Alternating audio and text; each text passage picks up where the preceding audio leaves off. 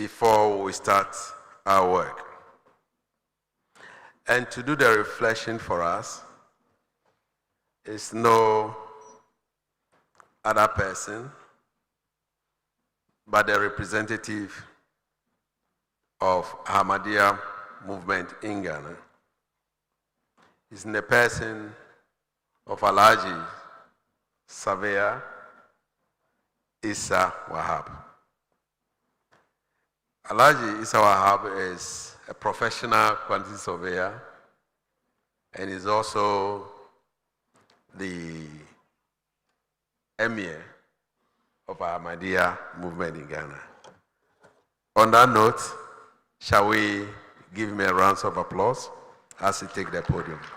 Alhaji, you are welcome to the podium.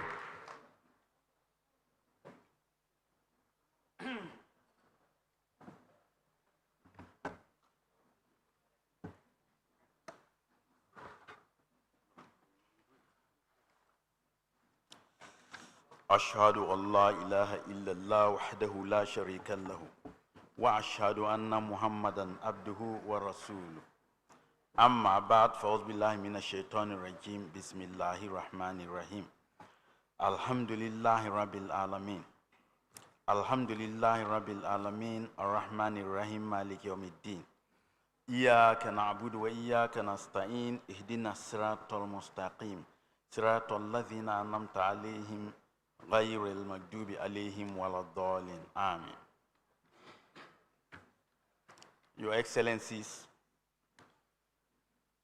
Honorable Speakers of Parliament and Members of Parliament from the great parliaments of our continent of Africa, religious leaders, members of civil society organizations. Let me start by greeting all of us with the Islamic salutation of peace. Assalamu alaikum wa rahmatullahi ta'ala wa barakatuhu. May the peace, mercy, and blessings of Allah be upon us all. Honorables, the family, as we are all aware, is the starting point and the main building block of every society. Here in Africa, we maintain contact with our families all our life. The result is that our cultures tend to remain intact and even serve as a check on our moral and spiritual conduct. Wherever family values are not upheld, moral conduct becomes the main casualty. In the Holy Quran, our Lord and Maker warns us that severing family relations leads to nothing but ruin, and that he who does so is cursed and, metaphorically speaking, becomes deaf and blind. Holy Quran chapter 47 verses 23 to 24. It is not without reason that the leadership of our African parliaments have organized this forum. Our leadership no doubt recognize the importance of the family to every African. Our families serve as a guide to our conduct as individuals and thus reflect the societies that are based on these families. Honorable members of Parliament, nations have risen and fallen in the past. Many nations at the height of their power have neglected family values and become once blinded in materialism to the extent that even first cousins hardly get to know each other. The rise and fall of nations is an ongoing cycle.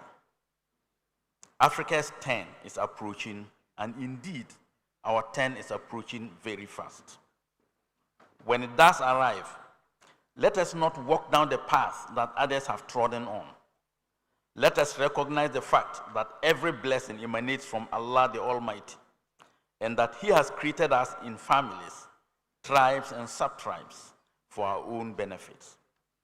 It is only then that our Lord would pour down more blessings on us and would continue to increase us in might and power. It is only then, honorable members, that our stay at the top would be permanent and last until the end of time. For this forum, honorable speakers of parliament, our prayer is that may it meet with resounding success and may it contribute in a large measure to prepare us towards our days ahead. Here in Africa, our companions have always been grief, pain, and sorrow. We pray that Allah calls them back and replaces them with joy, happiness, and abundance. As the bright future dawns on us, we pray to our Lord that may the evening shades never cast their shadows on our sunlight of the morrow. All this we ask our Lord, the praiseworthy, our one and only sovereign Lord, who is without partner, the all-capable, the master of all glory and majesty. Amen. Jazakumullah, sanal jaza. Salam alaikum wa rahmatullah wa barakatuhu.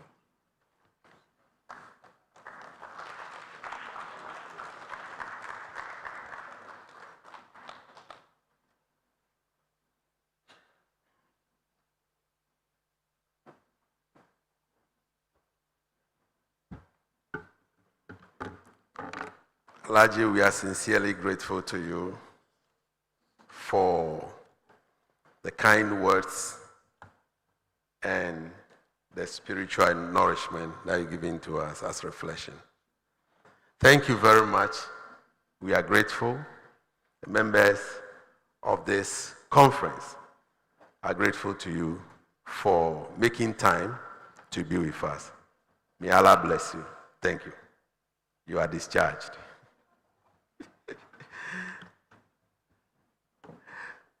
On that note, distinguished delegates, Your Excellencies, ladies and gentlemen, we've moved to the important item that we could not conclude yesterday.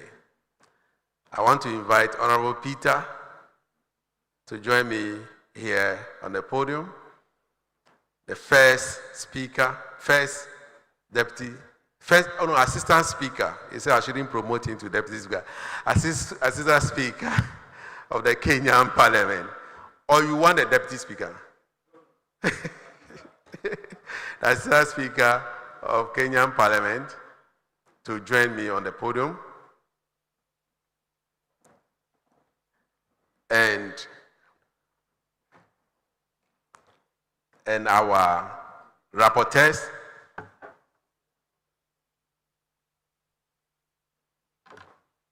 I also want to invite our sister, the head of the delegation from Equatorial Guinea, who also joined us on the podium. She will be sharing a message from the Speaker of Equatorial Guinea for us. Now, can we have the amendments that were preferred or sent to our rapporteurs? If we have it, can you upload it? And those of you who have your slides or laptops or tablets, please open it quickly.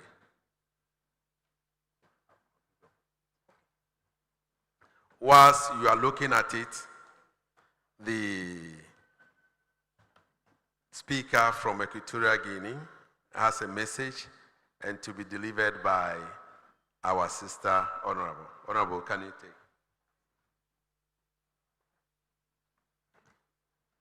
Good morning, bonjour, buenos días.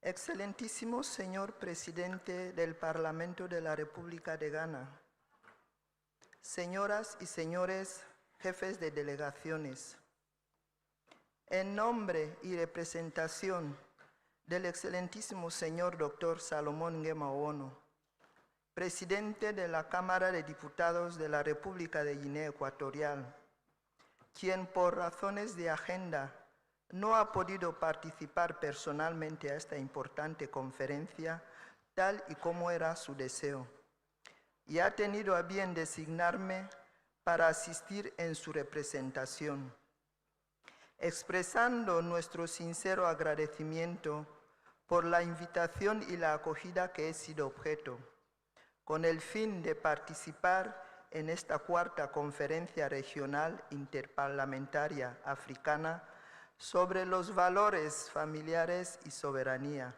y exponer nuestra visión sobre este importante tema. En efecto, no sería una exageración afirmar que la interacción entre los valores familiares tradicionales y la búsqueda de la soberanía nacional ha generado complejos desafíos en el continente africano, marcando una tensión significativa entre la preservación de la identidad cultural y la adopción de estándares internacionales de derechos humanos. Estos desafíos abarcan conflictos entre valores africanos y derechos humanos universales, la inestabilidad política y el debilitamiento de la sociedad civil, explotación de recursos y debilidad institucional, entre otros. En el mismo sentido, se han visto afectados por el impacto tecnológico de las redes sociales, la conciliación y el tiempo de crianza en el sector laboral, los cambios de estilo educativo, la crisis de valores, nuevas estructuras y la salud mental, cuyas repercusiones han abarcado la globalización y la homogeneización cultural, la tecnología y economía, la inteligencia artificial, así como la intervención de organismos internacionales, presentando todos ellos el denominador común de crear retos a los que están llamados a enfrentar los pueblos de nuestro continente. Creemos que los parlamentos africanos pueden hacer frente a estos desafíos mediante un enfoque renovado en la legislación cultural, la protección de la identidad panafricana y la resistencia a las influencias ideológicas externas, de tal forma que, ante los rápidos cambios socioeconómicos y la fragmentación de estructuras familiares tradicionales, los legisladores busquen mecanismos legales para salvaguardar sus costumbres y soberanías nacionales, mediante la adopción de legislaciones que garanticen el control sobre la tierra, los recursos minerales y la seguridad alimentaria, reduciendo la dependencia de ayuda externa, así como impulsando leyes modelo sobre ciberseguridad e inteligencia artificial, basadas en reglas africanas para proteger los datos de los ciudadanos del continente, en consonancia con la Agenda 2063 en la Unión Africana. Por otra parte, también es viable abordar esos desafíos centrando la actuación parlamentaria a nivel regional y subregional, por medio de los mecanismos de la Unión Africana, el Parlamento Panafricano y las comunidades económicas regionales, emprendiendo las siguientes acciones. 1. Creando un marco normativo compartido sobre valores familiares y soberanía. 2. Armonizando legislaciones enfocadas en la protección de la familia tradicional, la soberanía sobre los recursos naturales y la resistencia a agendas externas. 3. Apoyando política de reducción de la dependencia de la ayuda externa. 4. Participando en conferencias interparlamentarias sobre los valores familiares y soberanías para intercambiar ideas y formular acciones conjuntas.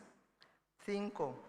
Ratificar los tratados internacionales que no contravengan las constituciones y valores culturales africanos. En conclusión, Consideramos que los parlamentos africanos deben utilizar su poder legislativo para definir la relación con el mundo occidental, priorizando una identidad cultural conservadora y la soberanía sobre la aceptación de normas sociales globales, lo que puede contribuir definitivamente a responder a esos desafíos. Que Dios bendiga al noble continente africano. Thank you very much. Merci beaucoup. Muito obrigado. Muchas gracias.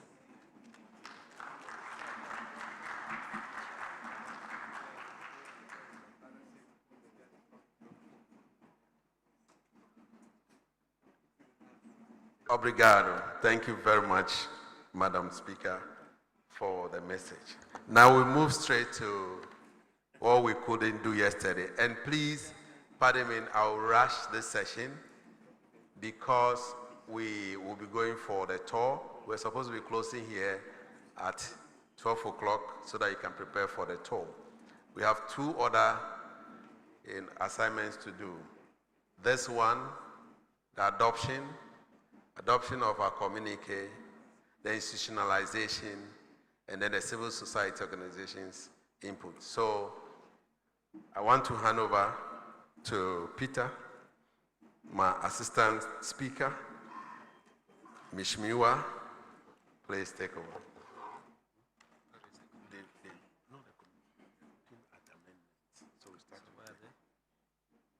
Can you please upload it for us?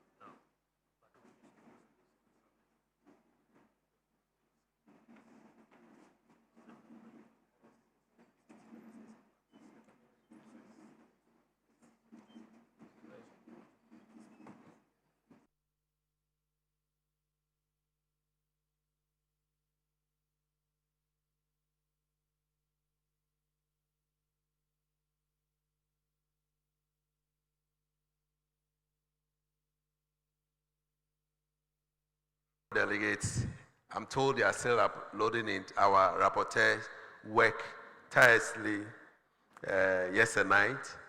You can see my colleague is working. He can't even walk well. He slept late this morning.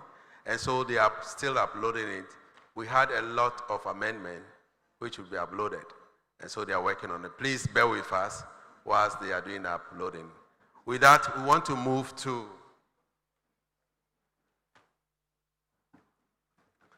the next agenda on our program, which has to do with institutionalization of the Africa Inter-Parliamentary Network on Family, Sovereignty, and Values. Permit me to request Her Excellency, the Senate President of Eswatini, to take the podium. Please, can we give it to her?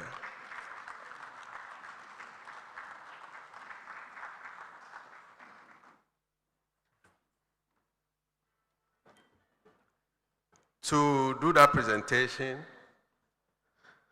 you're welcome.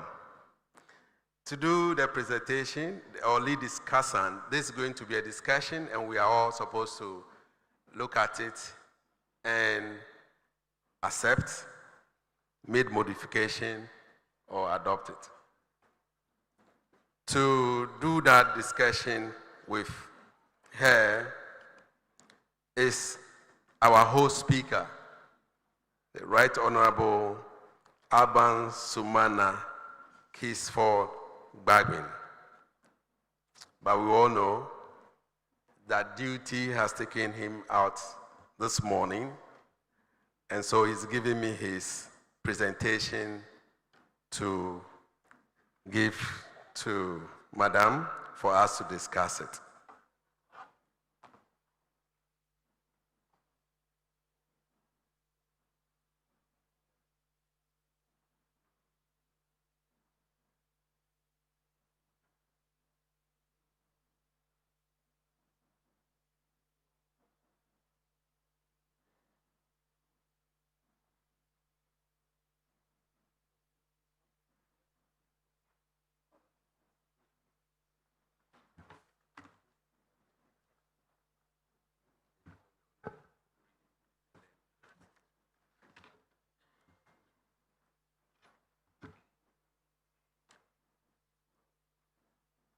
Right Honorable Speakers, present, deputy speakers that are here, parliamentarians, traditional leaders, religious leaders, civil society organizations, members of the Fourth Estate, allow me to also greet you this morning.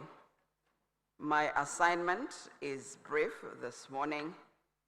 I am Senator Lindiwe Dlamini from the Kingdom of Eswatini, serving as Senate President. I will be your moderator this morning. It is an honor indeed for me to moderate the session on institutionalization of the African Inter-Parliamentary Network on Family, Sovereignty, and Values. Parliamentarians, honorables, distinguished guests, this is history in the making.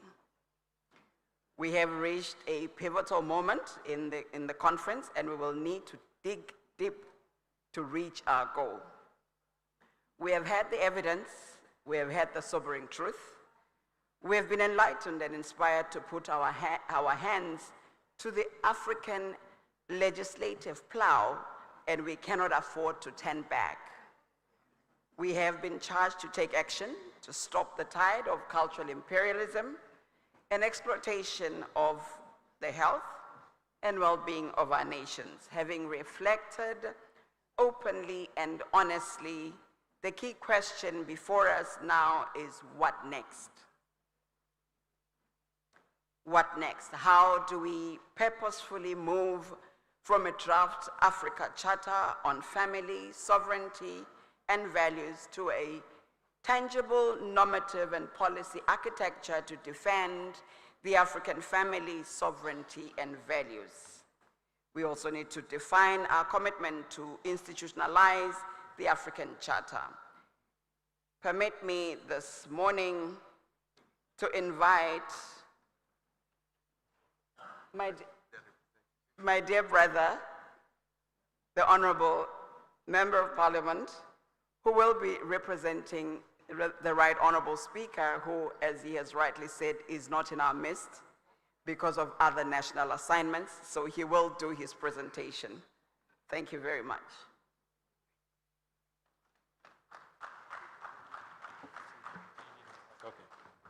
Thank you, Madam Speaker.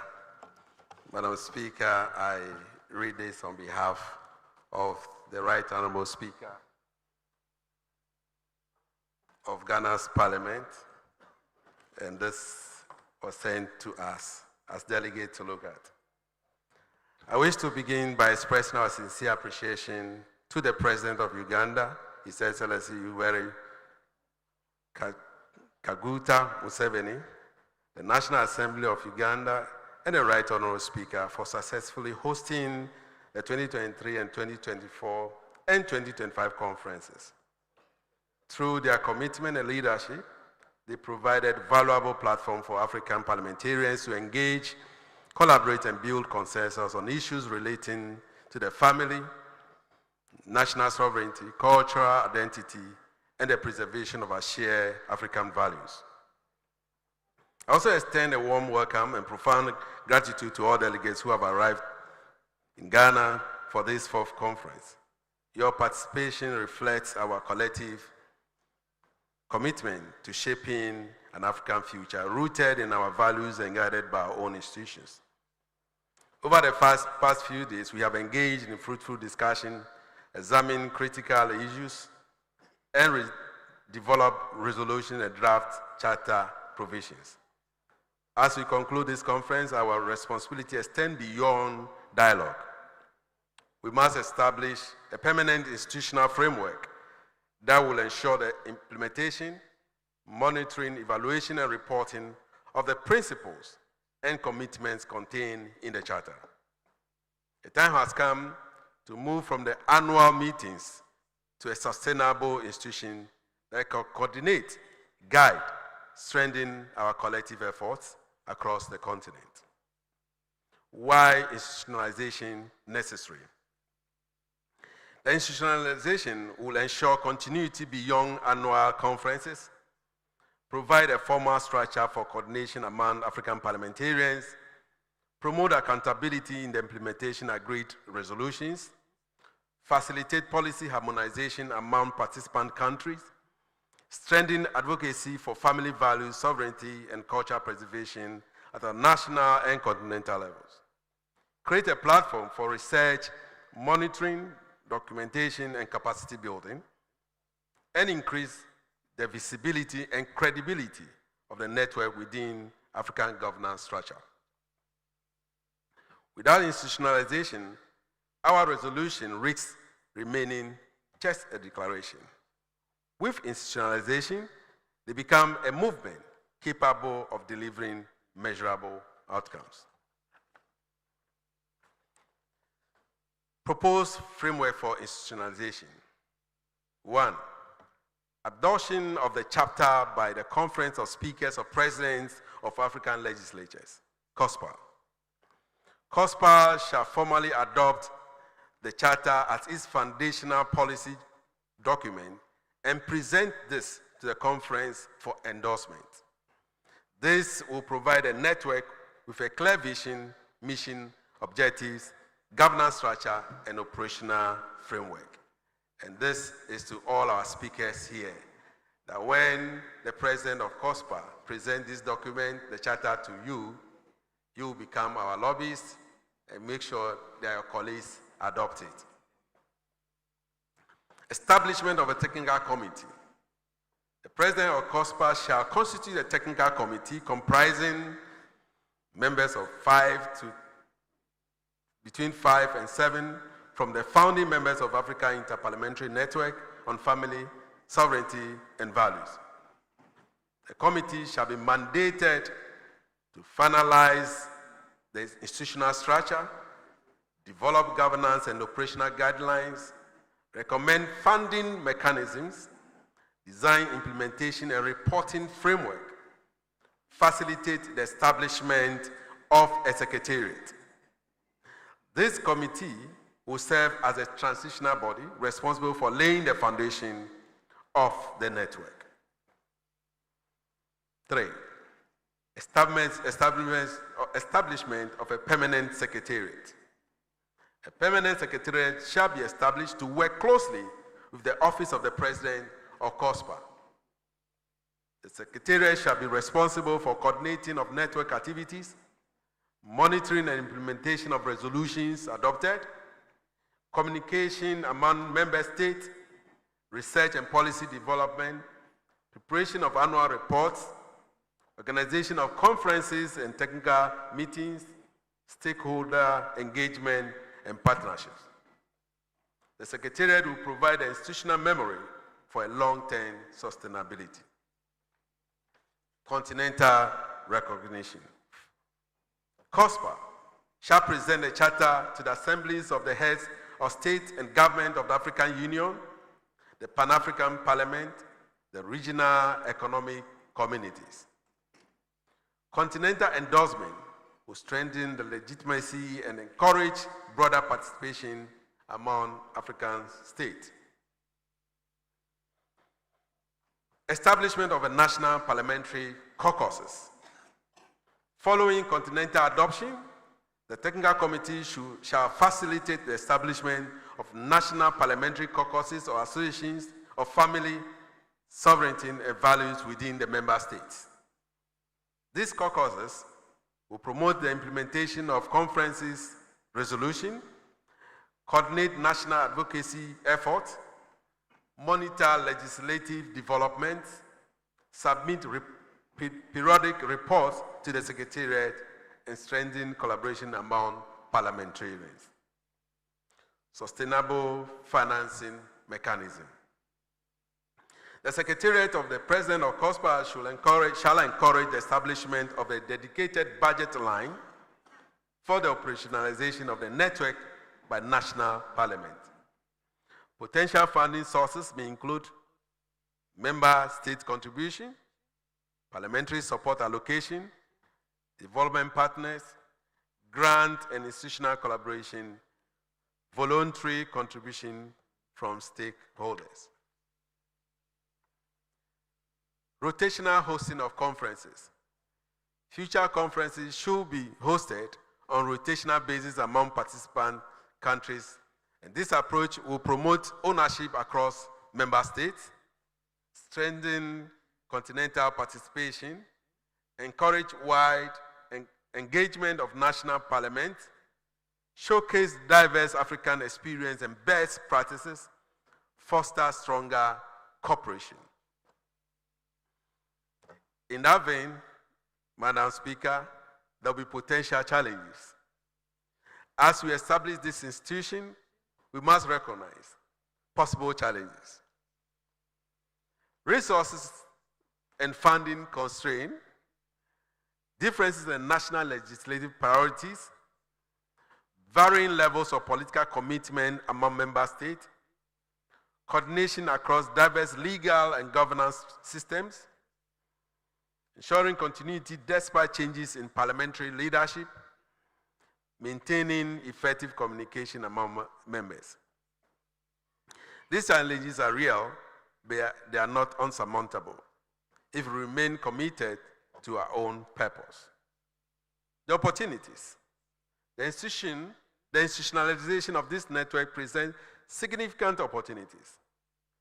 This will strengthen African-led solution for Africans' challenges, promoting family-centered development policies, enhancing parliamentary diplomacy across the continent, protecting and preserving African culture and heritage and values, advancing sovereignty and self-determination in policy making, building respected continental voice on family and social issues, and creating a lasting legacy for the future generations of African leaders.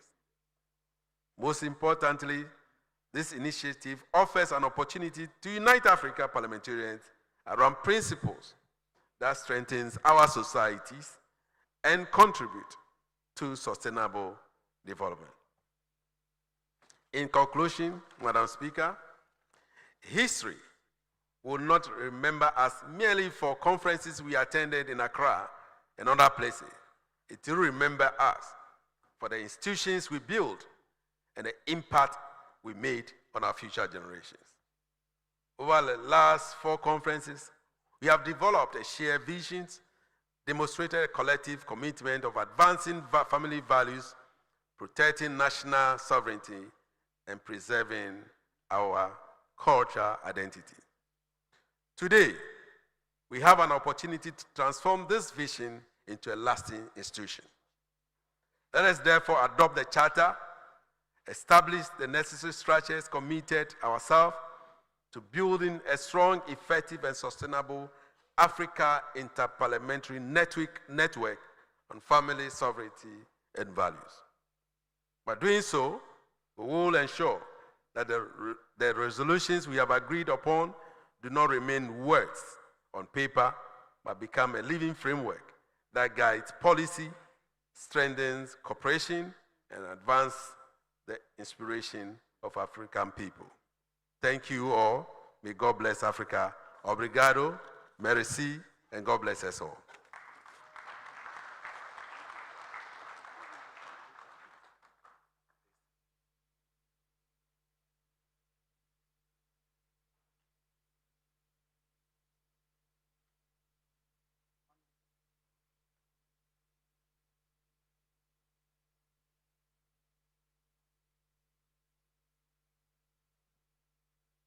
Thank you very much.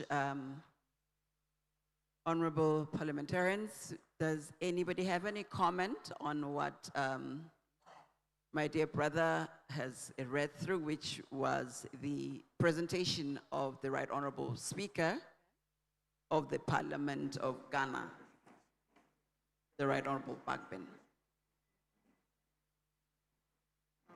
Maybe while I'm waiting for comments, I would like to, oh, there is a comment, thank you. Maybe before I take that comment, I would like to take the privilege to say that I'm from the Kingdom of Eswatini, one of those few kingdoms where we've held on to our traditions and culture, where we have not allowed development to take away who we are. We have embraced tradition and modernity. And that is what we want to promote. Under the wise leadership of His Majesty King Mswati III, we have faced different challenges, but we have continued to steer forward, not losing our identity in the process. Developing, yes. Progressing, yes.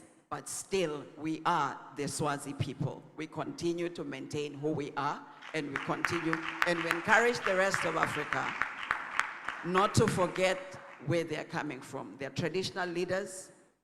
Let's not lose our roots. The traditional leaders are important so that whatever we take on, we don't lose where we're coming from. I just wanted to add that. Please allow me to invite my dear brother. You have the floor, my dear brother. Well, Madam Head of the Senate. Please introduce yourself, sir. My name is Moses Fo Amwanin. I am the Executive Secretary and the spokesperson for CSO in Ghana. It's called the National Coalition for Proper Human Sexual Rights and Family Values. And thankfully, you've mentioned the traditional rulers. The coalition has a tripartite strategy that we would love to share with you before we leave here. Because if you don't build proper structures down there, then we're going to have a problem. Now, my comments are threefold. First of all, to do with the comments by the Speaker, the Ghanaian Speaker of our Parliament. I didn't hear the strategies to respond to the very vocal and active LGBTQ+ worldwide lobby. They're very strong, and we need to have a strategy towards it because they have dominated the United Nations system. And what hurts me is that our own African experts within the UN system, they are the ones, for example, when we're debating the bill in Ghana, they were on the other side against us. And on the quiet, when we confront them, they will say, oh, you know, we are doing our job. So we should have a strategy to respond after the institutionalization. We should have a strategy to respond to the vocal voice out there. Now, the other thing is networking with identifiable friendly societies. It's not just about Africa. Asia has its own negative response with LGBTQ+, and then values that are counter to Asian societies, like in Korea and in China. And so in Asia, in the Arab land, all right? So we must network with these societies so that we build a stronger force within the United Nations system. The other thing is a strengthening of CSOs and NGOs within member states. And that's where your traditional rulers thing comes in, and Ghana's experience. Faith-based organizations are very strong. So you need the faith-based organization, the Christian, the Muslims, and then the traditional rulers. In Ghana, we go chiefs and then queen mothers. That tripartite strategy is what has kept Ghana going. And I think that that is a strategy we've got to replicate. Because as for parliamentarians, sorry to say this, my good friends who are parliamentarians, I call them here today, gone tomorrow politicians. They can go away, but the faith-based organizations stay. And politicians and our leaders in Africa oftentimes get influenced by all sorts of factors that we don't want to mention here. But if we strengthen the local CSO and non-government organization, especially those who are faith-based and tied up with our traditional rulers, then you are bringing the whole concept of protecting sovereignty, family values to the people. Because this is a grassroots revolution, and that's how to keep it going. The other thing is improving education and culture. Just one, I'll finish in 1 second. Education and culture, because there's Netflix, there is all sorts of, there's Hollywood. Everything is pumping into the minds of our young people. How do we respond? Once again, Ghana's example. Point of order, please. Ghana's example is to have a family values theater season with the children, and that is very important. Thank you very much. My apology, Honorable. Thank you. I see there's a point of order. I would like to commend the sentiments and valid points that the previous speaker has just brought forward. But I was thinking those would really fit in when there is the process of looking through the charter. Because the speaker's speech is about the institutionalization of the mechanism of the establishment. So those other issues would rather come in when you look at whether there are gaps in the charter, how can we reinforce them? I believe I wanted to interrupt on that. Thank you, Madam Speaker. Thank you very much. Maybe allow me, honorables, to go into the recommendations so that we have them beamed on the screen. Then we can just go through the recommendations, and as I read each one, I have a hand. Yes, please. Oh, I see several hands. Do you want to speak before we go through the recommendations? Please, my brother right in front. All right, you thank have you. the floor. Thank you. I'm Honorable Joseph Kwame Kuma, Member of Parliament for Ghana, Vice Chair, Education Select Committee. I want us to sincerely take home this, if it will work. We need to immediately begin to reconscientize ourselves. The Nigerians have done it by way of what they were. Officially, you look at all Nigeria films, actors, their parliament, everything is about 3-in-1, their cap, everything is about Africa. $1 that should have been spent on a different clothing is remaining in Nigeria. You are just here. A vivid example. What you are wearing, I know, is from Eswatini. $1 you are spending on this is remaining there. The rest of the continent, let's do that. Let's eat Africa. Let's drink Africa. Let's wear Africa. Let's educate Africa. Our media houses must begin to be reconscientized. Look, we don't need foreign films. Let the old ladies tell the old tales to our people. Let them have the moral of the story should be that if you do good, you do it for yourself. If you do bad, you do it for yourself. Lastly, education.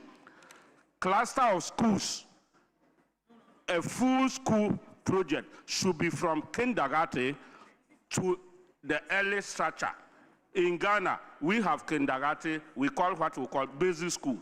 Basic school should be from a kindergarten, early childhood, through to primary 6, through to 3-year junior high school, so that it will be complete. But if we build 3 classroom blocks in a particular community, go to the next community, build different sets, when the children are moving between those schools, school dropouts tend to be the order of the day. I'm so grateful. Thank you very much. Thank you very much. So in summary, Africa, love yourself, believe in yourself. Do not sell your soul. I see my brother over there. Oh, Morocco, my apology, I had pointed at Morocco. I'll come back to you. Kingdom of Morocco, Vice President, House of Representatives, you have the floor. Excellence, Madame la Présidente, honorables parlementaires, Mesdames et Messieurs, permettez-moi tout d'abord de saluer l'ambition portée par cette charte. Elle traduit une aspiration légitime de l'Afrique à affirmer sa souveraineté culturelle et à protéger la famille en tant que cellule fondamentale de la société. Et c'est légitime. C'est légitime. Cette ambition donc force le respect. Force le respect. Elle répond à une attente réelle de nombreux peuples africains qui souhaitent que les choix fondamentaux de leur société soient définis par eux-mêmes, dans le respect de leur histoire, de leurs traditions et leurs priorités de développement. Et les Swatini en est l'exemple. Cependant, parce que nous voulons que cette charte soit forte, durable et largement adoptée, permettez-moi, chers collègues, de formuler quelques observations constructives. Ma première observation concerne le temps employé dans certaines parties du texte. Une rédaction davantage institutionnelle et consensuelle renforcerait sa portée diplomatique et favoriserait une adhésion plus large des États africains ainsi que nos partenaires internationaux. On n'est pas isolés. Ma deuxième observation porte sur certaines définitions et références scientifiques qui gagneraient à être davantage précises et consolidées. La crédibilité d'un instrument normatif repose aussi sur sa rigueur intellectuelle et juridique. Troisièmement, les questions relatives à l'éducation familiale, à la jeunesse, à la santé mériteraient une approche plus nuancée, permettant de concilier nos valeurs culturelles avec les impératifs de la santé publique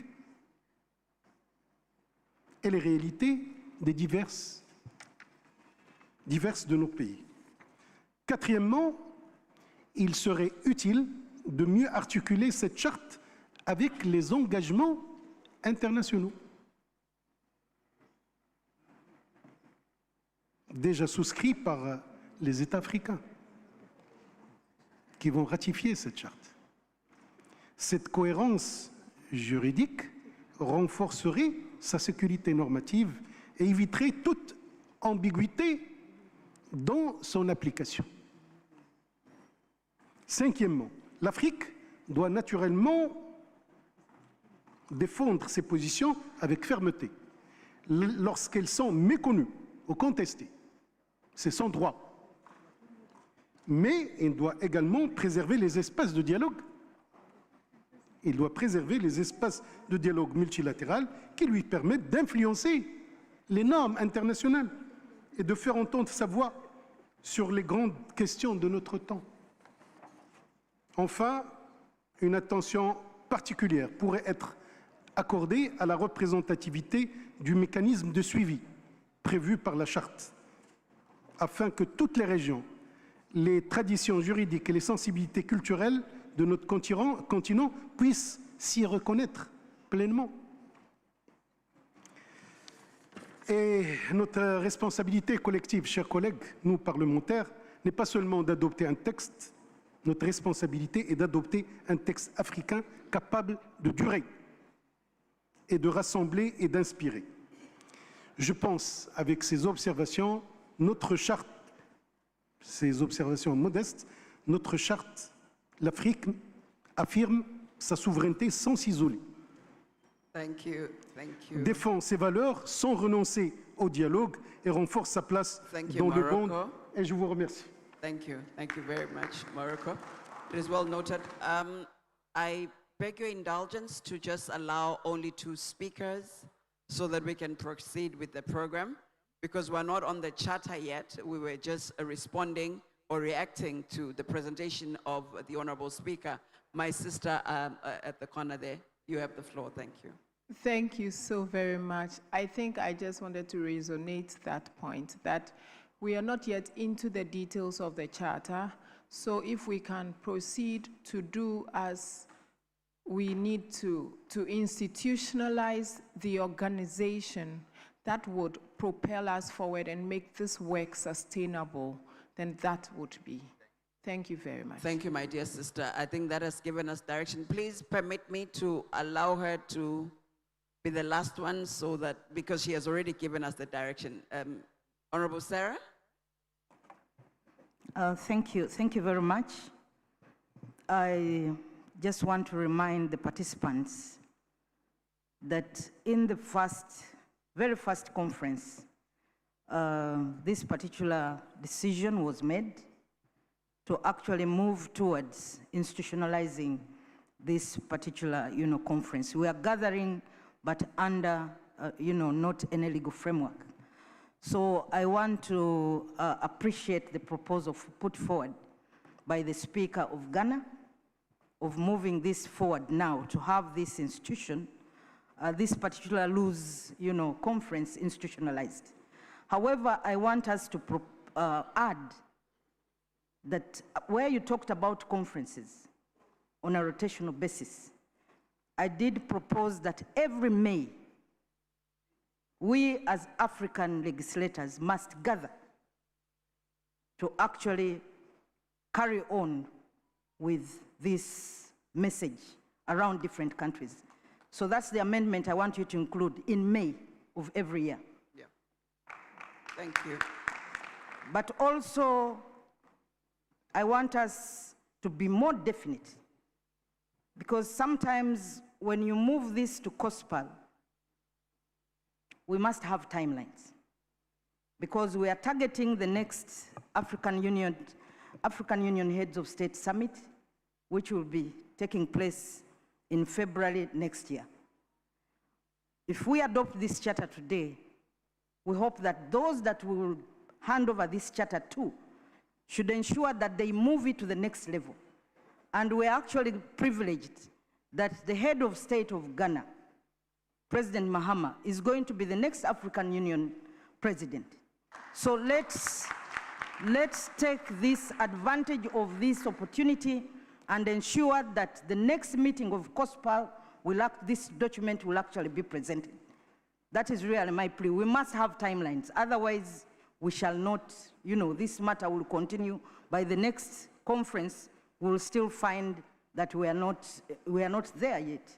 So let's ensure that we have timelines. I don't know when the next COSPAL meeting will take place, Madam President. I don't know. Maybe you could advise us. But let's ensure that that happens. We'll be available to actually give the backup support to the speakers at their next conference. Thank you very much. Thank you, Honorable Sarah. I think the timeline will be in the resolution. So we need to have a timeline for the COSPAL so that it's not without a time factor to it. Thank you for your indulgence. Thank you for bearing with me. Allow me now to just go through the recommendations. Can we have them beamed on the screen, please? So that I go through recommendation number 1.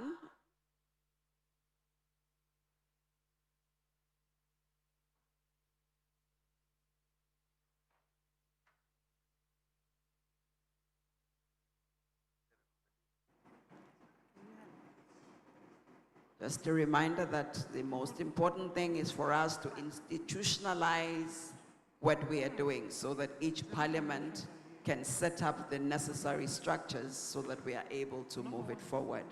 Thank you. The recommendations are now on the screen. The first recommendation is that COSPAL is invited to adopt the activities processes and outcome documents of the first 4 inter-parliamentary processes that have led to the charter. I take it we agreed on that one. It's a recommendation. If I don't see any hand, I take it we agreed. Thank you. Adopted, thank you. The second one is that COSPAL establishes a committee on family sovereignty and values constituted by speakers, at least 3, and at most 5, to oversee the activities of a secretariat. Do we agree on that? I see my brother on the left there. You have the floor. Thank you so much, Right Honorable Speaker. It's just a minor observation. It's about punctuation. The second line, between family and sovereignty, there should be a comma. It can mean a different thing altogether if we don't punctuate. Thank you. Thank you very much. We have a lot of legal minds who understand the importance of comma and full stops. Thank you. So that shall be cleaned up. I take it we are going with recommendation number 2. Thank you. We go to recommendation number 3, that the said committee of COSPA establishes a secretariat from the technical staff of the founding member states. I think we agree with that one. The secretariat becomes the founding members of this organization. Thank you. It does help me when I hear a clapping of hands, then I know I'm not just, thank you. Thank you very much. Then we go to recommendation number 4, that the Secretariat shall carry out activities accruing between conferences in addition to planning and executing the annual conferences. Yeah, we're just setting up the structure. Thank you. We're good? Oh, good. So we were on number 4. I think it's still part of just the what the Secretariat shall do, carry out activities occurring between conferences in addition to planning and executing the annual conferences. I think that's pretty standard. Do we agree with that? Thank you. We go to number 5, that the COSPAL committee, together with the founding member state, shall draft for the adoption by COSPAL the constitution, statutes necessary for good governance of the establishment. Are we in agreement with that? That the COSPAL committee, together with the founding members, shall draft for adoption by COSPAL the constitution, statutes necessary. Honorable Sarah? My apology. I want to take you back to the 4th and the 5th. Thank you. You talked about a committee of speakers, right. 3 to 5. Yes. That the said committee of COSPAL establishes a secretariat from technical staff of the founding members. Now, the founding members, in my view, should be the people there. And then they can co-opt the technical staff. Because the vision bearers are we. We are the ones as people's representatives. If we leave this to the technical staff, sometimes they may take us to a different direction. So I want to propose that the said committee of the speakers, that is COSPAL, establishes a secretariat from the founding members, and you leave it at that. Then we can be able to co-opt the technical staff. That's my thinking. I don't know if anyone has any different view. It makes sense because it's important that whoever understands the vision from inception is part of the process. Do we have, I think that my dear brother there, please, you have the floor. Oh, my sister, please. Okay, thank you. Thank you so much, Chair. I would like to concur with the Honorable Opendi's proposal, because I want to believe that the founding members are members of Parliament. That's right. And then, therefore, if we left, they will be having the right to co-opt the technical committee to run the secretariat. I would love to also see that rephrased properly so that it fits into the right description. Thank you. Thank you very much. I think our Secretariat is noting that. My dear brother Deputy Speaker from Kenya. Yes, I'm of a contrary view to that of Honorable Sarah Opendi. You see, if we agree to cede the processes to COSPAL, then COSPAL establishes a committee. The committee, which is a committee of speakers we have limited between 3 and 5, should be the one forming the secretariat. And it is only sufficient that we guide that committee to incorporate the founding members as indicated there. We cannot let go the process for our good to the Conference of Speakers and then outwardly, again away from the speaker, say the founders will be forming a secretariat. Then we would have not, handed over to COSPAL for the good reasons as to why we are sending the matter to COSPAL. So I personally support the draft, communication as presented. Thank you. Is there any diverging view? My dear brother on the left, thank you. I want just to concur with Honorable Peter. We are establishing an institution, and it will be good to leave the institution within an operational framework. In this case, COSPA establishes its secretariat. It's a secretariat that is that of COSPA. So I think I would like us to leave it there, but we are co-opting the founding member states. It's not like they've been left behind. In that case, institutional memory from where we're coming from, the spirit of the law of the charter will be maintained because the founding member states are being brought on board. I would like to submit. Thank you. Am I right to assume that we would want to leave it as it is? Is there any different view? My dear sister? Thank you. Thank you very much, Madam Chair. I'm just curious. I'm wondering where technical staff, do we have any such team in place that we are deploying into the Secretariat? Is that the case? If we don't, then I think we need to look at the founding members. Are they the ones constituting the technical team? So we need to be able to make that disaggregation so we can bring both together.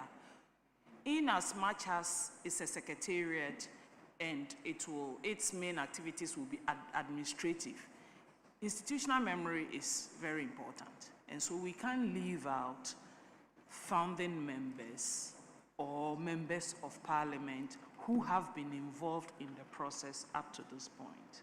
Thank you. Thank you, my sister. I'd like to believe that Honorable Sarah will be heading that secretariat. Is that correct? No?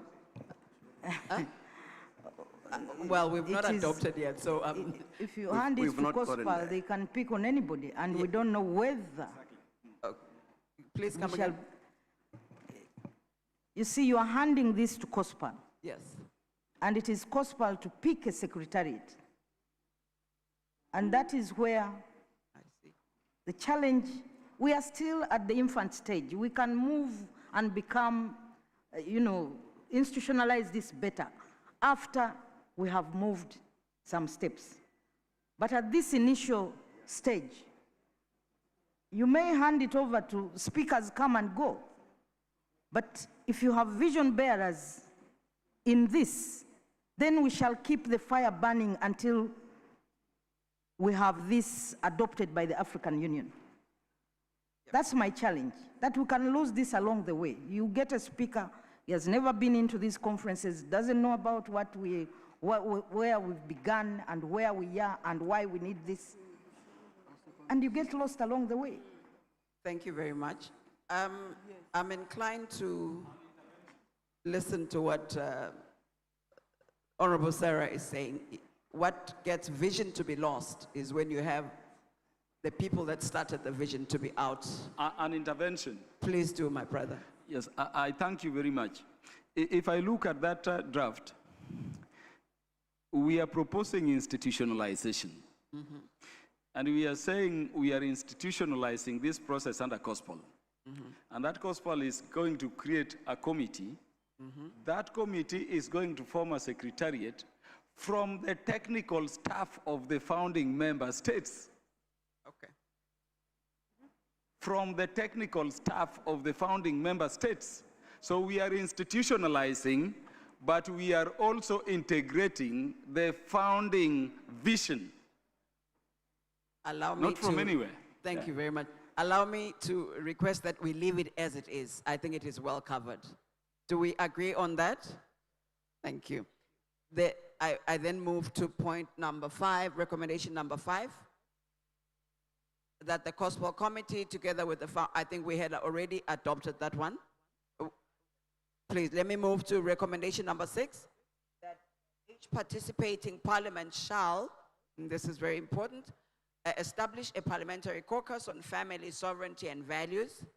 Secondly, it will designate a focal persons to coordinate activities of the establishment and provide an annual budgetary allocation to support the activities of the establishment at both national and continental level.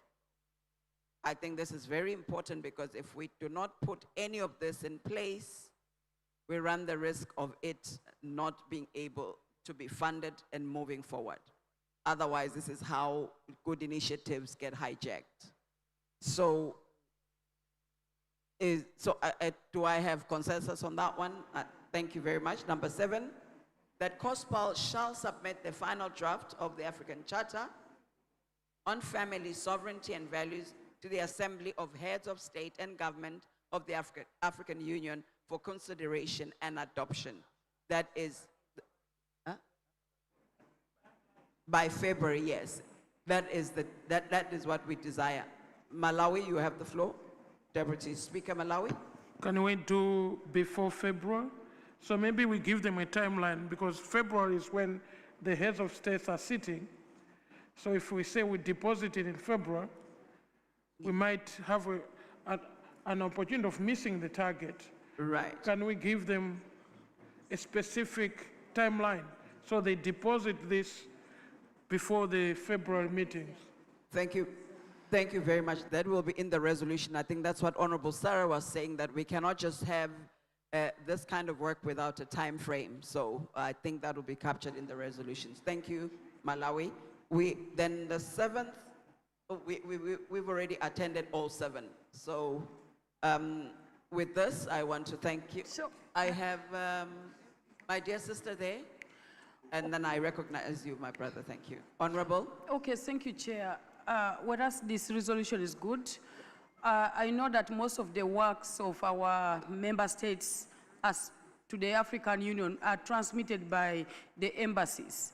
So it would be prudent for us to set a time frame where this charter can be submitted to the foreign affairs ministries of our member states so that they are transmitted to the embassies for scrutiny and then be ready for submission to the heads of states. Thank you, thank you, Honorable. And I believe COSPAL will also do that. Yeah. Thank you very much. My brother, Honorable, you have the floor. Okay, thank you very much. Liberia will be hosting a COSPAL this year. And so it is expected that after the conference, the COSPAL meeting or assembly, all documentations and all the works will be completed so that for forward submission to the African Union Summit in February. So I just want to make that contribution. Thank you very much. Well noted, Liberia. With that said, Eswatini? Oh, no, thank you. With that said, I think that brings us to the end of our recommendations from our Right Honorable Speaker. Please, let me allow you. I think we need your voice. Well, let's take the last one. Ma'am, I know you are parliamentarians, So I can see that this is driven very much by parliamentarians. But the thing is, in governance in Africa, the executive is very strong. So I can see caucus of parliamentarian, COSPA. All this is parliamentary driven. Question, where is the executive coming from? Because they have the purse. They can stop you. So I think that the recommendations kind of leaves out a huge chunk of those who drive power in Africa, the executive and even the judiciary, because they will interpret the law. So I'm just praying that we'll find a way of balancing the three arms of government and their influence in institutionalizing what we want to do. Thank you. Thank you. It is well noted. May I add that every minister is a parliamentarian before they are ministers? Is that correct with all our jurisdictions? So I'd like to assume that they are part of parliament. I think we would need to manage that. We note that very much. Not every country. Oh, my apology. Thank you. Please allow me to bring this to a close.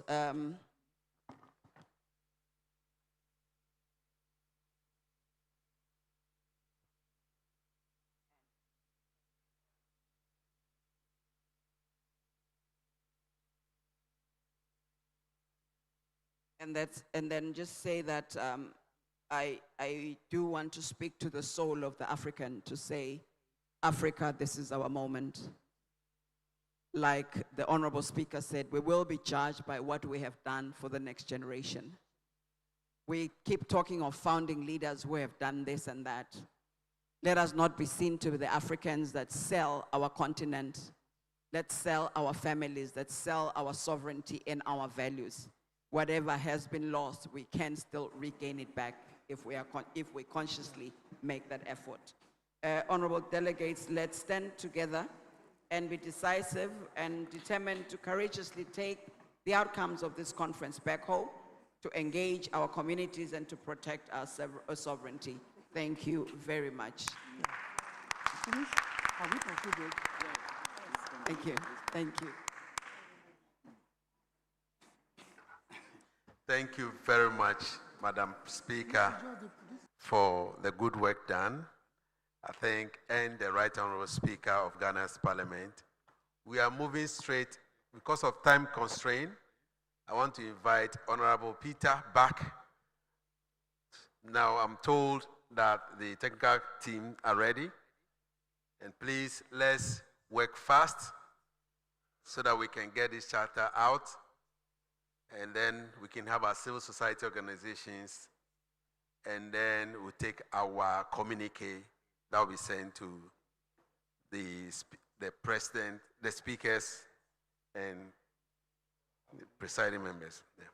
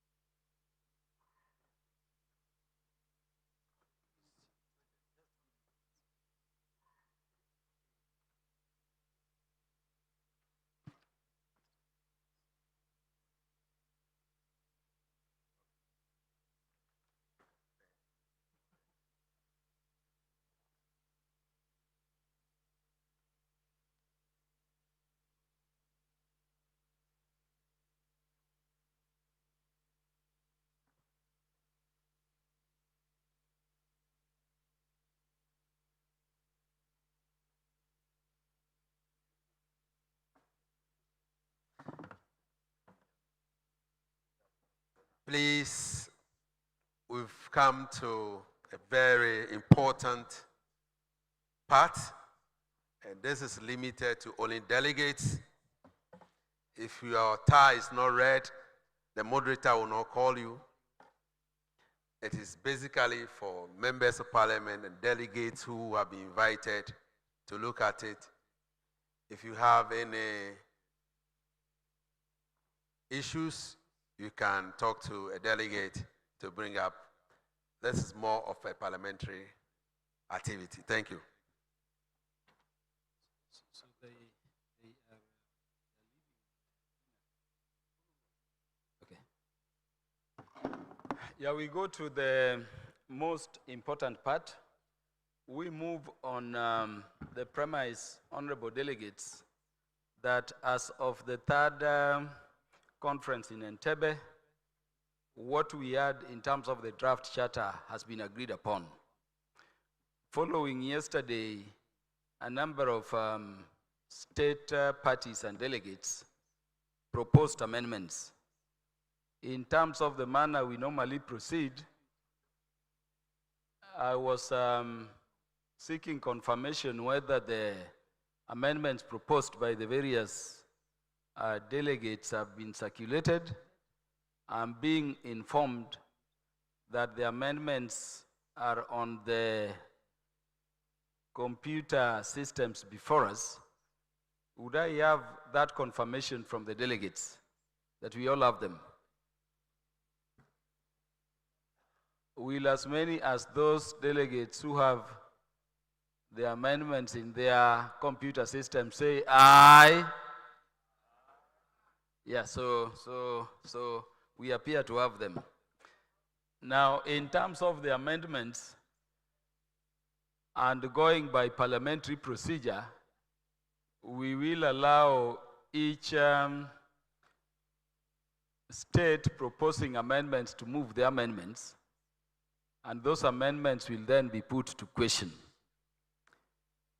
Preferably, this is a session strictly for delegates to make a decision.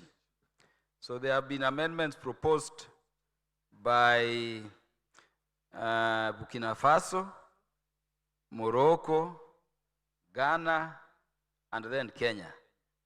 I call upon the leader of delegation for our country of Burkina Faso to come forth and move the amendments for consideration and decision by the delegates. And as Burkina Faso comes, they will be followed by Morocco, then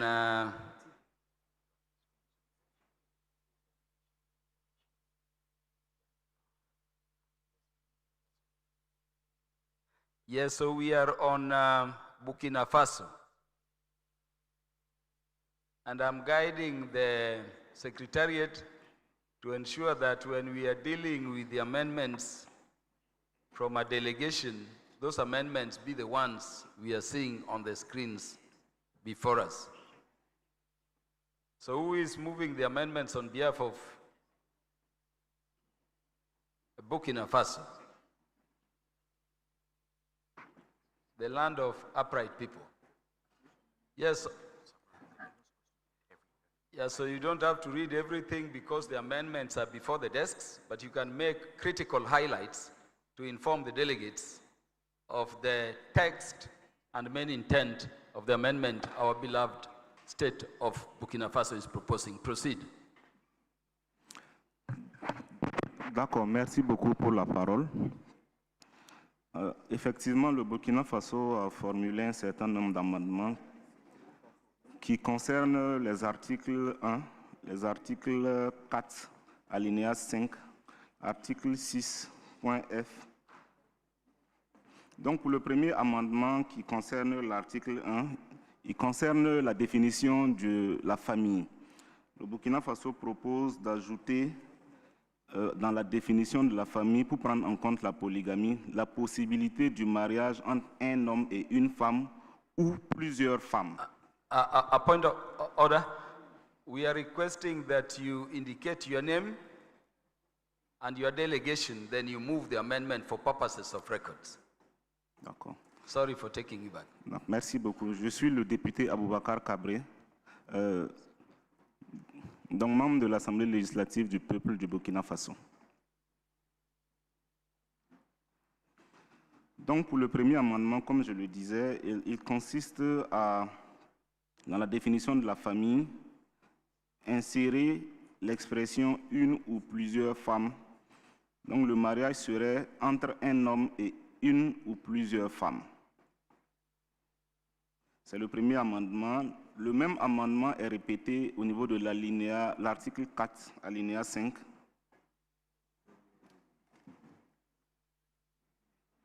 Ou encore le mariage est entendu comme l'union d'un homme et d'une ou plusieurs femmes.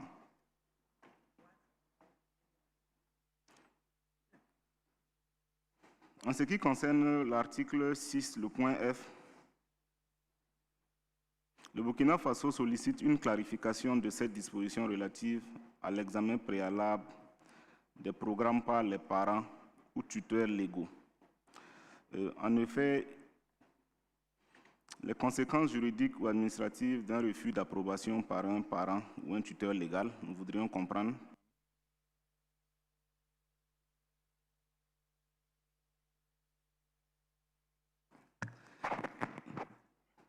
Donc, en effet, par rapport à l'article 6, point F, le Burkina Faso souhaite donc avoir une explication sur ce point-là, car les conséquences juridiques ou administratives d'un refus d'approbation par un parent ou un tuteur légal pourraient avoir des implications. Également, les modalités envisagées pour garantir la participation effective des parents ou tuteurs ne sachant ni lire ni écrire. Il faut dire qu'il nous semble que cette disposition est inopérante parce qu'elle ne tient pas compte du contexte général des sociétés africaines avec les parents qui sont parfois illettrés. Donc nous voudrions mieux comprendre cette disposition-là. Et enfin, le dernier amendement du Burkina Faso, toujours à l'article 6, nous souhaiterions mieux comprendre la définition de l'expression conflit d'intérêts réel ou potentiel, avant éventuellement de demander sa suppression ou pas. Donc nous vous remercions pour la parole donnée.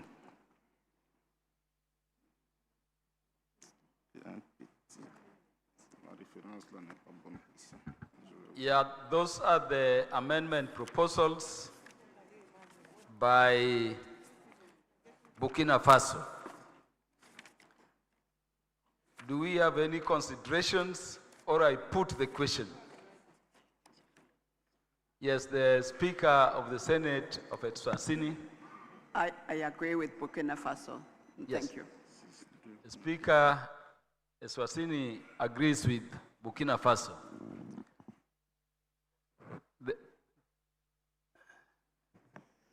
Indicate who you are, make a comment, then we put the question. Thank you, Mr. Speaker. My name is Hassan Tampuli, Member of Parliament here in Ghana. I want to depart a little from the definition here, and I rather propose that marriage should be defined as founded on marriage between a man and a woman.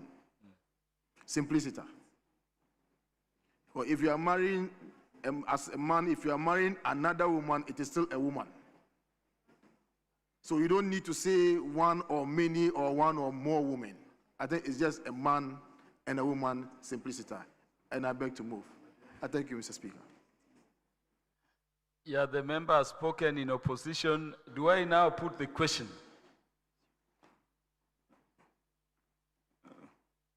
The Honorable Sarah Opendi.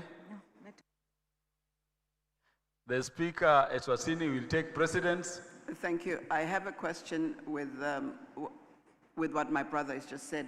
I think what we are talking about is African values, cognizant of how our communities are structured. So it has to be so explained so that, you know, it's not like in another setting. That's why I said I agree with Burkina Faso. So there's no ambiguity. Thank you. The Honorable Sarah Opendi. Thank you. I think in the spirit of One Africa, sometimes the interpretation is what matters. When you read the statement as it is, a man and a woman, those who are okay with polygamy look at it as you are restricting one man and one woman. So there is no harm in going with the Burkina definition for the sake of harmony and moving forward. Or else the other option is to interpret it in the interpretation clause. But I see no harm in having this. Polygamy is African anyway, so I don't see any problem with that.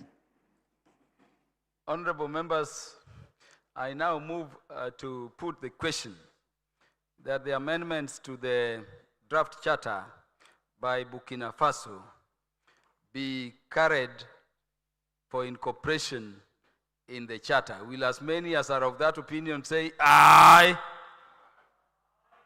Will as many as are of the contrary opinion say nay? The ayes have it. The ayes have it. So that amendment proposal will be taken up by the Secretariat and forwarded to the institution under the communication to be refined for incorporation in line with our determination. Chair. Yes, that is Deputy Speaker Malawi. Yeah, Chair, I'm thinking we are adopting the amendments as they have been written here, but our technical drafters, we will draft them to suit the drafting language. Not that the is, I, and X's will always be here. Parliamentary business requires us to adopt what we have. Our drafters will finalize the actual document. So in that spirit, Chairperson, we'll move a little quicker than looking at the nitty-gritties of what is contained in a statement or trying to define, because we are not doing a work to define anything here. We all know what we're looking is to protect our values. Thank you, Chairperson. Deputy Speaker Malawi, your guidance is indeed a guidance I ought to have given before, and it is carried forward, hoping it has been heard by all the members. We are approving the proposals in terms of content, but they are going to the technical team to refine, and I believe it will then be, circulated to the members again in terms of how the amendments put together and considered together during technical drafting would have, affected the ultimate charter before, final adoption and ratification by individual states. The country of Morocco, to move the amendments and highlight it to the delegates for consideration. Merci. Je passe directement à l'article 4, le point 7 sur l'avortement. Protéger les enfants de tout préjudice, y compris de l'avortement, avant comme après la naissance. Le problème, c'est que le Maroc autorise l'avortement thérapeutique en cas de danger pour la mère, de viol ou d'inceste. Cette disposition est conforme au droit international des droits de l'homme. Donc nous proposons un amendement comme suit. Protéger la vie de l'enfant avant et après la naissance, conformément à la Convention des Nations Unies relative aux droits de l'enfant qui affirme que toute personne a droit à la vie,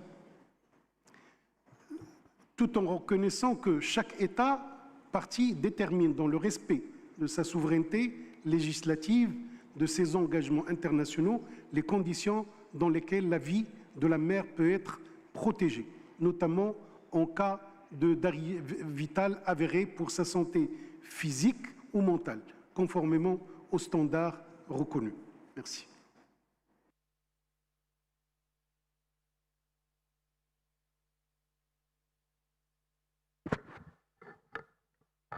Is Morocco done with highlighting the proposed amendments? Yes. The amendments by Morocco having been moved, I invite comments from the delegates, if any.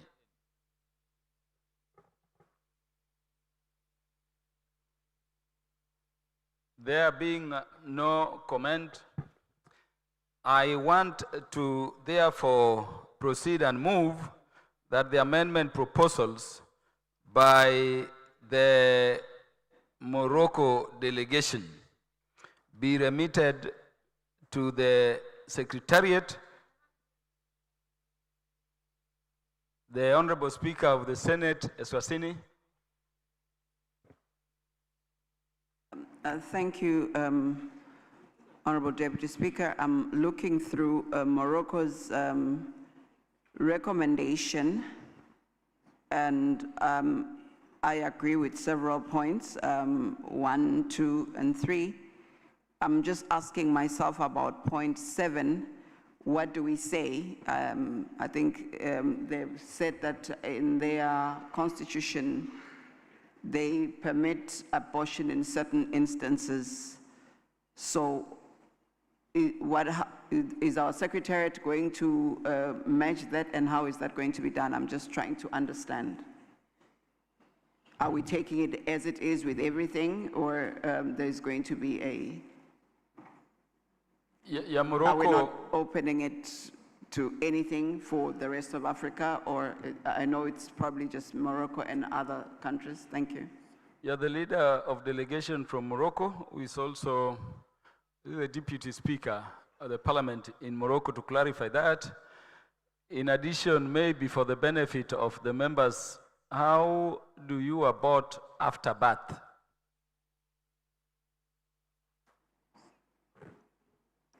Some delegates, including myself, believe abortion can only be termination of life before birth. So could you explain that in addition to the issue being raised? Oui. Non, pour nous, j'ai dit que le Maroc autorise l'avortement thérapeutique, médical. Et ça, sont dans le code pénal du Royaume. En cas de danger pour la mère, de viol ou d'inceste. Cette disposition est déjà conforme au droit international des droits de l'homme. Elle est contenue dans le droit international. Ce n'est pas quelque chose qui... Au contraire, on doit s'aligner sur le droit international. You made your point, Deputy Speaker Morocco. The delegate representing the East African Legislative Assembly is recognized to comment.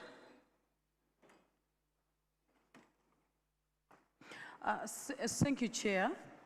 I would like to commend the amendment by Morocco, especially on 7A, that each state party determines in respect of its legislative sovereignty.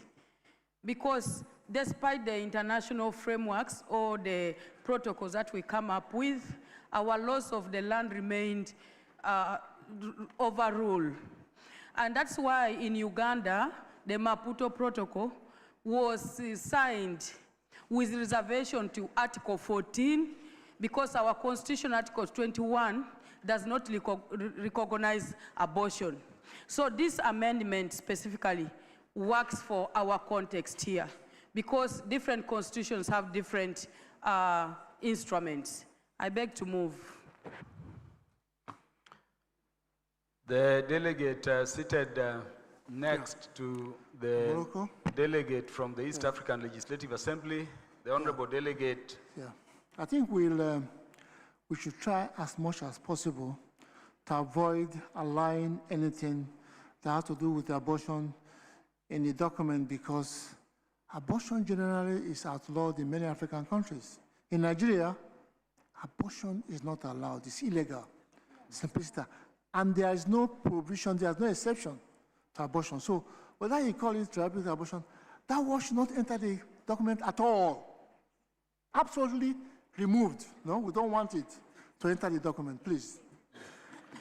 The the Deputy Speaker from the country of Malawi is recognized to make his comments. Thank you very much, Chair. If you understand the proposal by Morocco, I understand it better because even our Malawi constitution does not allow abortion. But the penal code in Malawi does allow in situations where the life of a mother is in danger. So there are conditions in the penal code. When the life of a mother is in danger, issues of incest, it is allowed. But it can only be done in those scenarios. It's not allowed by the Constitution. So the Constitution does not allow it. So that's where our drafters need also to compare our pieces of legislations or Constitution in a lot of African countries as a reference point and our penal codes. So in Malawi, you do abortion, you are jailed. They take you to court. It's not allowed. But the penal code allows when a mother is dying for conceiving, that situation is allowed to save the life of the mother.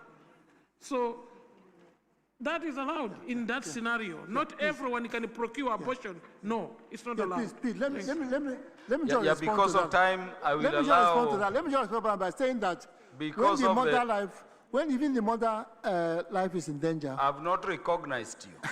Okay. No, it's good members. to explain what it's Order, about. Honorable Delegate, you are not yet recognized. Okay. I will explain later. Let me preside over the conversation because of paucity of time. The gentleman to my right is recognized to make his comments.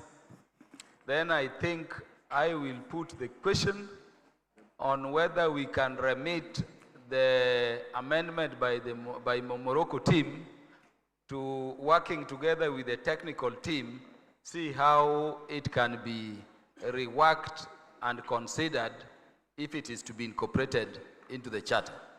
Gentlemen. Thank you. I'm from Ghana, and I support the amendment from Morocco. In Ghana, abortion is also generally illegal. It's criminal, but there are exceptions. When the life of the mother is at risk, in the case of rape, in the case of incest, our law permits it. And if we generally criminalize that, I'm a practicing gynecologist and I'm an obstetrician of several years standing. And it will mean that even doctors cannot save the life of a mother when the mother is about to die. So it is generally criminal, but under those circumstances, we should be able to permit it. So I support the amendment. Thank you. Yeah. Can I you have honorable member. Yes, I want to make a correction to say that. Let us have that honorable lady, the delegate in the beautiful African blue headscarf. Merci bien pour la parole. Je suis la camarade députée Esther Bamouni Kansono. Je viens du Burkina Faso. Et je suis d'avis avec le Maroc parce qu'au Burkina Faso, l'avortement est strictement interdit. Mais dans les cas de figure qu'il a cités, l'avortement est permis dans la légalité. Il y a des voies à suivre. Il faut qu'un juge constate et il donne son avis et ensuite on voit un médecin et cela doit être fait dans les 14 semaines qui suivent. Et après les 14 semaines, ce n'est pas autorisé. Merci bien, c'est ce que j'avais à dire. Yes, honorable members, so that we make progress, being alive to time, allow me to put question for the consideration of the matter raised by Morocco on the issue of adoption to be remitted to the Secretariat's technical team to, in consultation in Morocco and consulting all the constitutions and legal instruments of the African states, come up with a harmonious position, because I note this is mainly, the confusion is mainly arising from the use of therapeutic. Will as many as are of that opinion say aye? Will as many as are of the contrary opinion say nay? The ayes definitely have it. Yeah, remember we have remitted it so that we can have the Secretariat's technical team come with a harmonized position, because listening to all of us, our constitutions appear to prohibit but also allow some exceptions. And I hear you to be speaking also to the language of the Kenyan Constitution. Those are the things we need to have the technical team clarify, harmonize, reconcile, and then improve on the text in a manner that will be acceptable to the delegates at adoption. Honorable Sarah Opendi, the matter of Morocco. Yeah, the matter of Morocco, I just wanted to give clarity that when you read this document, it's clearly stated that African states retain sovereignty over their health policies, including on abortion matters, as per the UN member state consensus. So this covers what we are actually debating here. Yes. It's already in the document. Yes, so Honorable Thank you. Opendi, that is why the document has been remitted to the technical team. Remember, it is possible that other nations, including Kenya, could also be proposing amendments on the matter of adoption. That is why we are sending them to the technical team to come up with a position which can then be agreeable to all of us, if not to the majority of us. The host country of Ghana is now recognized to move before the delegates the amendments. I see honorable delegates, including the Speaker of the country of Burundi, seeking recognition. Honorable Deputy Speaker, I hope it is not on the amendment moved by Morocco, because that is pent and is no longer before us.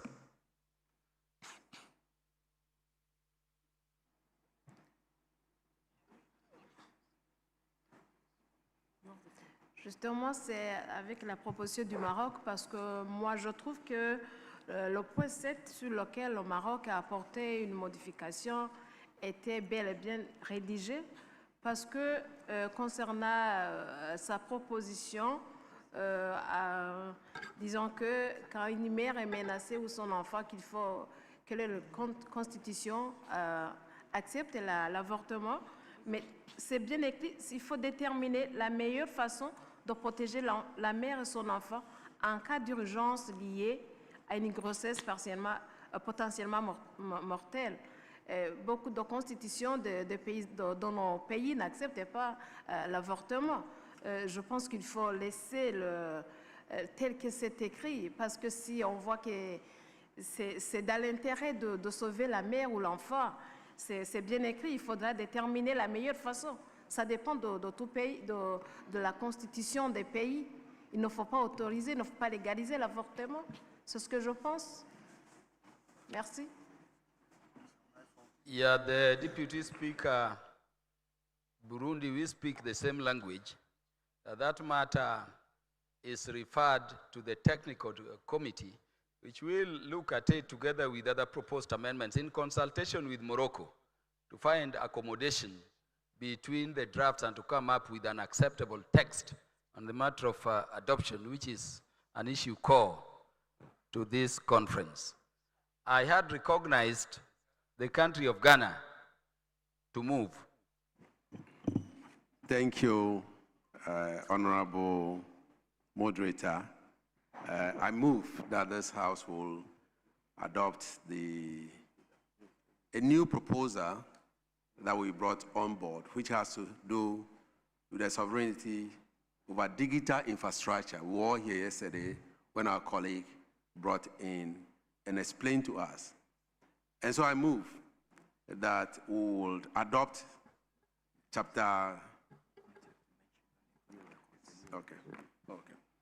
Chapter 9, the sovereignty over digital infrastructure, data, and artificial intelligence.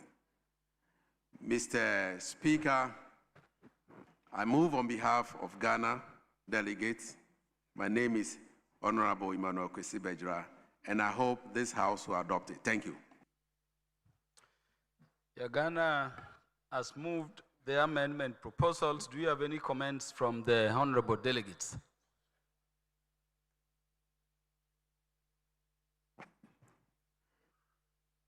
il faut qu'on nous retourne la version française, s'il vous plaît. Somebody is on the microphone without being recognized. Do you have any comments in support, opposition, or perspective on the amendment proposal by Ghana? Yes, the delegate from Uganda. I want to thank Ghana. My name is Elijah Yokupa from Uganda. I want to thank him for having brought up, because that was one of the issues we discussed yesterday, which we found was missing. So I think it's very pertinent that it's included in one of the sections or articles in the charter to capture that, because there's a threat that's coming out of the sort of digital transformation that's going on, especially AI and others. Because we have seen other countries have even banned their young ones below the age of 16. You see Denmark, Australia, they have done it, but surprisingly in Africa, no country has yet moved that way. So it's very important that we include this in the charter. So I strongly support that move.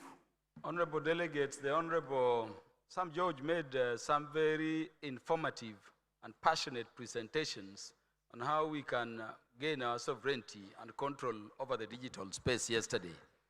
Ghana is making this amendment proposal to enrich the draft charter with the matters digital space, which were not,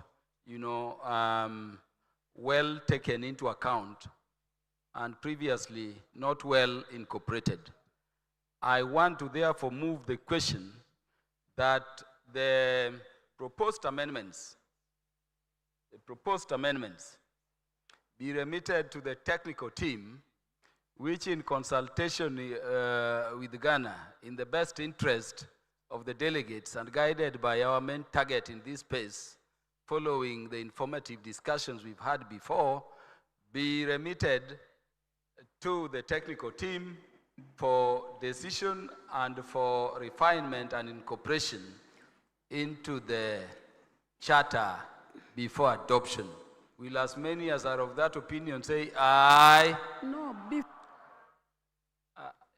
is the delegate representing the East African Legislative Assembly seeking to speak to this?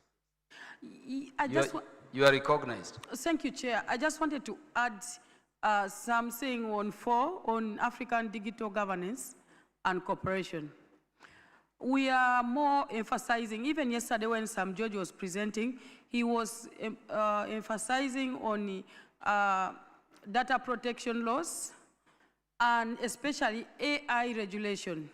But we have more emerging technologies other than AI. So I would love to see in the text, instead of just restricting it to AI, we should also restrict it to other emerging technologies, including AI. Yes. Because as we address AI, another aspect will come in. Yes. Yes, so the delegate representing East Africa Legislative Assembly is proposing expansion in terms of definition and what is included in that space.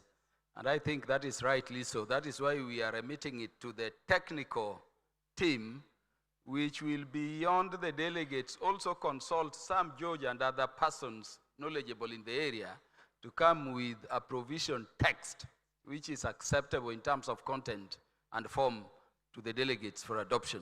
Will as many as are of that opinion say aye? Will as many as are of the contrary opinion say nay? The ayes have it. Yeah, so we have the last one. The last one is Kenya. That is why I've called you back, because I want to move the amendment proposals by Kenya.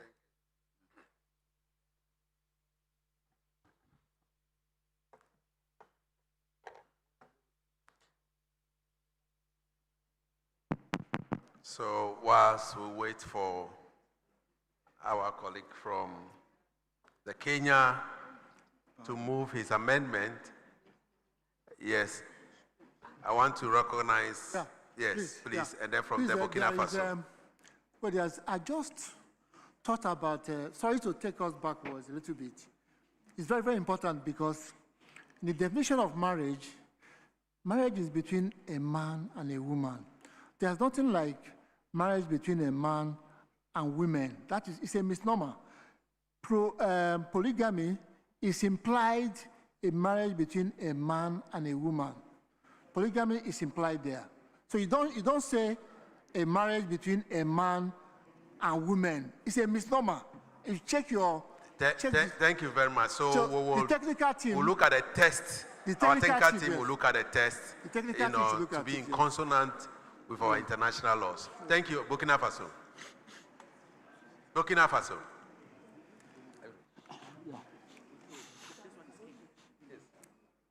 Please go ahead, Burkina Faso. Is Kenya. Where is Kenya? Nigeria, put your mic off. Yes, Burkina Faso, I've recognized you. Oui, merci beaucoup. Nous voudrions attirer l'attention des organisateurs que les versions en français des amendements du Ghana, nous n'avons pas pu les avoir. Donc, s'il y a possibilité de nous disponibiliser les versions en français pour nous permettre une participation plus active. Okay. Thank you very much for your submission. Our colleagues from the French-speaking country, Spanish and Arab-speaking countries will want to have the translation. So, backstop team, please, if you can make the amendment available to them in French, in Spanish, and Portuguese. Thank you. Kenya.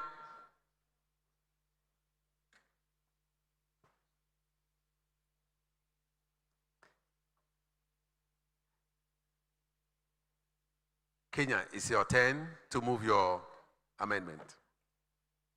Yeah, honorable delegates, I, on behalf of Kenya, do propose amendments in 3 substantive parts. Honorable, your name, so that we can record it. Honorable delegates, I'm Peter Kaluma, the leader of delegation from Kenya, and assistant speaker also representing our speaker in this conference. I'm moving these amendments largely touching on 3 parts of the charter.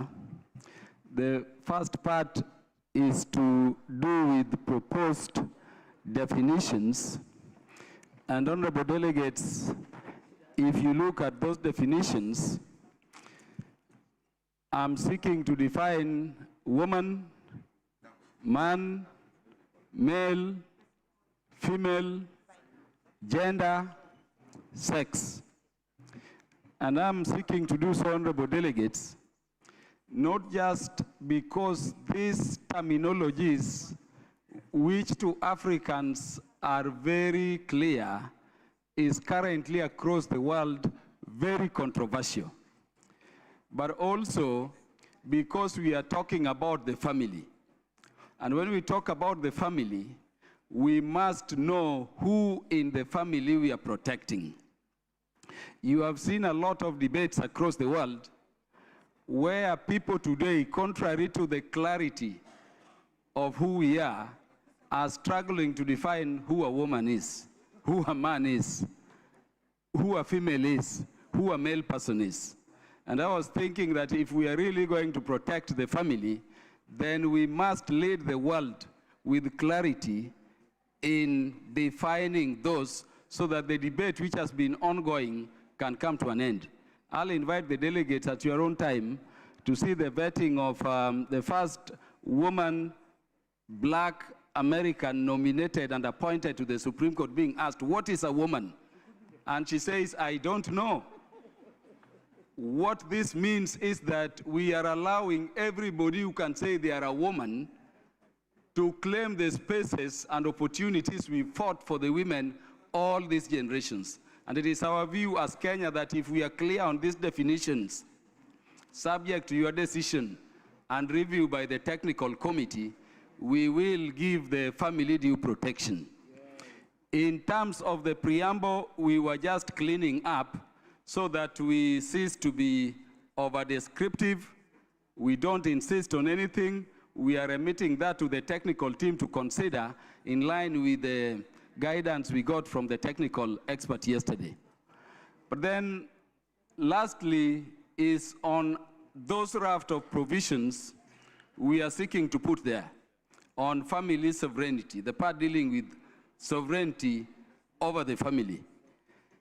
if we go back to the very genesis of this conference and why we are moving, it has been how we protect, the family.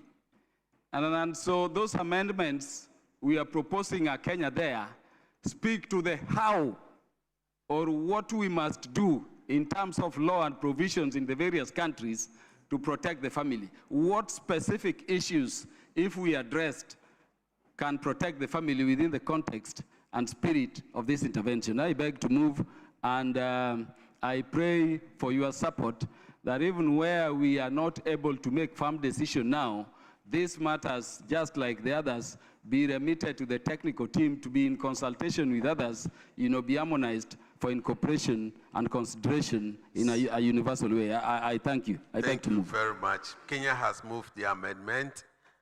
In seconder to this amendment. Sure.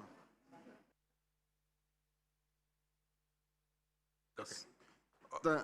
Thank you very much. I take note of the proposed amendments, and I think that we have to be very clear on those definitions.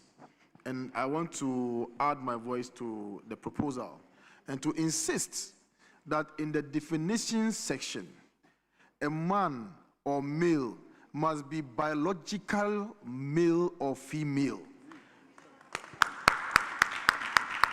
And we have to be very emphatic about this. And I believe all of us from different country delegations agree. If we don't agree on anything at all, I believe we agree that the male or man or female or woman must be biological. Thank you and we very have to much. insist on that one. I Thank think you very much. all gathered here has agreed to that. Any other view, contrary view? If not, can we adopt Kenya's amendment and ask that the Thinker Committee will work on it and add it to the charter? Thank you very much. Can we go to the next? Please come and take your... the next amendment. Which country again? If there's no, I have a letter from which country? DR Congo.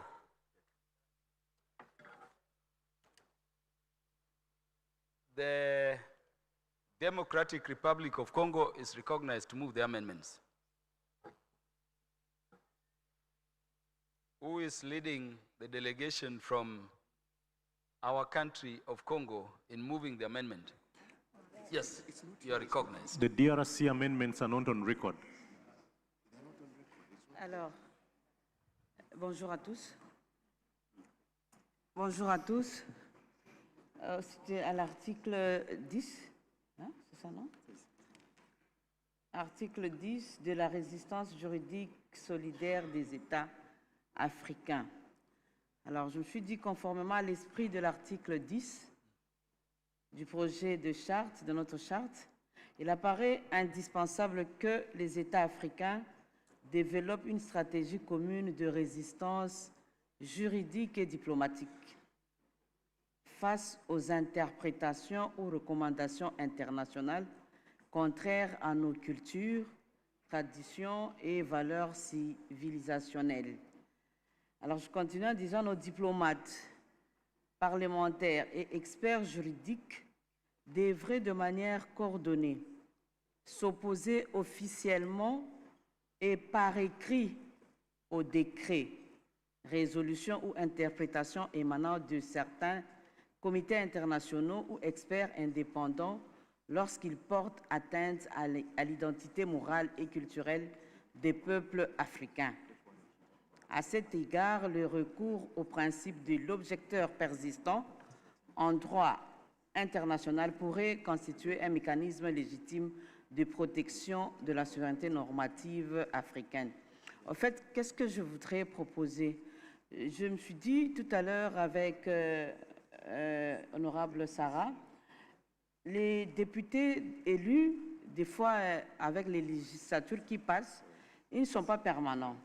Alors je me dis par rapport à ça, pour un peu sécuriser la charte, il faudrait absolument que les diplomates et même les experts juridiques puissent à la fin, donc à la résolution de notre charte, nous puissions signer officiellement que cela soit vraiment pris et considéré et que ça se retrouve dans la charte, que nous devons absolument à poser officiellement et par écrit d'une manière obligée et donc exiger de manière à ce que les respects de la charte puissent être continus.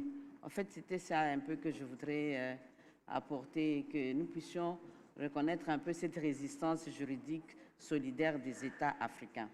Là, c'est le premier point. Alors, le deuxième point, c'est de la protection de la vie ou de la famille. Tout à l'heure, les discussions étaient presque dans le même sens.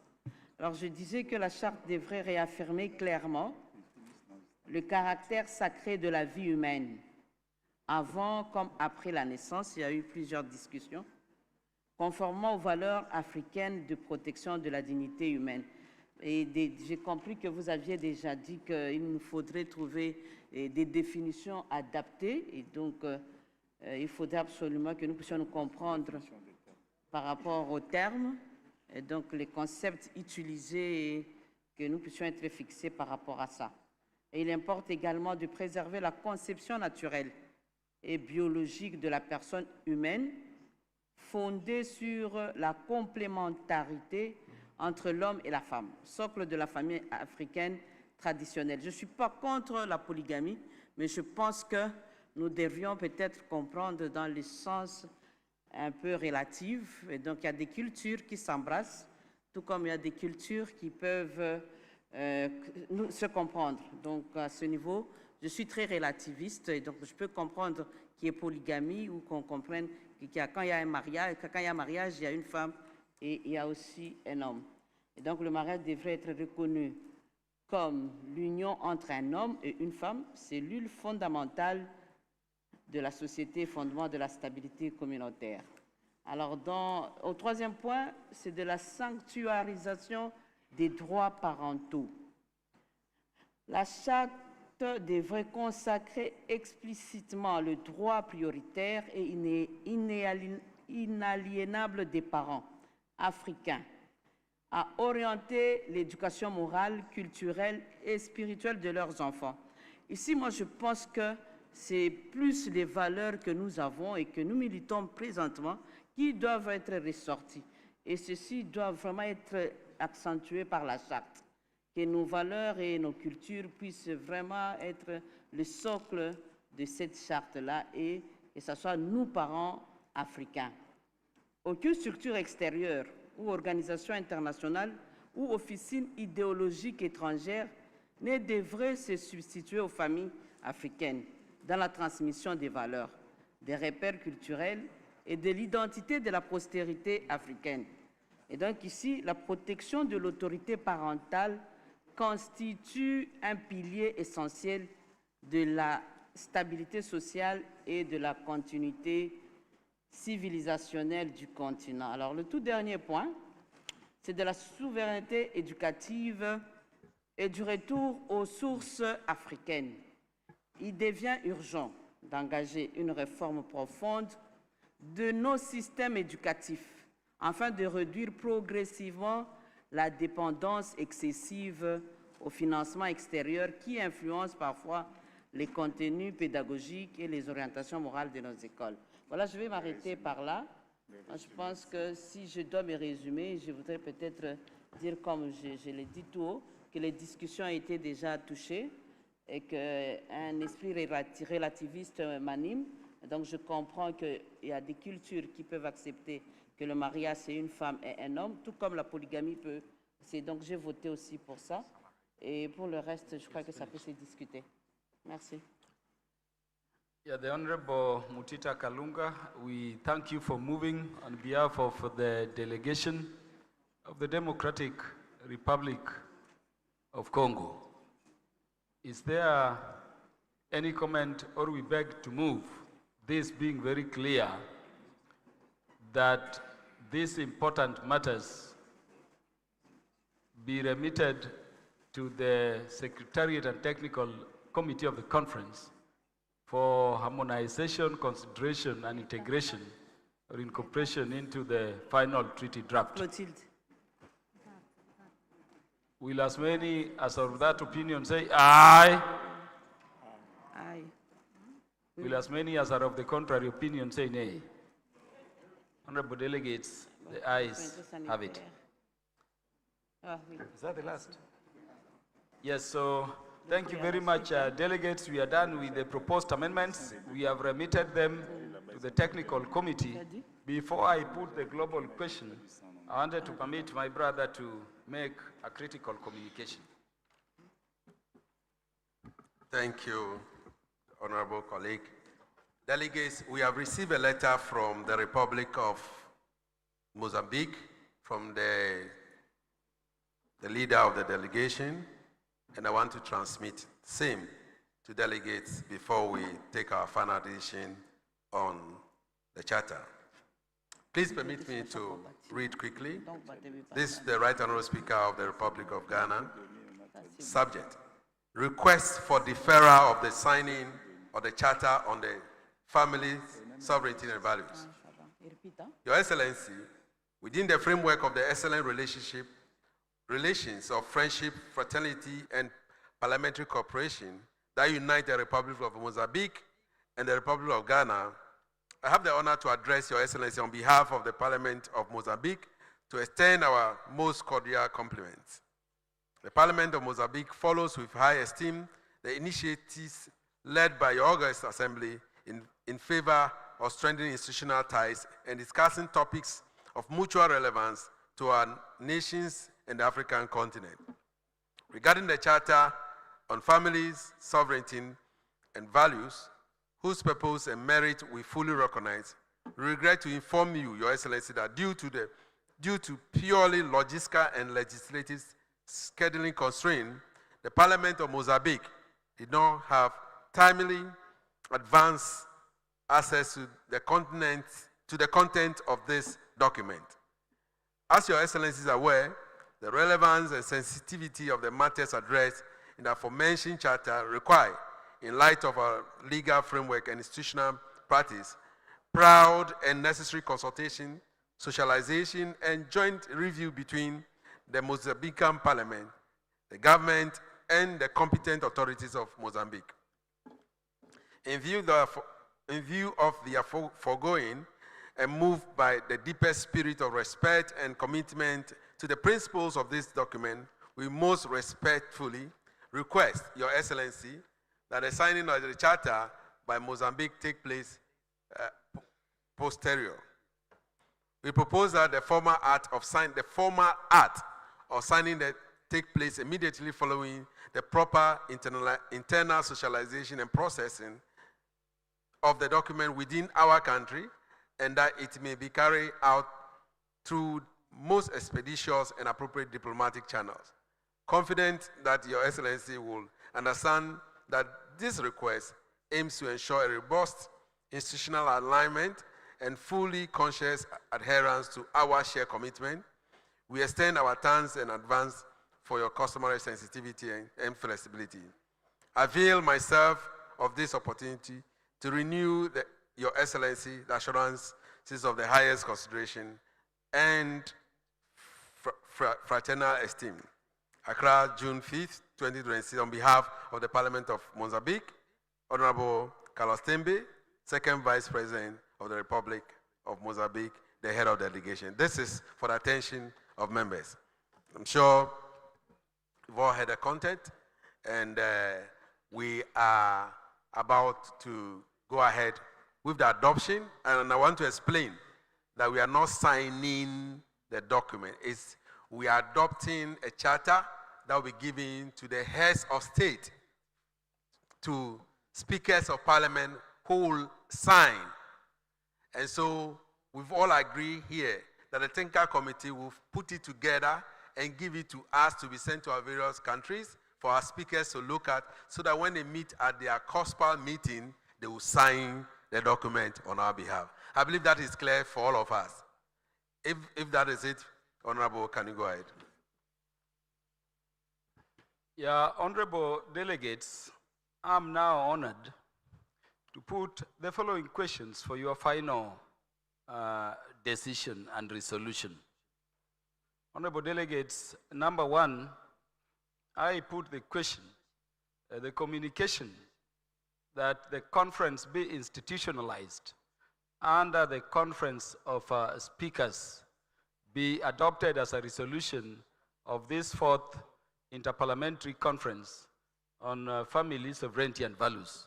Will as many as of that opinion say aye? Aye.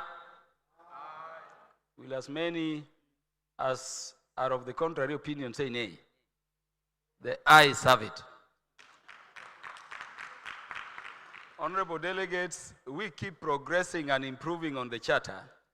I now put the question, subject to the amendments proposed. The charter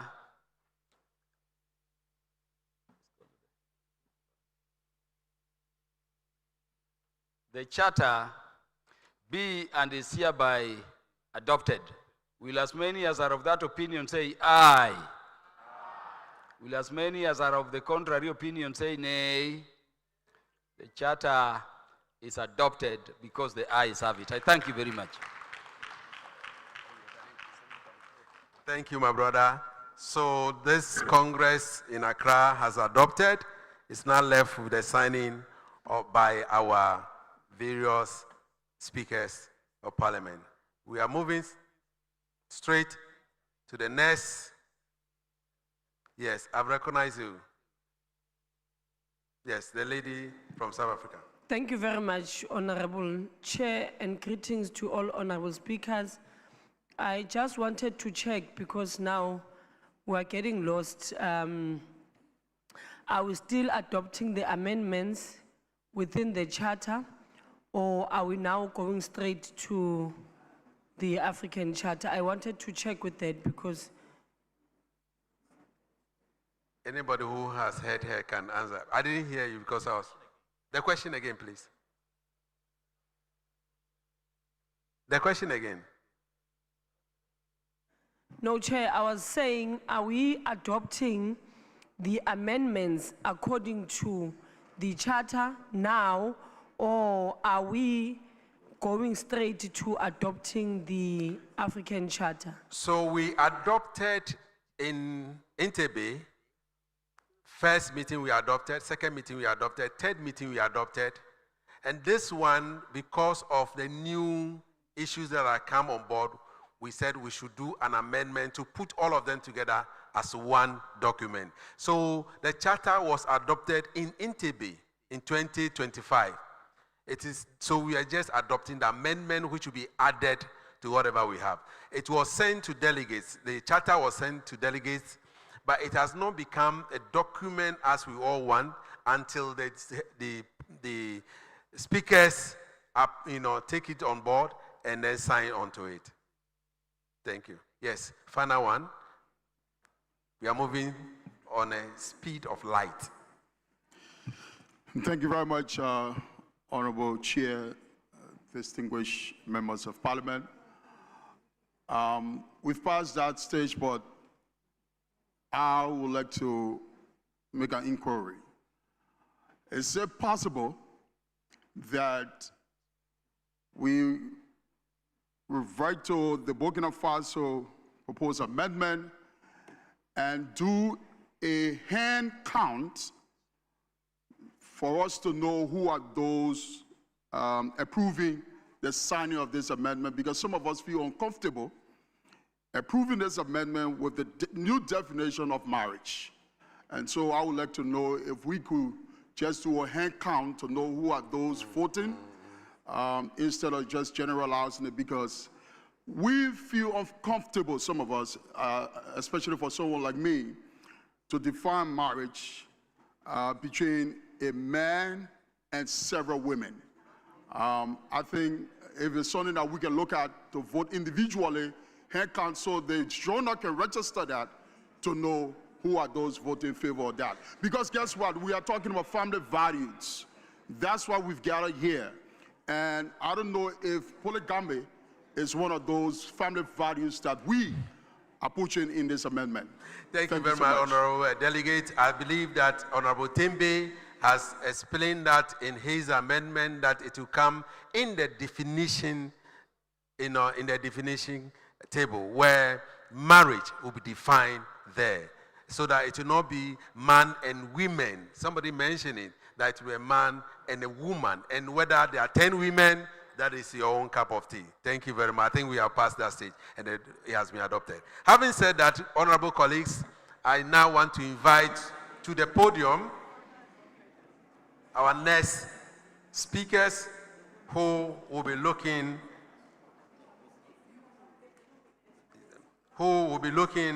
at the place of civil society in promoting the family, the African Charter on family and family sovereignty and value. And to do this for us, we will honorably invite the Honorable Al-Hassan Tampuli Sumana, who is a member of parliament for Gushegu, to moderate. Shall we do it up, give it up for him? Whilst he's taking his seat, the main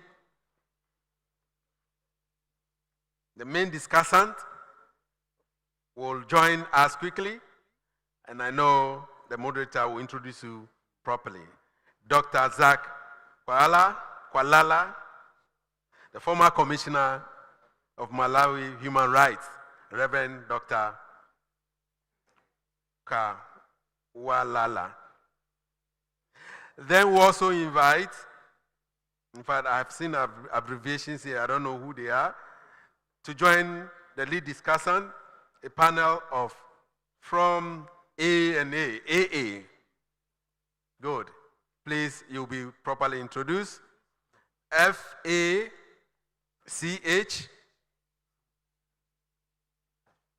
FACH. We have CCI. CCI and ACPF.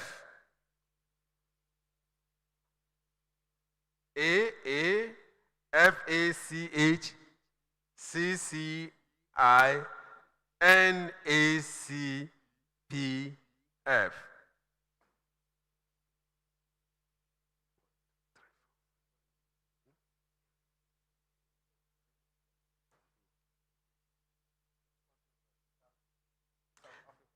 Okay, so is he concerning or is he in connection with this or the charter? Point of order, okay. Yeah, yes, Honorable Program Director, I don't want it to seem as if it is a point of order on the speakers that we've called on the platform, but it is mainly because I had an engagement, firstly with you, to understand where we are now, and the explanation that you have given further, then I want to state that in good faith as South Africa would like to reserve our rights in not adopting the charter because it contradicts the Constitution of South Africa, especially in Chapter 2, and also it does not align with the regional and international laws that we believe in. So we would like to reserve our rights not to adopt. Okay, so we have Mozambique and South Africa. Thank you. Can we go ahead?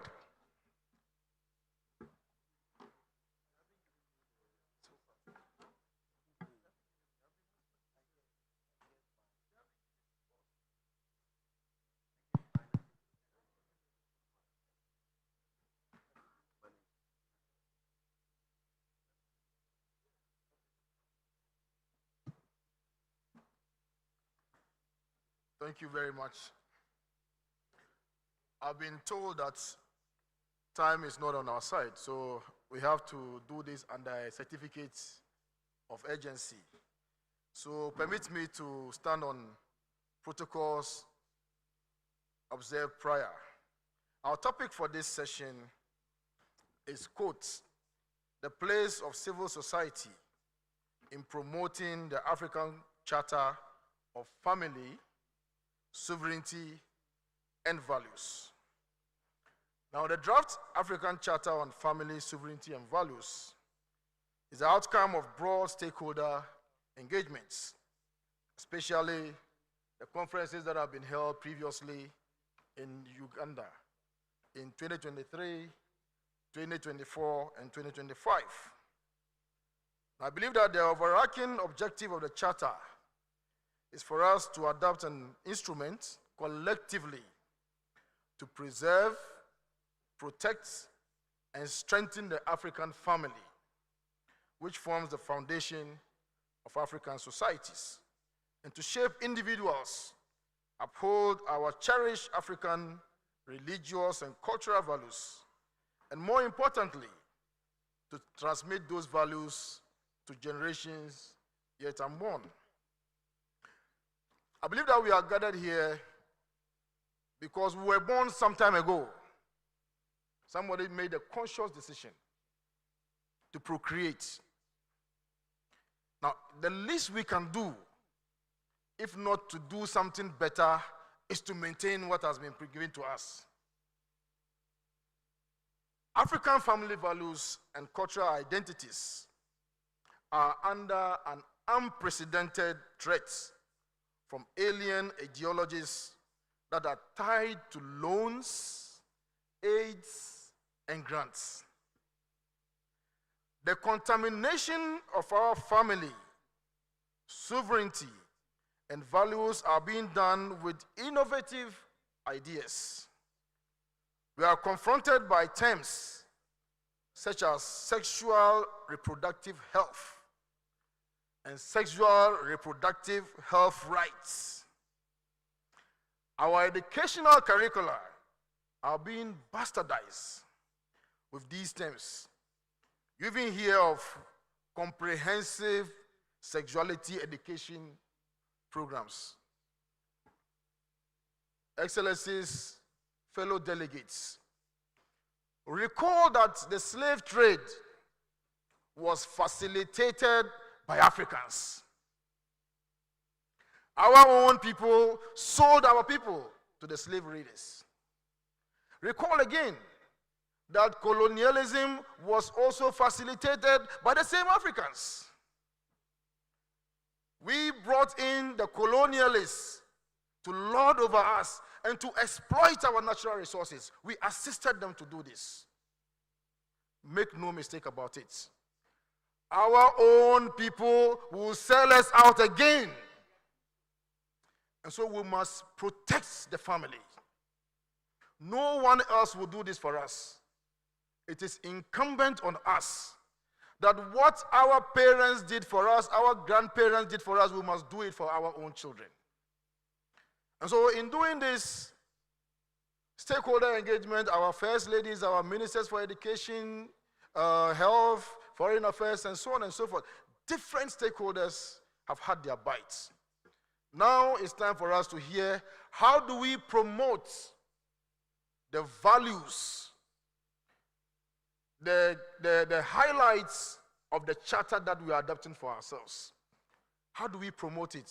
And now we need the perspectives of civil society organizations. We've heard from state actors. And to lead this discussion is the former commissioner for the Commission on Human Rights. In Ghana, we have an administrative justice. So ours is Commission on Human Rights and Administrative Justice. Yours is Commission on Human Rights of Malawi, former Commissioner for Human Rights of Malawi, Dr. Zach Kawalala. Shall we give him a round of applause whilst we invite him to give us a very short presentation? Time is not on our side, Doctor. Thank you very much.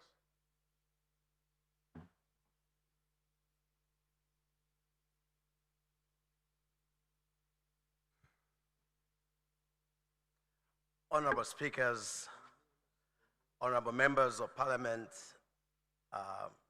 fellow leaders from the faith community and civil society, today I humbly stand before you as a practitioner of faith and also an active member of the civil society, like the moderators told us, as well as a former commissioner with my own human rights institution. I stand here aware how, as a continent, we have continued in a mode of pseudo-sovereignty. As a continent, we have continued under attack. Marriage has been under attack, the family institution, our culture, our values, at times called to be primitive. I stand here, though I'm aware that we've already moved motions to adopting the African Charter on family, sovereignty, and values. But I still stand here acknowledging that getting out of this house, there will be opponents where we're going. And a number of those opponents come from the civil society. A number of those opponents at times would come from faith community. It is therefore very important that the faith community, the civil society, forms a critical mass in our nations. And that as parliaments, we have to work with the faith communities and the civil societies to champion the African Charter on sovereignty, family, and values. Over years, the faith community and the civil society have been a conduit for introduction of alien norms to our continent. Faith communities and civil societies, like the moderator have said, have been conduits even for slave trade. Faith communities have been conduits even for apartheid in South Africa. It is time that we speak the correct language in our generation. The Charter, as I read it, is a pro-family, a pro-woman, and a pro-child instrument that is rooted in our philosophy of Ubuntu. Let me be emphatic. This Charter has to be promoted at all times. There are instruments that have gone before this Charter. I can think about the Universal Declaration of the Human Rights, which was strongly reaffirmed in the African Charter on Human and People's Rights. Instruments that Africa helped shape and has long upheld. Now, there is opposition delegates you first coming out of this place. And that opposition will be sponsored and financed opposition from cultural imperialists that are coming again, not just to colonize Africa for its resources, but to colonize Africa for its culture, to colonize Africa for its family values, and all other values that makes us as one continent. Honorable members, you are aware that in 1981, the African leaders recognized that we cannot continue playing heavy reliance on the Universal Declaration of Human Rights, and therefore birthed the African Charter, among other reasons, as to confront the legacy of colonialism and racism, to establish a regional framework for enforcement with a focus heavily on state sovereignty. And I want to underscore this, because in 1981, that was the move of the Pan-Africanists. In our generation, I pray and beg that there shall be a rising to go back to that agenda and restore the sovereignty of our African nation. The 1981 African Charter for the human and people's rights was set up to develop a cultural relevant African philosophy. And we have to underscore that. Reasserting sovereignty and responding to atrocities from an African context. That has not changed. That is why heads of state meet from time to time at the AU. But possibly we have been overtaken by those that come and bring noise that is alien to the nation, to the continent of Africa. I beg, this is a critical moment. I beg for us to analyze the Charter. Let's analyze it from a human rights perspective. And you may find that the Charter speaks well to almost all other treaties that are already there in place. The Charter honors womanhood or motherhood. You can see that in the Universal Declaration of Human Rights, Article 25. The Charter respects sovereignty. Article 19 of the Vienna Convention on the Law of Treaties dictates that states can formulate reservations, and this charter respects those legitimate sovereign choices. So when I heard Mozambique, I heard South Africa saying we have some reservations, it is already provided for, that you can have a reservation of an article. The Maputo Protocol, which was generally accepted, there are nations that are reservations to Article 14. And therefore, though we may adopt, we need to be able to understand the African Charter for the Human and People's Rights fought to ensure that as African states, we are able to make sovereign decisions that are, culturally based on where we are coming from. This charter, like I've said, is pro-child. The Convention on the Rights of the Child, the preamble is very explicit that the protection of the child must be there before as well as after birth. And it is already contained in what is coming in our charter, draft charter. It does not bring anything foreign, neither does it bring anything new. It reassets Africa to determine itself on how it wants to continue as a continent. Distinguished ladies and gentlemen, I think I would like to call out what needs to be called out. The place of the faith and civil society is to defend, not to undermine, the African values. It is time to call out and stand against those who oppose the charter, and opposition has already started. The African Commission meeting, I believe it was in Banjul, recently had a site meeting just to attack this gathering before we could even gather here. And the civil society has raised its antennas to finance an attack on this charter. The faith community, traditional leaders, and civil society must take our place as gatekeepers to that which is alien. They may have the money, but we have the morals and we have the people. It is time to stand up. It is time to stand up and call out institutions like UNFPA, UNICEF, Amnesty International, Planned Parenthood, UNESCO, and IPAS. These entities push for comprehensive sexuality education that increases early sexual debuts. These entities push for abortion among minors without parental consent, leaving minors vulnerable. These entities push for gender ideologies, which has recently been rejected by the 2024 UK CAS review as having remarkably weak evidence. If the West, Sweden, UK, Finland are turning around to see the evil of what they push for, why should we as Africa accept alien ideologies into our continent? So Africa must reject these harmful agendas and promote the protection that is provided for in the African Charter for family, sovereignty, and values. Let us be clear.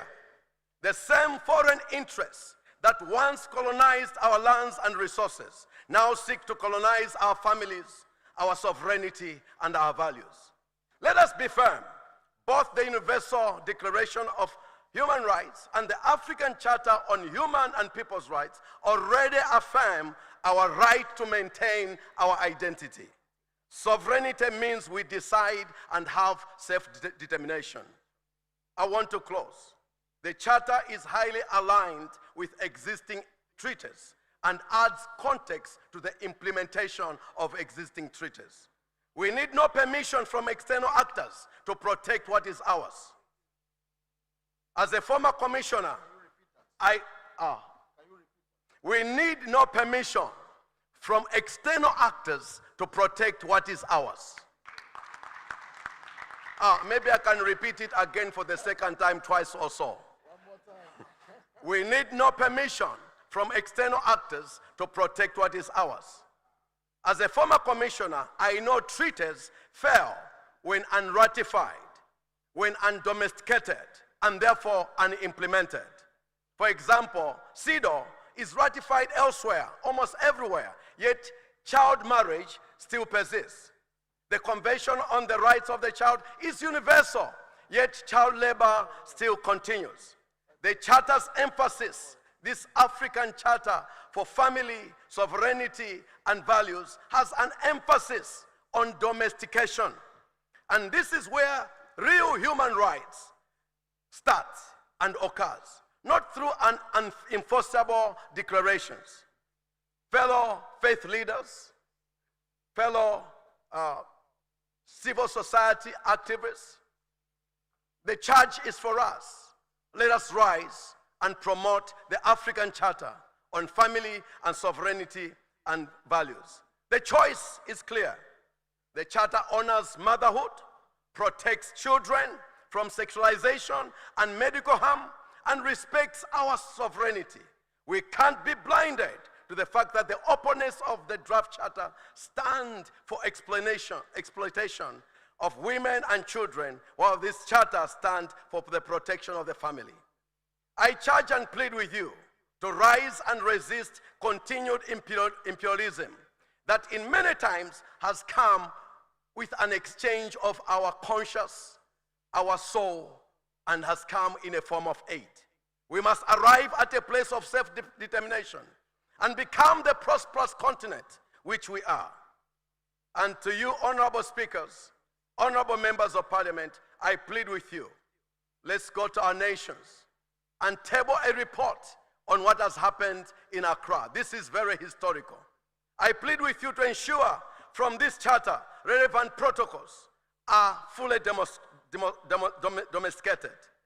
It is my strong plea that leaders of delegations will lay the report for debate and adoption in our parliaments. I believe if we were to debate everything that has come out in treaties that are alien in our parliaments, I believe most of those treaties would never see the light of day. Almost each one of you honorable members belong to a political party. This is time for you, your parties to be clear on the values that you espouse. Let Africa begin a journey to a place of true and not pseudo sovereignty. The time for hesitation is over. The time for decision is now. Rise, rise Africa. We must decide for ourselves. We must move forward. Thank you so much.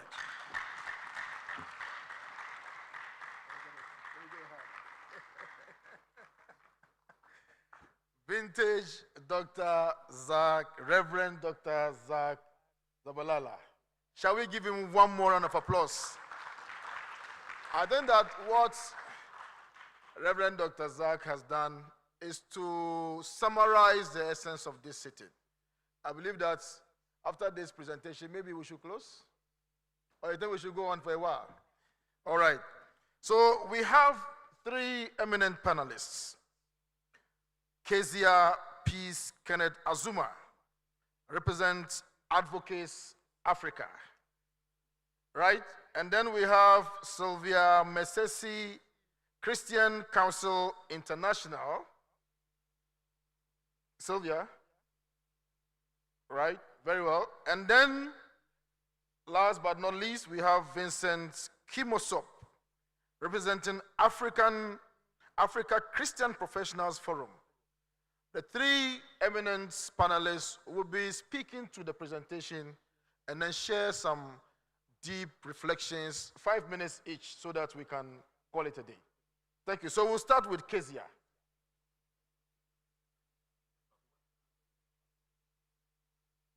So you have an obligation to promote the African Charter. Tell us how you intend to do so in 5 minutes, please. Okay, so my name is Kezia Peace Kenneth Azuma. I'm representing Advocates Africa. Yes, it's louder.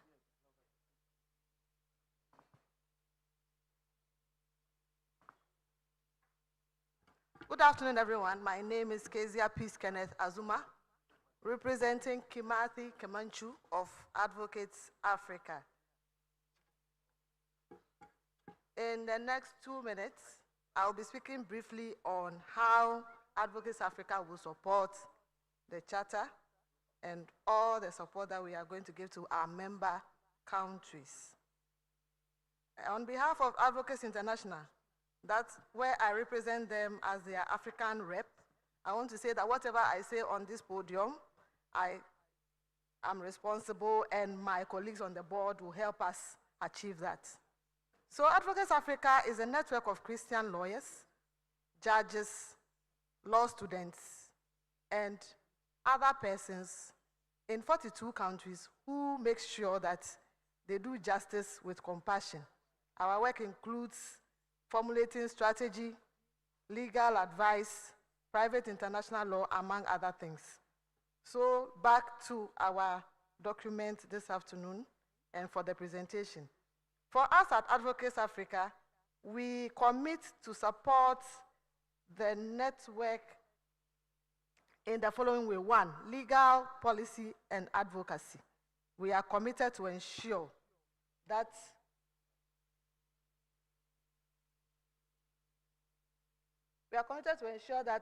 we advocate to all persons on the continent and strengthen the rights of parents and family stability. Two, we will make sure that we create public awareness and civil education among the youth, the churches, and policymakers. I want to let you know that we have projects like the Daniel Project, collaborations with the ACPF already, Class 4 in Nigeria. So all of these things will be held to ensure that what we are doing in this room is carried out at the grassroots level. We are already engaging various governments in terms of making sure that we support your original documentations, as well as making sure human rights and justice are upheld. That is also part of what we do at Daniel Project. Then we are going to support the various parliaments to make sure that this charter is domesticated and that whatever you need to ensure that you make it localized in your communities, we would ensure that we support you. We are also going to make sure that we will defend family sovereignty and then ensure that the charter emphasizes protection of the family, parental authority, cultural identity, amongst others. We also ensure that we will do what we call thought leadership and research, so that we have a group in AA where all we do is to research and ensure that we support your work. So we are going to conduct research and ensure that African families and all that we stand for are protected and valued.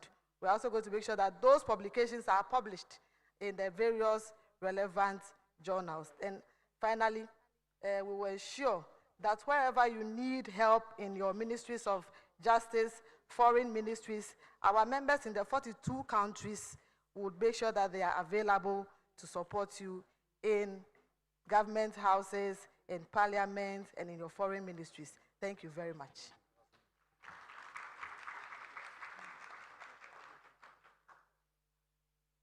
Thank you very much, Kezia. Shall we take some interventions from Sylvia, please? Thank you very much. Shall we give it up for Sylvia, please?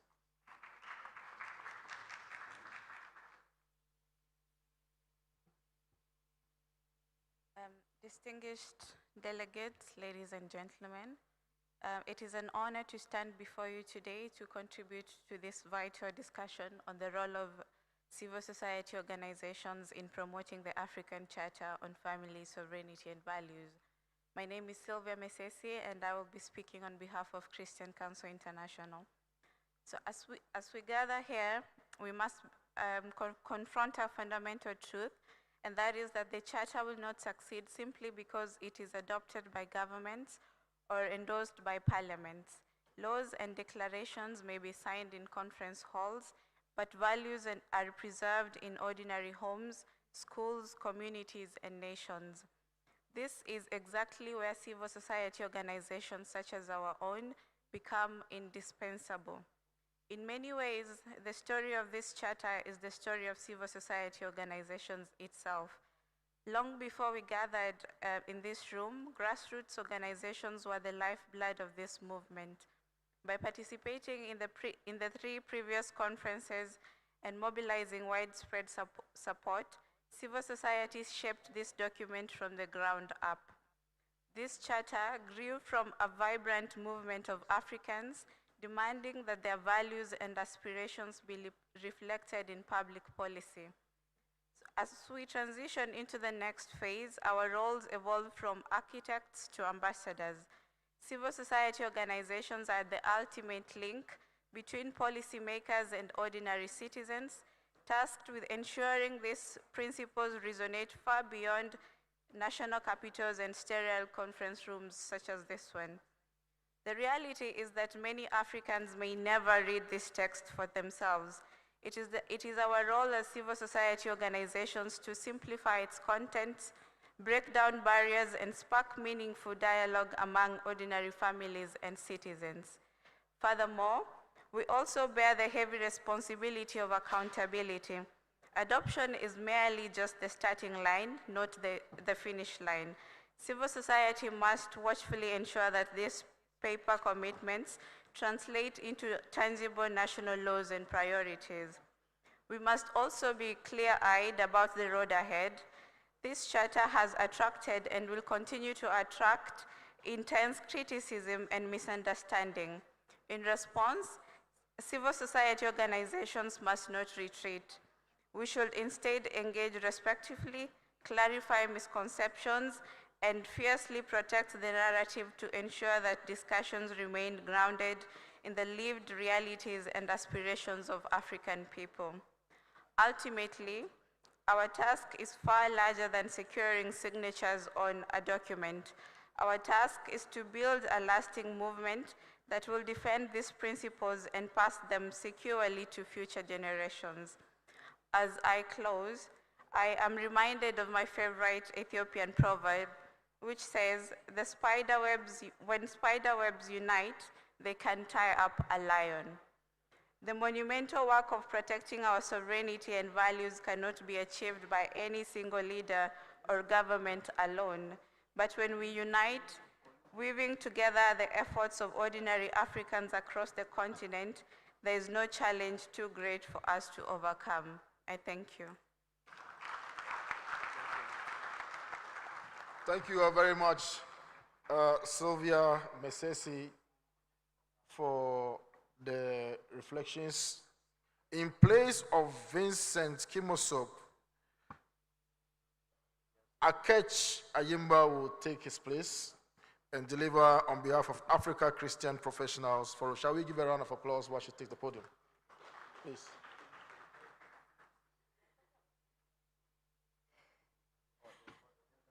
Thank you very much for giving me this opportunity at very short notice.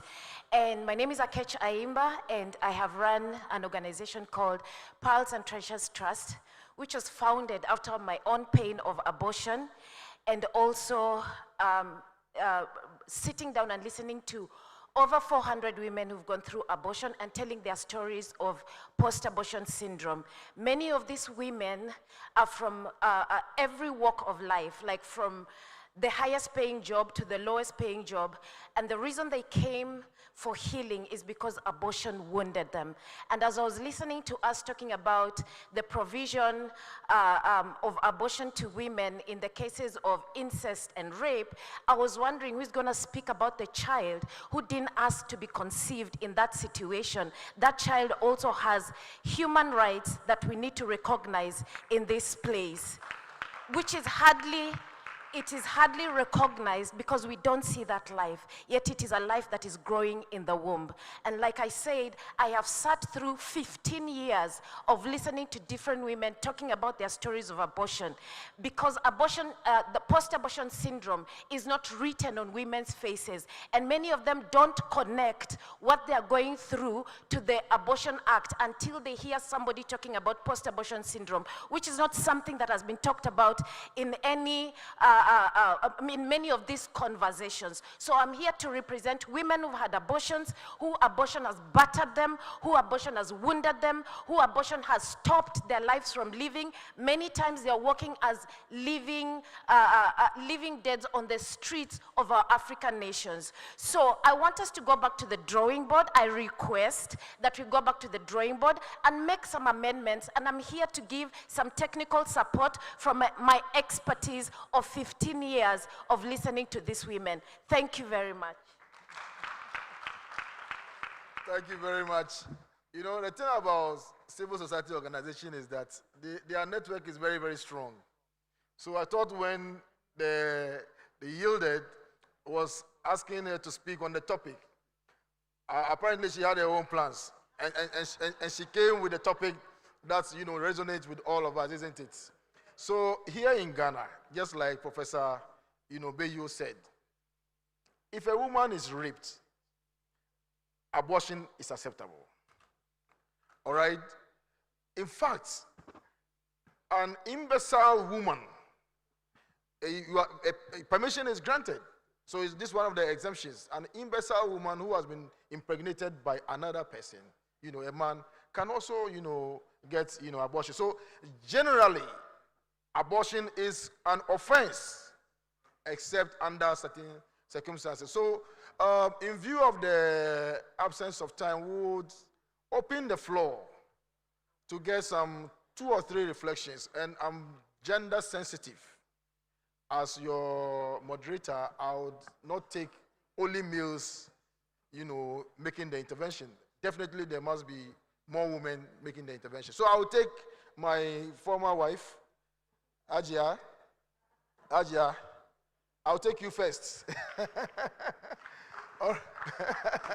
Please give us your name and then which delegation you represent. Thank you very much. My name is Ladi Ayayamba, Member of Parliament in Ghana Parliament, representing the good people of Pusiga in the Upper East region of Ghana. I share borders with Burkina Faso and Togo. We are a constituency that we go to eat in Togo or Burkina and then come back to our constituency in Pusiga to wash our hands. So that is what we are. So we are already united and we are together. To contribute to us as Africans and staying together, respecting our values and ensuring that our sovereignty becomes our own. Our own because most people, and the greatest problem is that we go buying.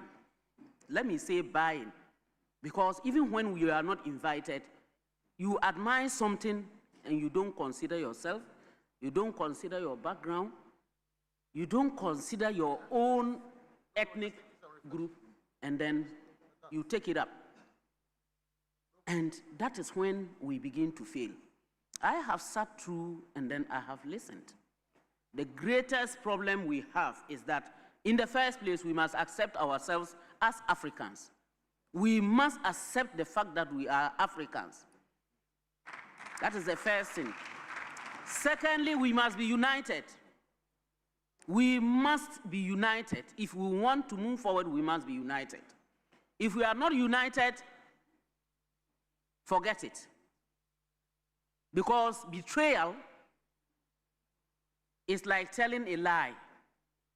When you tell a lie, even an atom, it will become bigger than the whole truth that is an ocean full.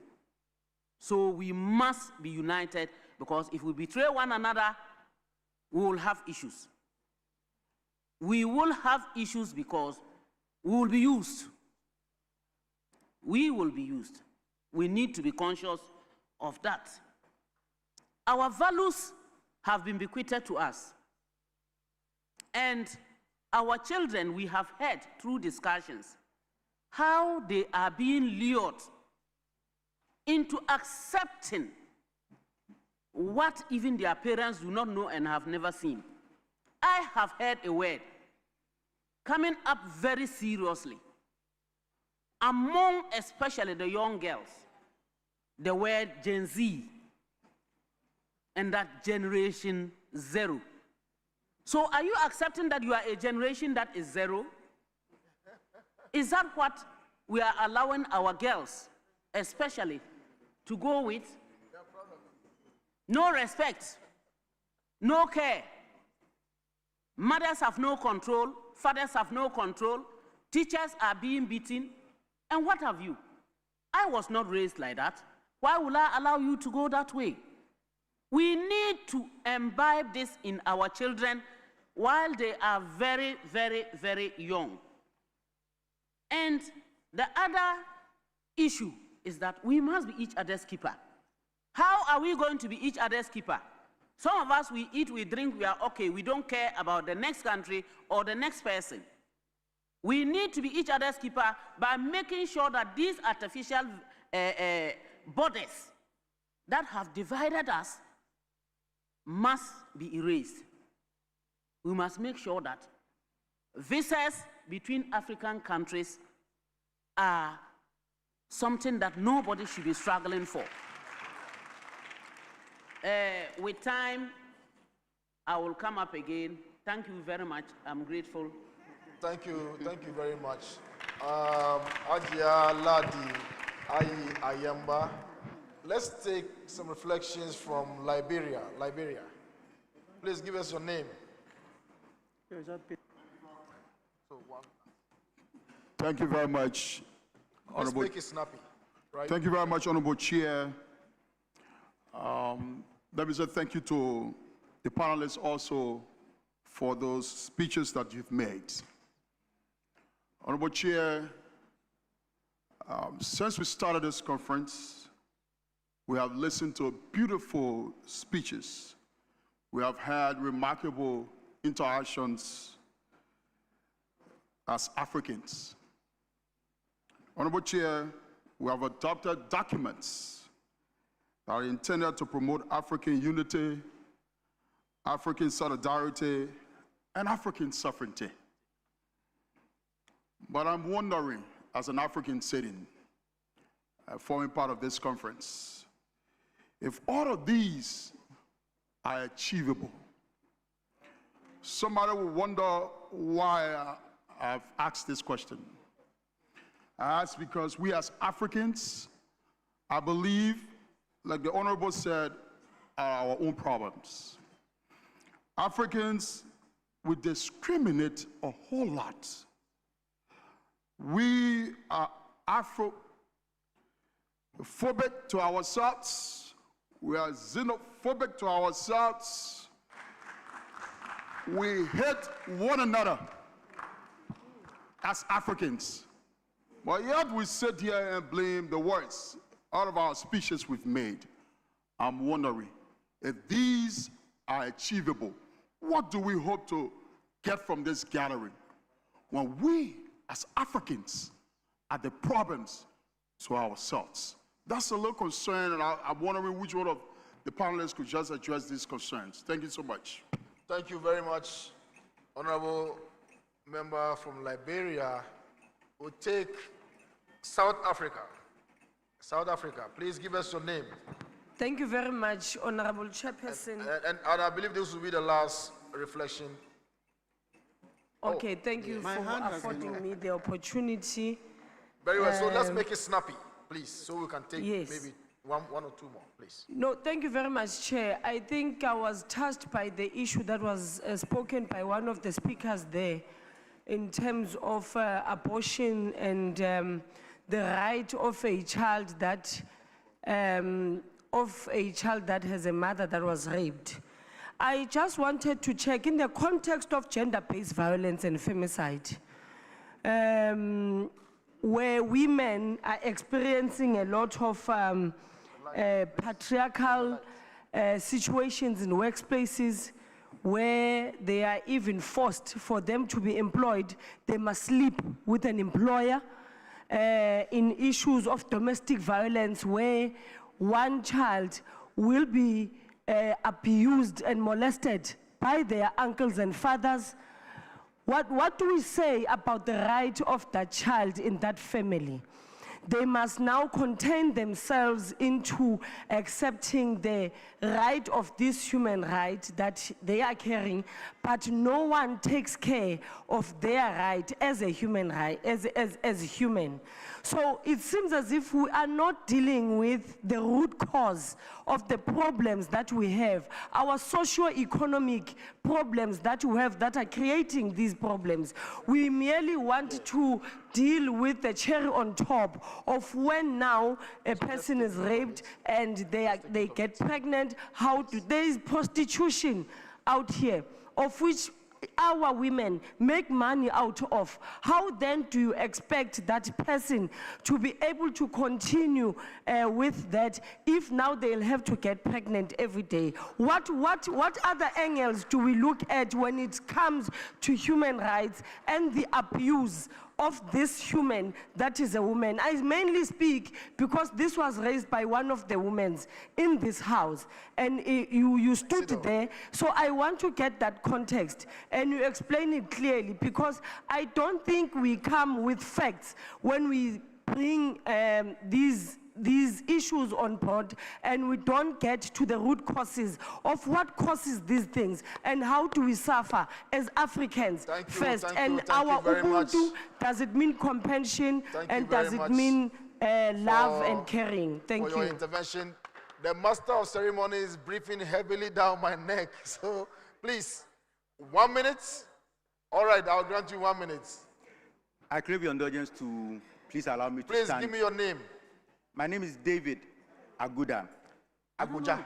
Aguda. Aguda, please. Aguda. 1 minute. I want to draw our attention as we work or conclude work on this charter.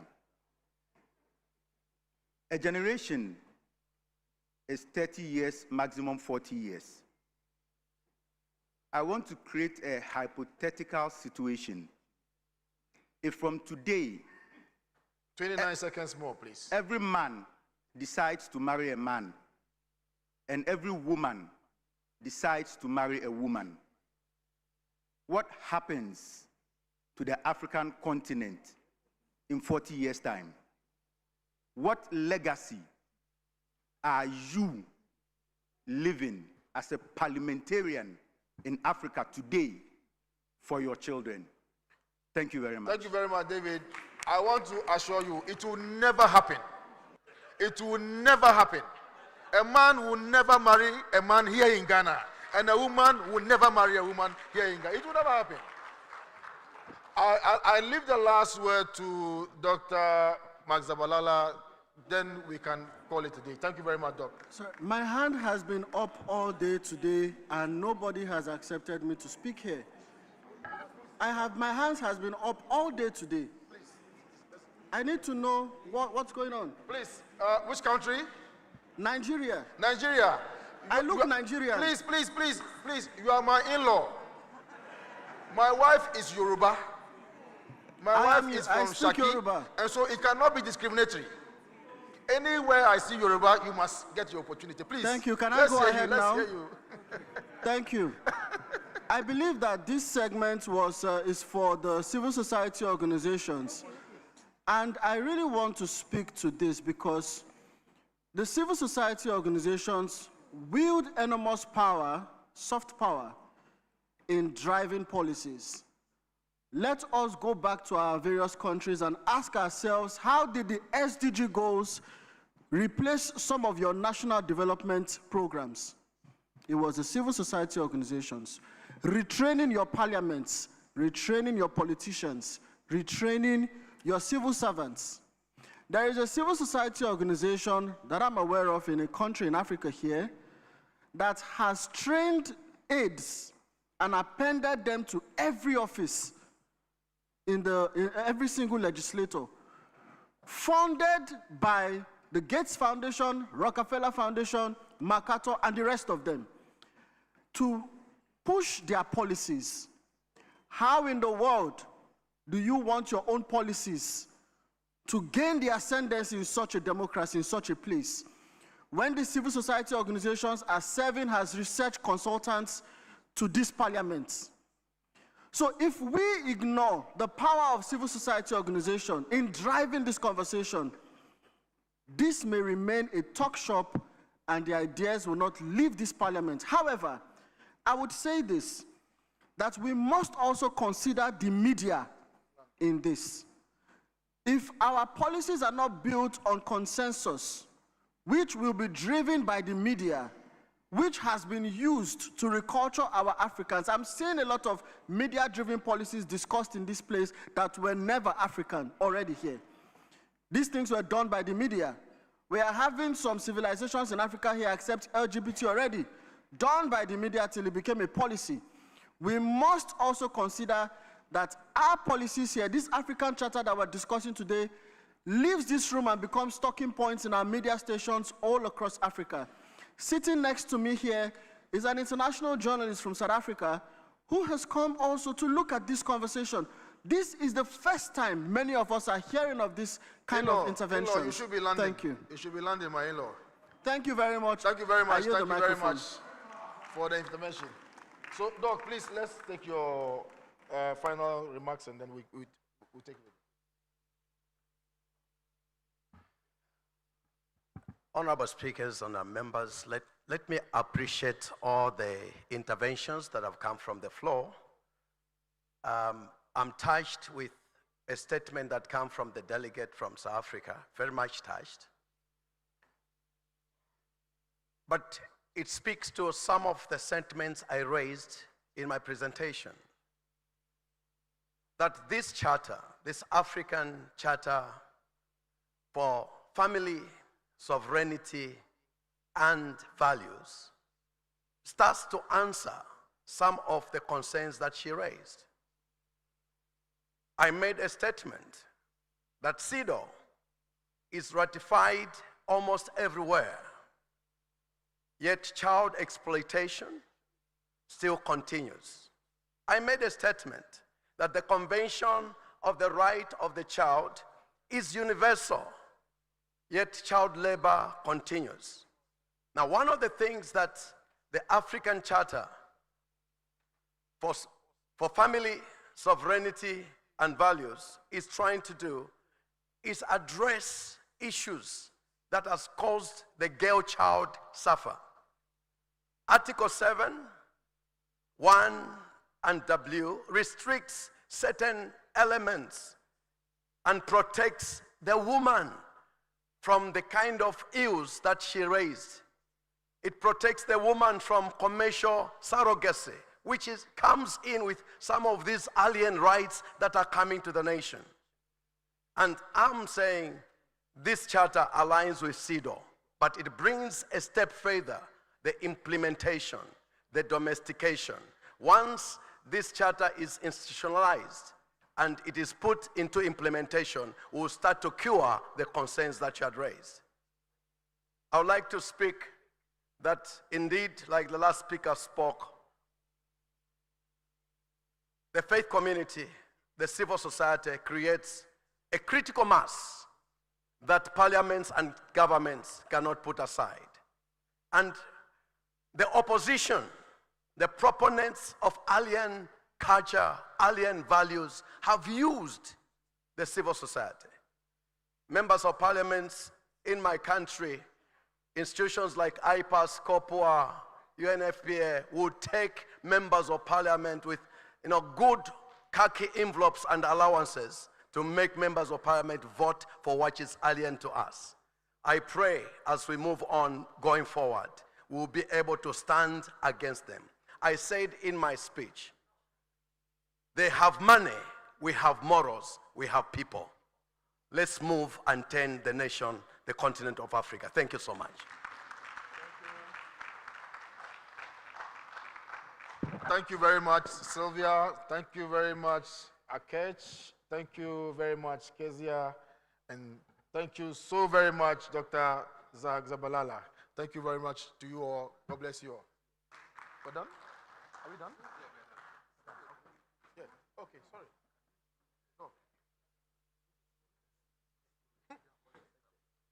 Thank you very much, Honorable Hassan Tampuli and our lead discussant, Doctor. We move to the final stage of our adoption of communique. And now we'll be inviting the heads of the delegation from the 5 regions, sorry. First of all, I want to invite the moderator, who will also be a panelist, the Senate President of Eswatini, who represents the South African region. Can we please give it off to her. Then we have from the Central Africa, the Speaker of Chad, or the leader of Chad delegation. Chad, Central Africa. Then we have the Speaker of Morocco from the Northern Africa region. Please, let's give it out.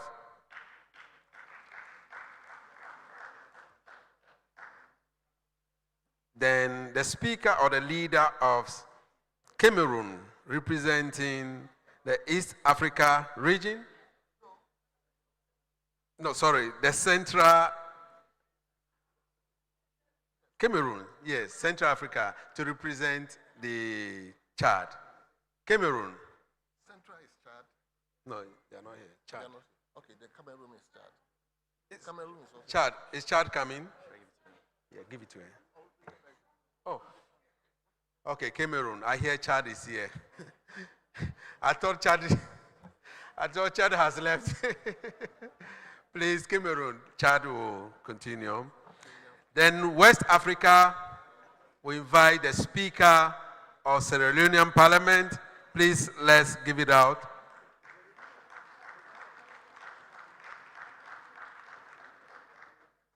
Then East Africa, Kenya, we invite the Assistant Speaker to represent the East African region.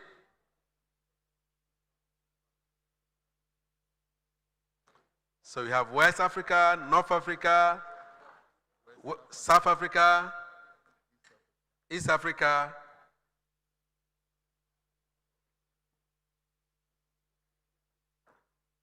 and we are still waiting for Chad before I move to call Cameroon to replace Chad. Then our host,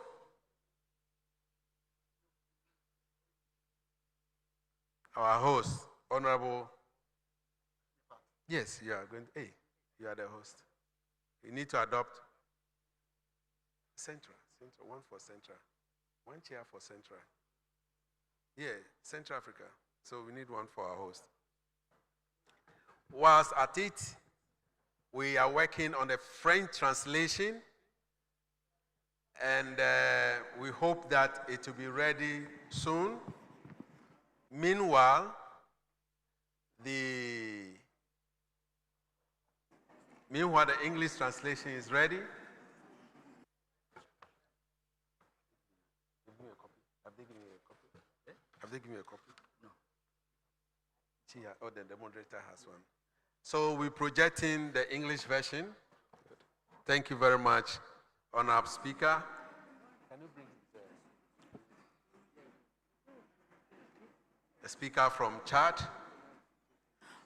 Procedure, Speaker, Chair. Yes, I recognize him. Oh, thank you so much, Chair.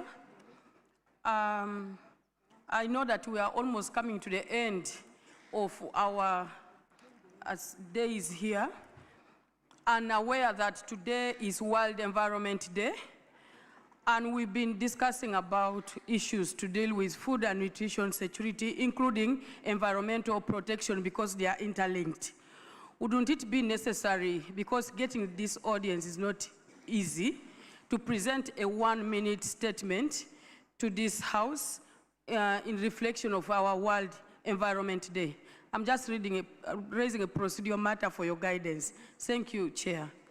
I'm just an MC. Let me ask the speaker, moderator from Eswatini, whether we can give a 30-second, not 1 minute. 30 seconds. So do you want to do it from there? On okay, please go ahead.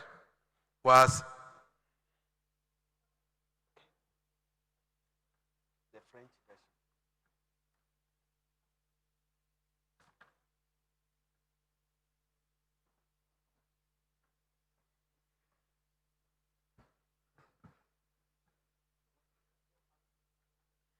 Thank you very much, Right Honorable Speakers, and our wonderful MC, Honorable, for giving me the floor to present a statement on this World Environment Day. From my coming here, I told you that I was an environmental lawyer and an activist on climate change and environmental protection. And it's exciting to know that we have met here, and it will never be easier to get such a gathering on this particular day. Thank you for giving me the opportunity to present this statement as we celebrate World Environment Day in Ghana. On behalf of the Africa Parliamentarians Network on Climate Change, I extend greetings to all parliamentarians gathered here for this important conference on family values. Today, as we mark World Environment Day, we are reminded that the health of our environment is inseparable from the well-being of our families, the sovereignty of our nations, and the future of our continent. Africa bears both the greatest promise of natural wealth and the heaviest burden of environmental degradation and climate change.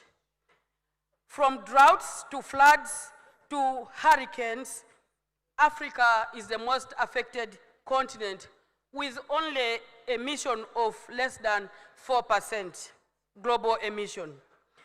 Parliaments have a direct responsibility to act. We must strengthen legislations on environmental protection, enforce accountability for pollution and deforestation, and prioritize investments in renewable energy, sustainable agriculture, and water security. Because in this meeting we are talking about sovereignty of our legislations, our family values and laws.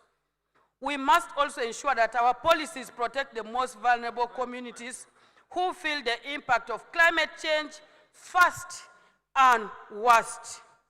As we advance the pillars of the Africa trade as a continent and African Agenda 2063, let us commit to building an Africa where economic growth goes hand in hand with environmental stewardship, protecting our land, forests, rivers, and air is protecting the inheritance we leave to the next generation. Thank you, my sister. May this Environment Day, honorable members, renew our resolve to legislate boldly on issues of climate and environmental protection and cooperate across borders for a healthier, more resilient Africa.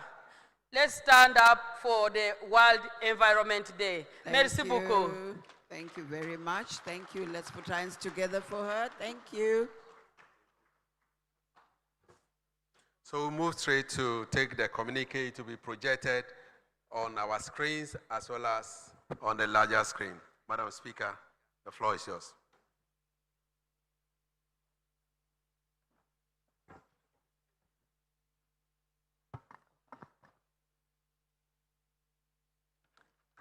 Thank you very much, honorable speakers, deputy speakers, honorable members of national parliaments, civil society, religious leaders, traditional leaders, distinguished ladies and gentlemen, members of the Fourth Estate.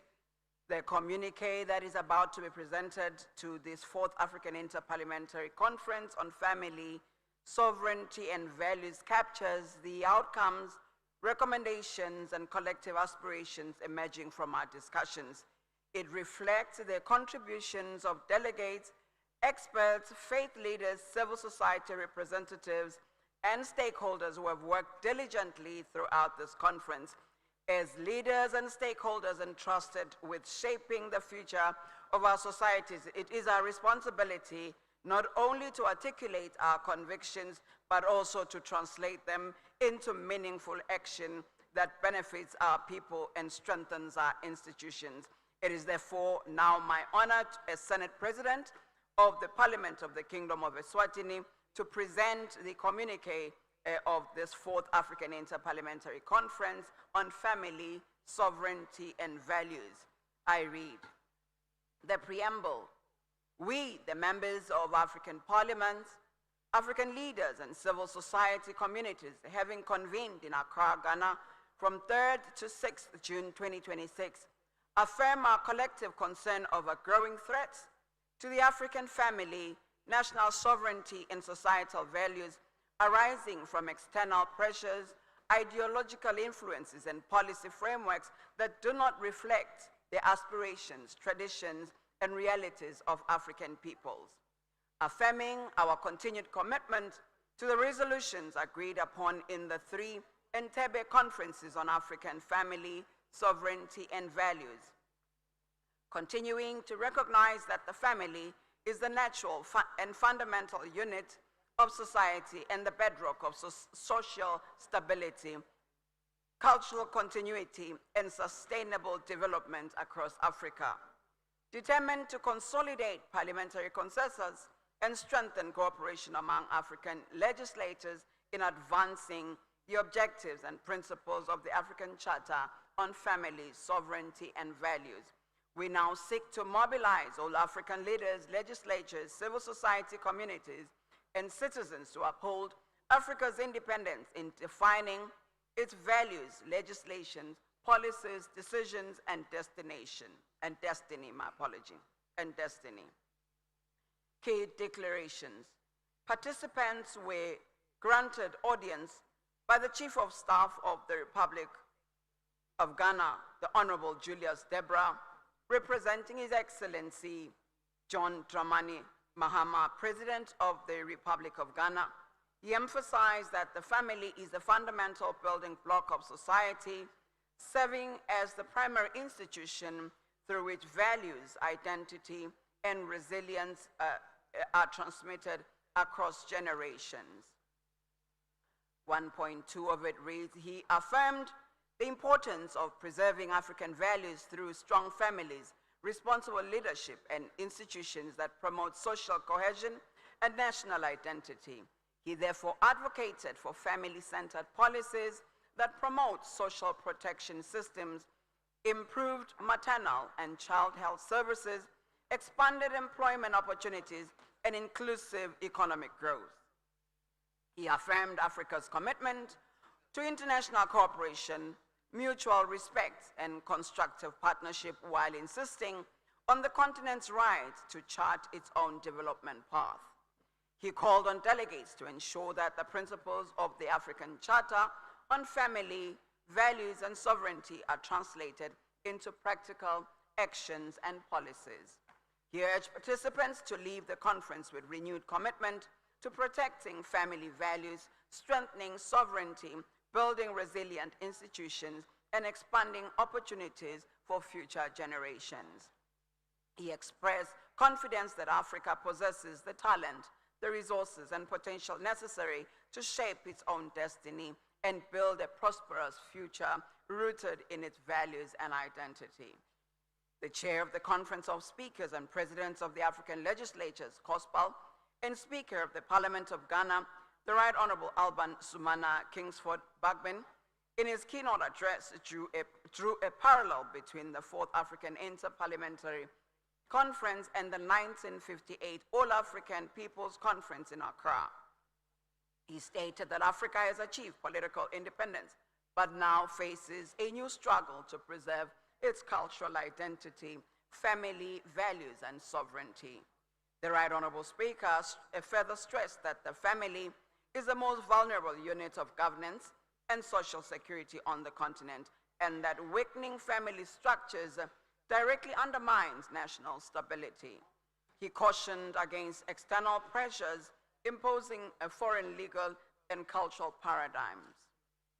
The Right Honorable Speaker highlighted severe strains on African families from poverty, migration, educational deficiencies, and unregulated digital influences, calling for a shift from rhetoric to practical actions. He urged targeted government policies such as affordable housing, child nutrition, maternal health care, and support for elderly care, as opposed to harmful traditional practices and child labor. Participants deliberated on advancing the African Charter on Family, Sovereignty and Values and resolved that parliamentary consensus must extend across the 7 domains of the conference discussions of 1, African family systems in contemporary times, dynamic pressures, resilience, and dynamic pressures and resilience. Secondly, sovereignty and cultural preservation, implications for lawmaking and governance. Thirdly, values-based education and youth development, safeguarding future generations. Fourthly, gender, marriage, and family well-being, promoting balance while upholding cultural norms. Fifthly, technology, media, and global influences, assessing risks to African identity and family cohesion. Sixthly, comparative legislative approaches, lessons from African and global jurisdictions. The seventh and last one, drafting the African Charter, content structure, obligations, enforcement, and monitoring. All of these emanate from the overarching thematic charter principles of sovereignty of the African family, African religious and cultural values sovereignty, education sovereignty, health sovereignty, food and natural resources sovereignty, and economic development and political sovereignty. African family system in contemporary times, dynamic pressures, resilience. My apology.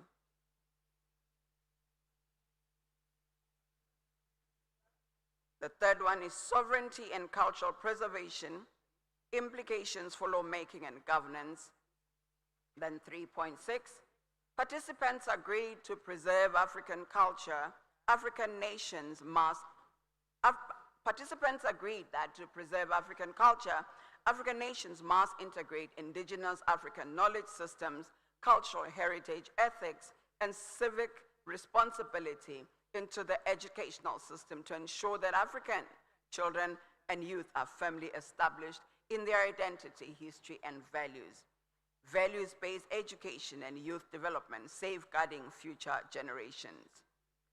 4.5, participants agreed that there should be a shift in the education framework to emphasize scaling demand-driven technical and vocational training, fostering youth entrepreneurship through provision of startup capital, mentorship and coaching, and leveraging digital innovation. On gender, marriage, and family well-being, promoting balance while upholding cultural norms. Participants expressed concern that contemporary discussions on family life, parenting, and sexuality have increasingly marginalized the role of fathers and men, thereby weakening family structures and the transmission of values, and have agreed to promote policies, programs, and educational initiatives that encourage the active involvement of fathers and men in family life, parenting, and the moral formation of children.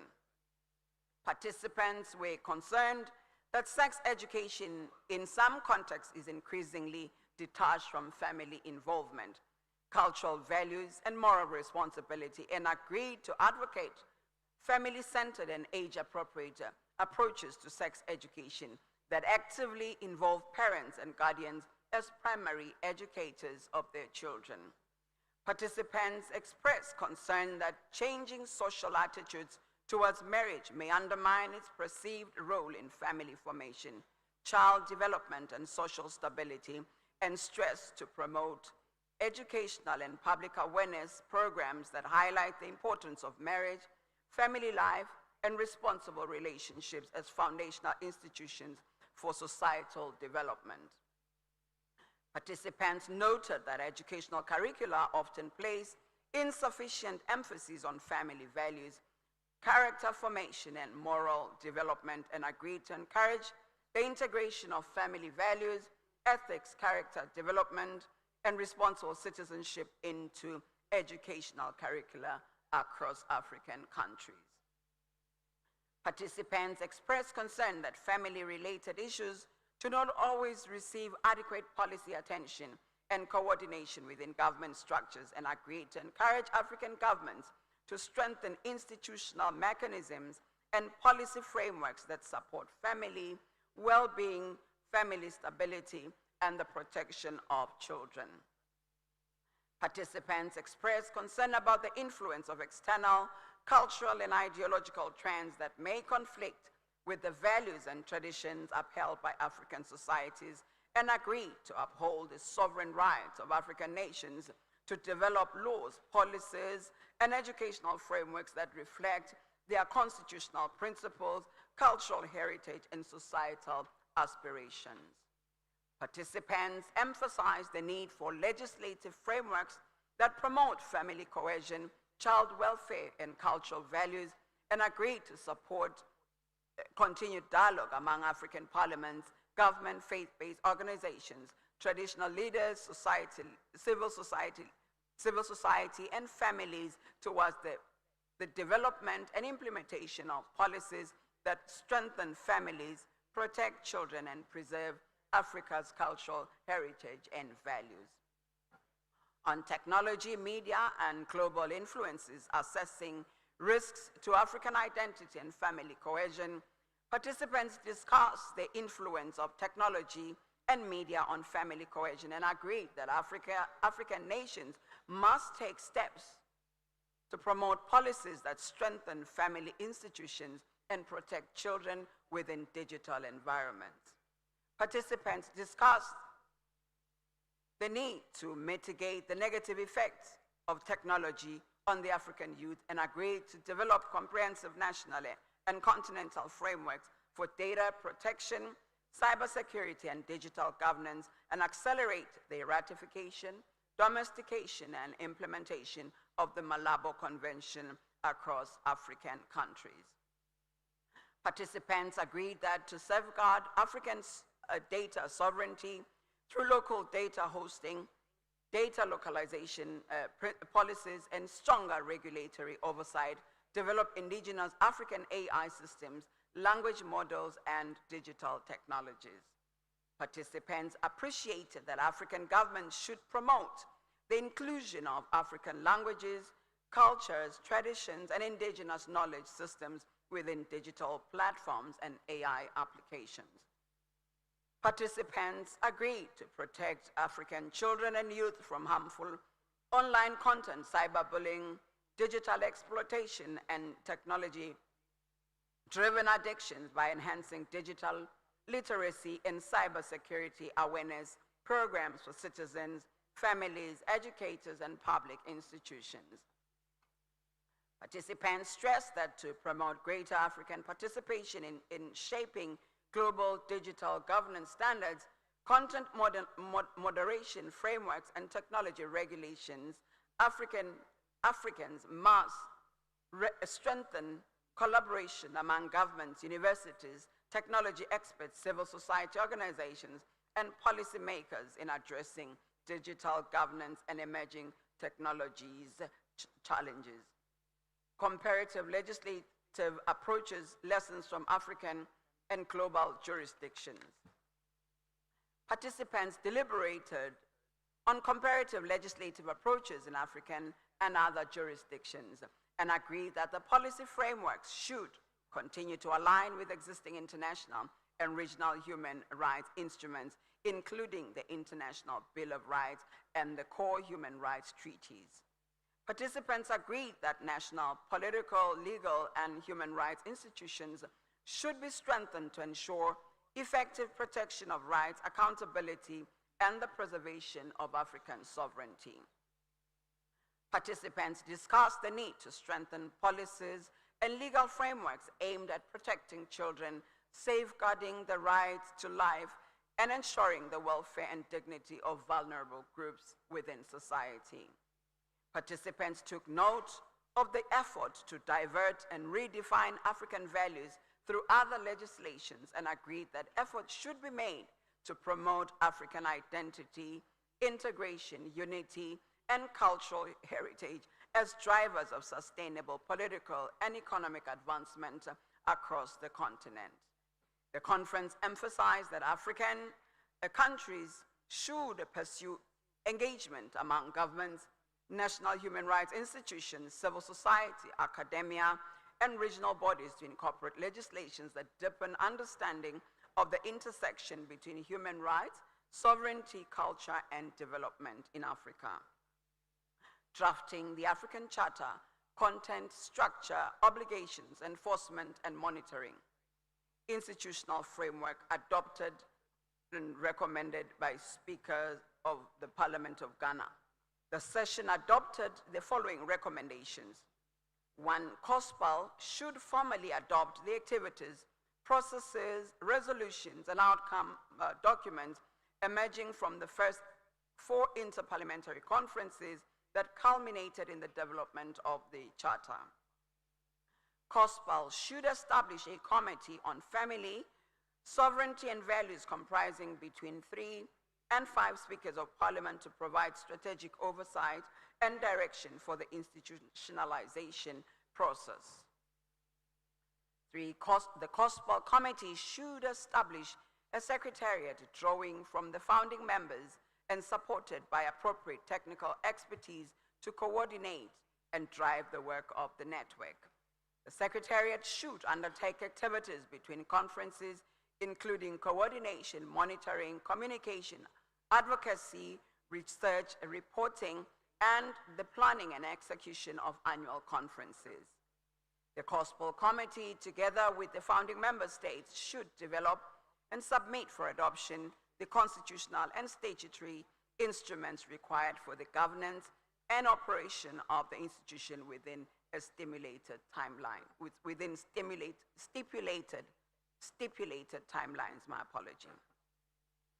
National parliamentary caucuses or associations on families, sovereignty, and values should be established within member states to support implementation, advocacy, monitoring, and reporting. A sustainable financing framework should be developed through member states' contributions, parliamentary budget allocations, partnerships, grants, and other lawful sources of support. Future conferences should be hosted on a rotational basis among participating countries to enhance ownership, participation, and continental engagement. Clear timelines should be established for implementation of the institutionalization process, particularly in relation to engagement with COSPAL and submission of proposals for consideration by relevant African Union structures.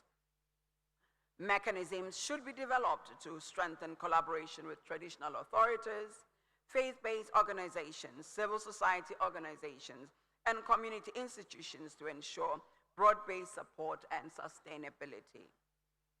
Strategic partnerships should be pursued with like-minded institutions and networks globally to strengthen advocacy efforts and amplify African perspectives on family, sovereignty, and cultural values. Educational and cultural initiatives should be promoted to strengthen awareness of African values and preserve cultural identity among young generations. Call to action. African Parliament should subject the draft African Charter on Family, Sovereignty, and Values to internal consultation with their respective executives and domestic processes of public participation in the period preceding the fourth Inter-Parliamentary Conference. Preceding the fifth Inter-Parliamentary Conference, my apology. Preceding the fifth Inter-Parliamentary Conference. We call upon civil society organizations to subject the draft African Charter on Family, Sovereignty, and Values to wide public participation in preparation for the fifth Inter-Parliamentary Conference scheduled for the year 2027. We encourage all African parliaments to attend the fifth African Inter-Parliamentary Conference that shall be hosted in May 2027. Participants expressed their appreciation to His Excellency President John Dramani Hamani, the President of the Republic of Ghana, for his support for the conference, as well as delivering the welcome address and opening the conference, through its representative, the Chief of Staff of the Republic of Ghana. Participants also appreciated the Right Honorable Alban Sumana Kingsford Bagbin, Speaker of the Parliament of Ghana, for hosting and supporting the conference. Appreciation also goes to the Speakers of Parliament and heads of delegations that have continuously participated in the Inter-Parliamentary Conference on Family, Sovereignty and Values. End of communique.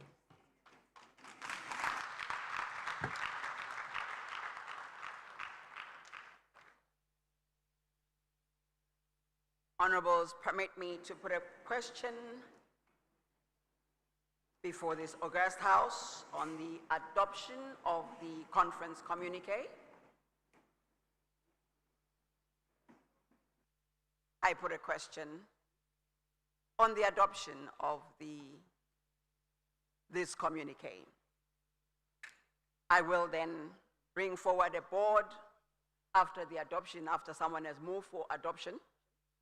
I will bring a board for members to sign the board and say they are part of this process. Honorable Sarah Upendi.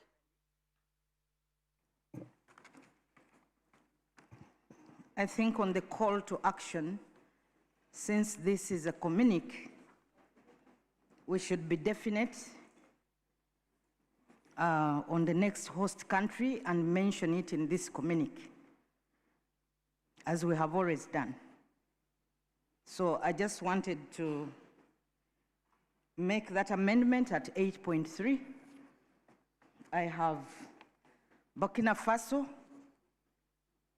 as the country that applied to host next year's conference, the first French-speaking country to actually apply to host. And I know that Eswatini had equally shown interest. I am conflicted as I'm standing on the podium. But yes, Eswatini has also raised their hand. We would like to host the next conference if the August gathering so suggests. Thank you. May I invite the Deputy Speaker? For Eswatini? I'll invite the Deputy Speaker. As I say, I'm conflicted. Let him lead this process. Thank you. Well, now that we are looking for a country to take the baton from us, I think we want to make it open. Now you've gotten 2 countries. Is there any other country that is interested or desirous to host so that we decide together? I just want us things to be done openly. So apart from Burkina Faso and Eswatini, is it that there's any country which is also desirous to host? If no country is prepared, then probably we will have to. It's a form of democracy, so we will look up to consensus. If the consensus we are not able to build, then obviously we show up hands. Could Burkina Faso? Can we allow them to bid? Yeah. Can we allow the 2 countries to? Yeah. Let them address us on why they need it. Yeah. So, honorable members, I think Uganda, you propose, who said for 3 years, and the baton moved from Uganda, which is East Africa, to Ghana, which is West Africa. That's not the basis anyway, but you want to speak? Yeah, maybe we request them to motivate, justify to us why they should be the one holding next year and not the other year. There could be a reason, maybe the coming year may be having issues, so that's why they would host next year. You see, like, that's how Kenya withdrew, because Kenya was bidding for it, but because they have elections, they pulled out. So they must give us a justification. There could be why Not that they should not be able to offer next year, but just in case there are reasons like the way Kenya behind the scenes had a discussion, they can just talk to us. So we should give the floor to Yes, the two countries. Two countries there. To tell us why. Why next year, not the other year? Well, that's the position of my friend from Uganda. Should we go that way? Very well. So, Honorable Deputy Speaker of Burkina Faso, can you take the floor and tell us why you want to? So, within 2 minutes, if you can tell us something. Yes, you can come here.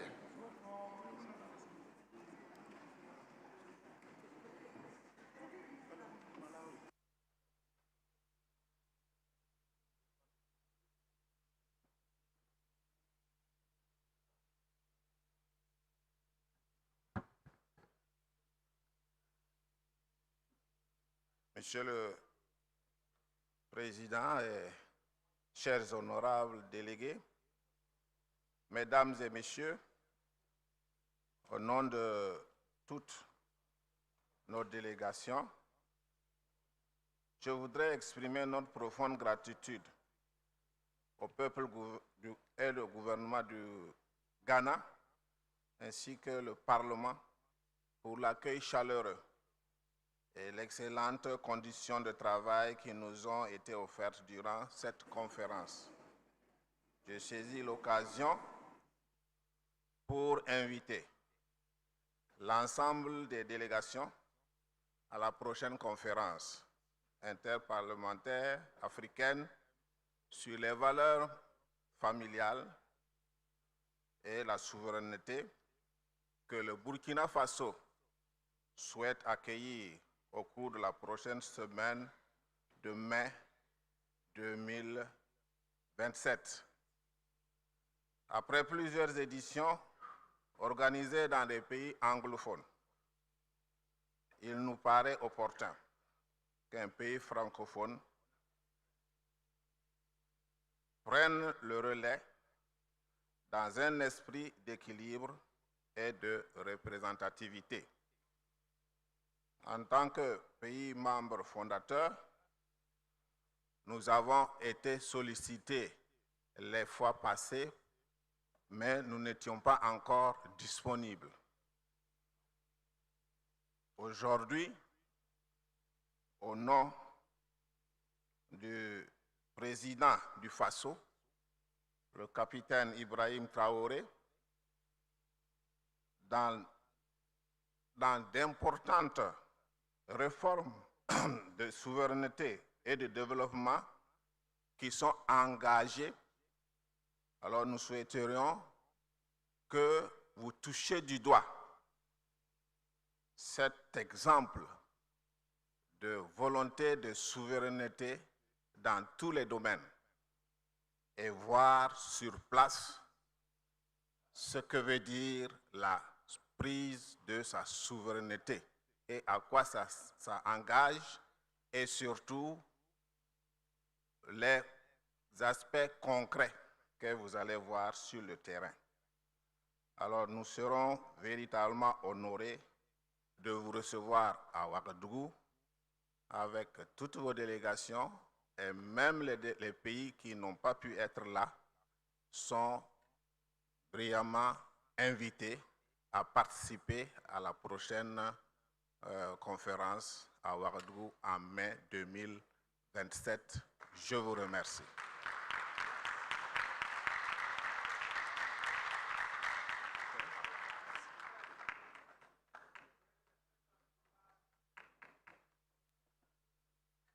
Very well, thank you very much. Let me now turn to Eswatini.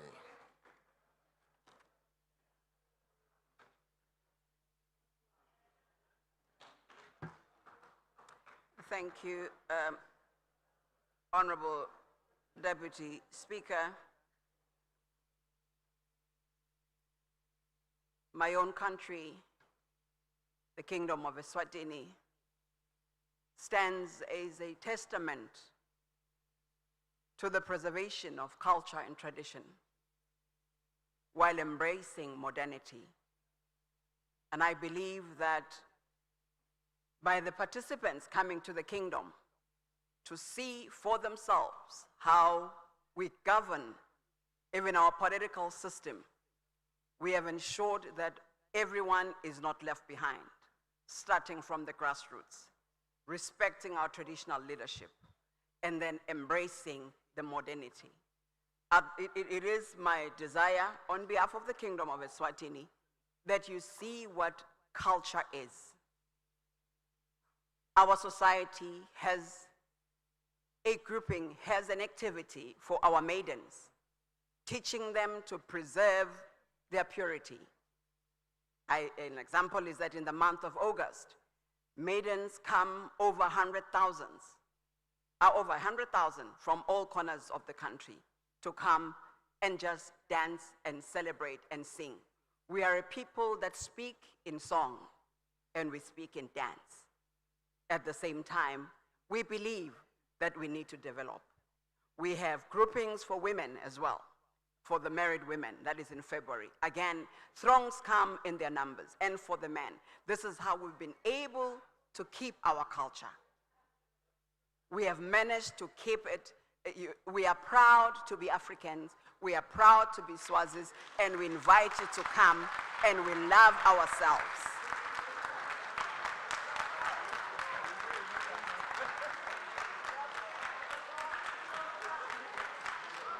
So we are just saying to our fellow Africans, let's love ourselves.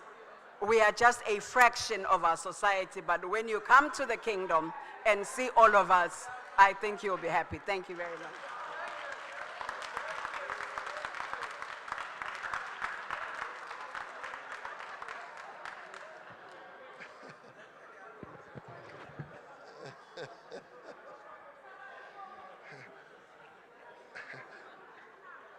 Very interesting. Eh?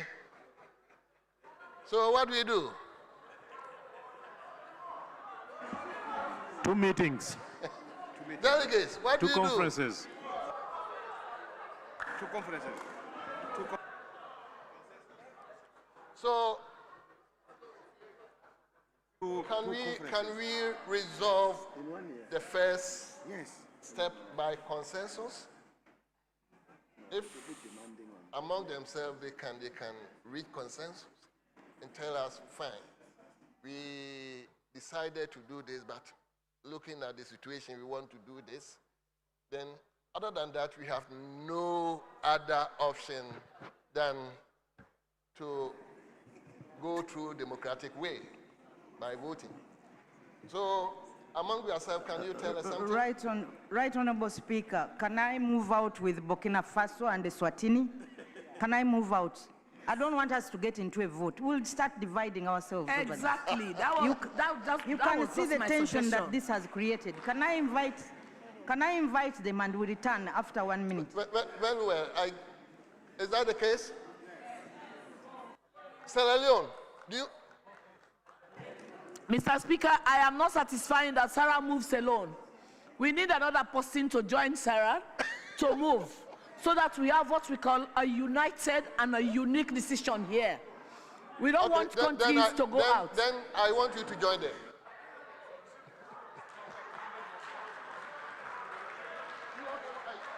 Morocco, you also join them.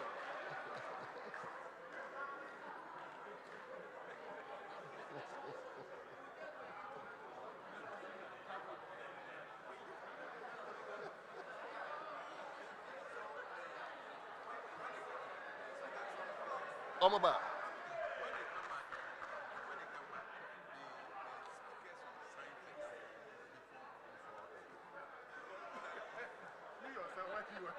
It's what it is.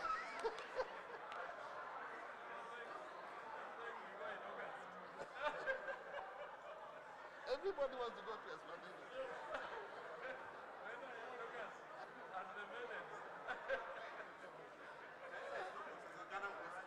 Oh, no, we won't go there. Well, that's one way to lose these walking blues.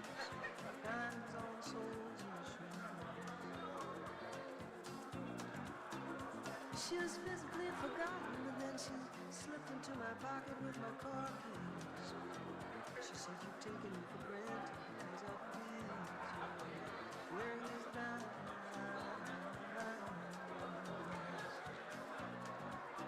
And I could say,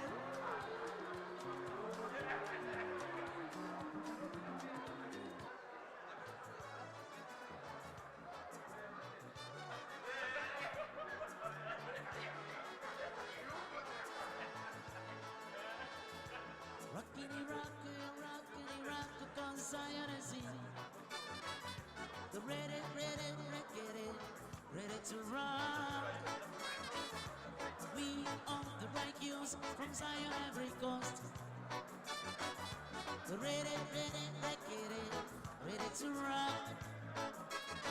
We say Coco, the ride. Coco, the rasta. Coco, the ride.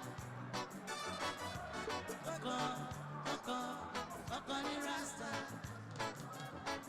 Somebody is working out the sound system.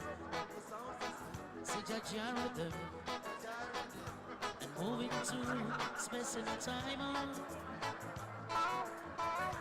Brother can feel, he got nothing, he build out in this line. So why don't you get them more to send us around? We say Coco, the ride. Coco, the rasta. Rasta layer. Coco, the ride. Coco, the rasta.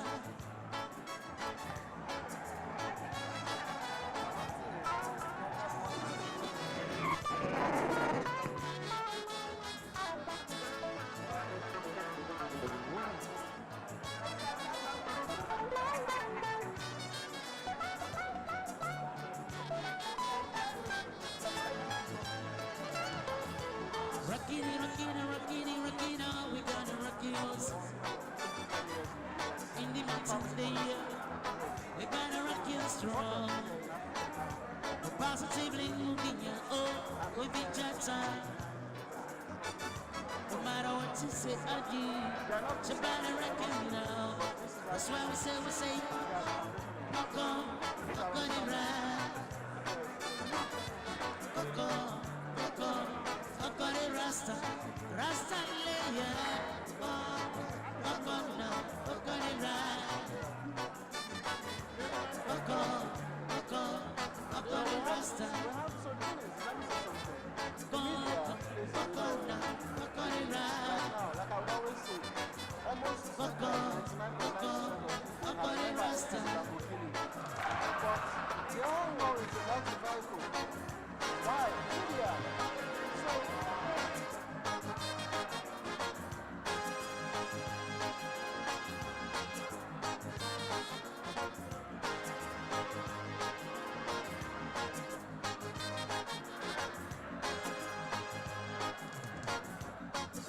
It's like someone Zion is It's like someone Zion is I pray to Jah honestly, so please let me live honestly. Love my brother, that's all I need. I need no riches, just harmony. It's like someone Zion is It's like someone Zion is I'm willing to lay down outside on the way like a footmat. Even the center of Zion, throw up on my back and never enter in. It's like someone Zion is It's like someone Zion is I pray every day to see the falling of a wicked man. I know that wickedness won't prove it, but only for a little while. And it's like someone Zion is It's like someone Zion is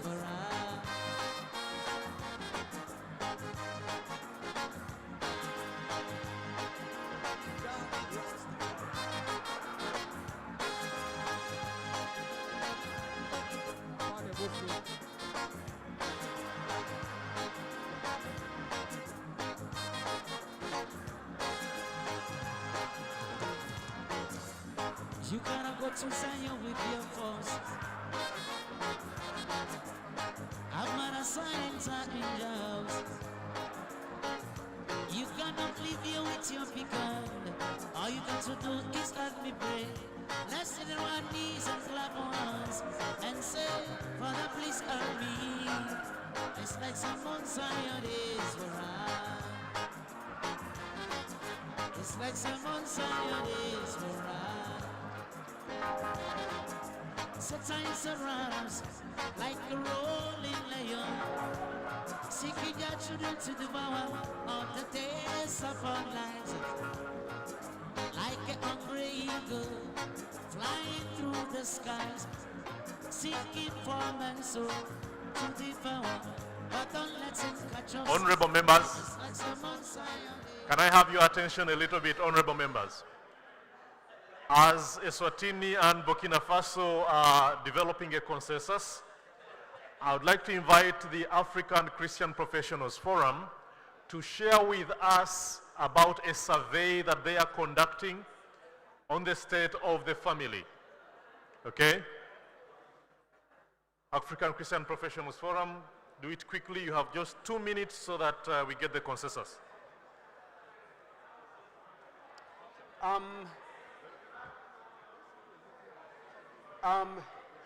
Thanks, Richard. Honorable members, excuse me, you could post it.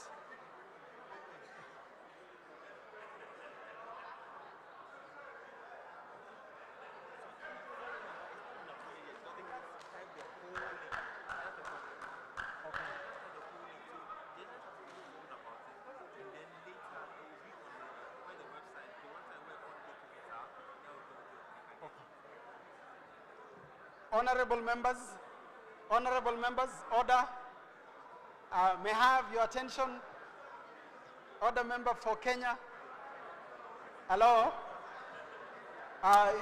Consultations are in loud. Kindly allow me to make a request. If you could lend me your attention for a minute. As you know very well, civil society plays a very important role in supporting the implementation of the Charter. And one of the things we've committed to do at the Africa Christian Professionals Forum is research. We are therefore in the process of conducting a survey, Africa-wide survey, to document policies and laws that will actually go a long way in advancing the Charter. To achieve that, we have developed an online survey. You are going to receive it.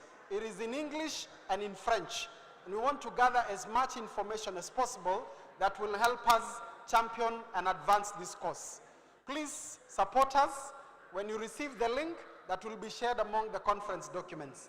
Thank you. Asante sana. Merci beaucoup. Obrigado. Very well. Obrigado.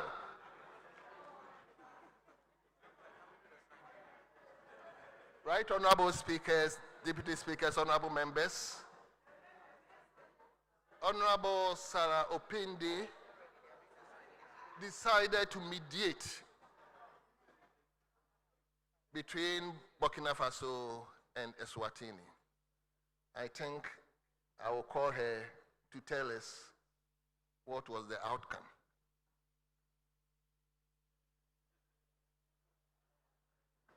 Thank you very much, Right Honorable Speaker. Distinguished delegates, we are here as Africans trying to forge unity amongst ourselves. And it is for that reason, having seen the cheers for Eswatini, the cheers for Burkina Faso, I did not want a divided house. So we have had both presenting the reasons, and you all had, and agreed that since we are building this African unity and solidarity around the family, we need, the more frequent we meet, the better for us.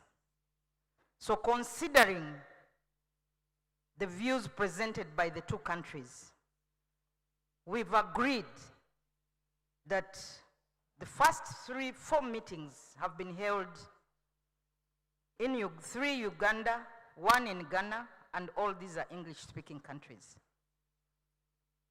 Let us give an opportunity to Burkina Faso to host the 5th conference, and then give an opportunity to Eswatini, considering that they have their cultural event towards the end of August or early September. They will advise us.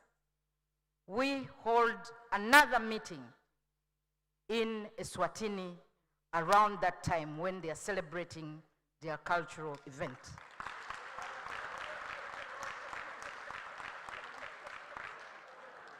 So that is the win-win situation in the spirit of Africa.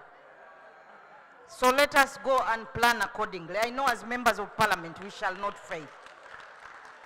So thank you very much. Merci beaucoup.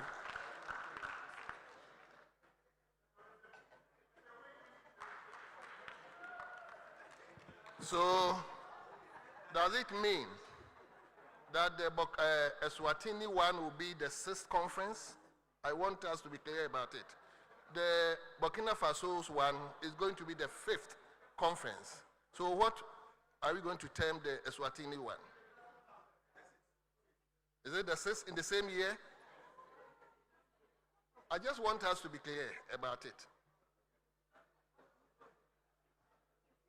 I don't know whether I'm making myself clear.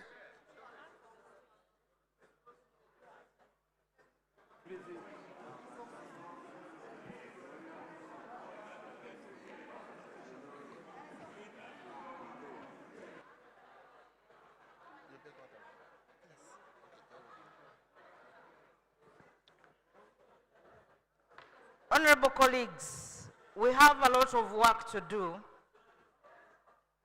when we talk about institutionalization of this particular network. There's a lot of work to do, including approving the constitution and all that. What will govern us? So we have a lot of work to do. We can have the 5th conference in Burkina Faso, and then the 6th conference in Eswatini. Let's call it so. As simple as that.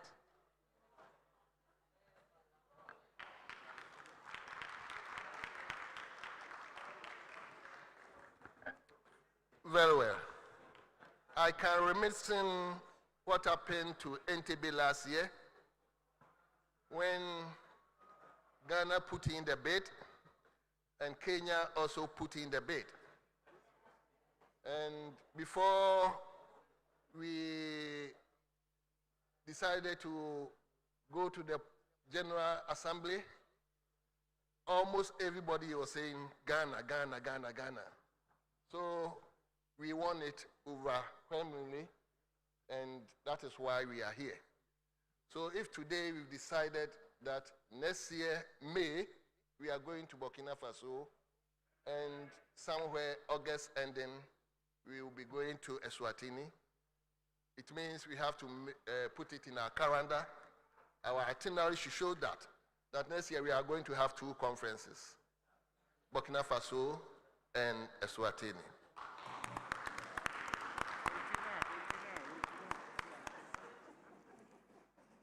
You have an, okay, let's hear you. Well, Mr. Chair, just a very quick comment. And this concerns me in terms of your action plans. When I raised it, I was told that that will appear in the charter.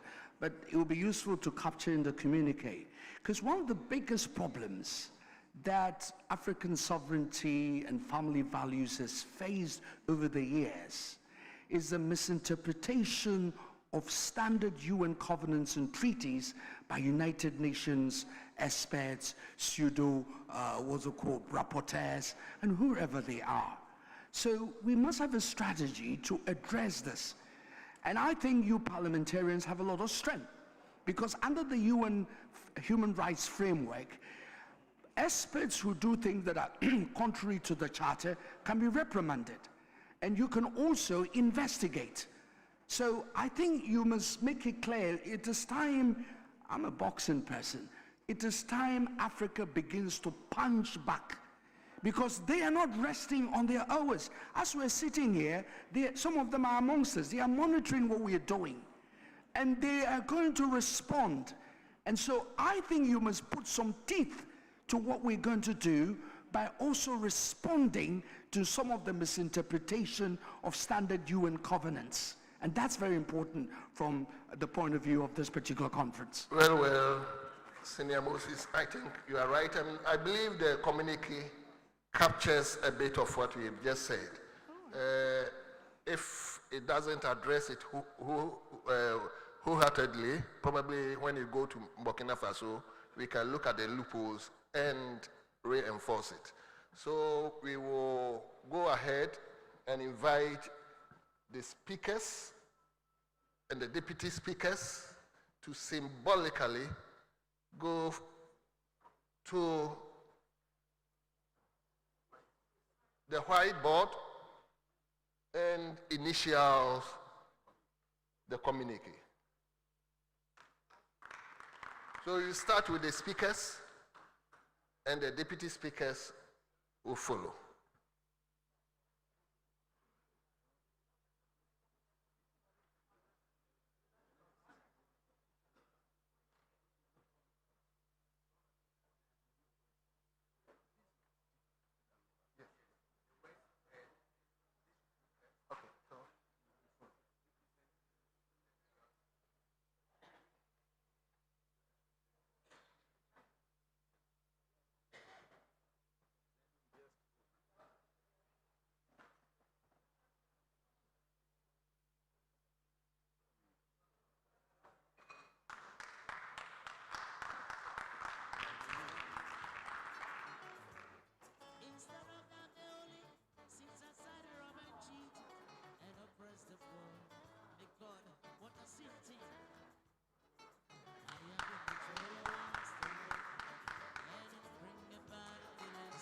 To a wicked man,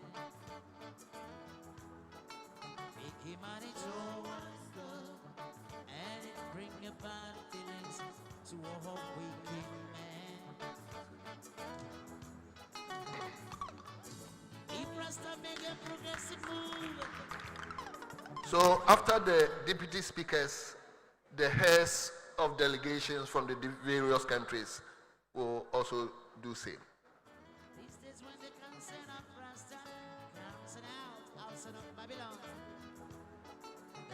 Man, it's all and it bring about the feelings to a wicked man. The big man, it's all and it bring about the feelings to a wicked. More or less, I think it means we. Hold on. Ima?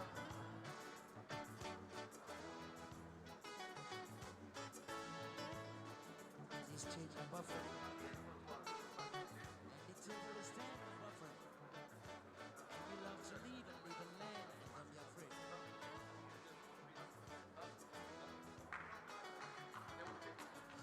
President Mandela was in prison for 20 years. And they leave from the prison and take the seat of the president. Stood one, a big man is over, and it bring about the feelings in Africa. The big man is over, and it bring about the feelings the European land.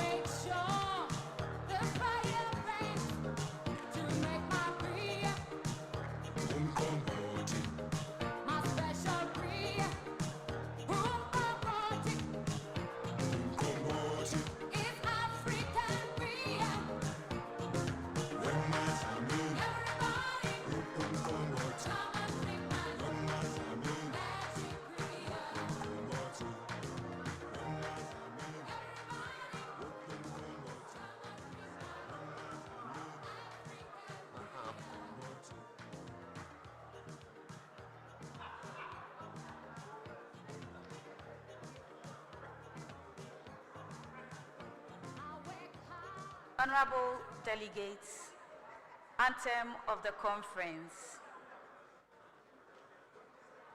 The chorus, "O Africa, united we stand, protecting the future of our land.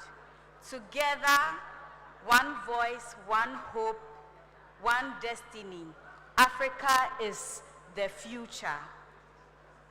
Africa, arise with strength and grace, united as one in every place, guarding the values our fathers gave, building a future strong and brave. From every nation, near and far, we gather beneath one shining star. With wisdom, courage, faith, and might, we stand for truth and what's right. Oh, Africa, united we stand, protecting the future of our land. Together, one voice, one hope, one destiny. Africa is the future.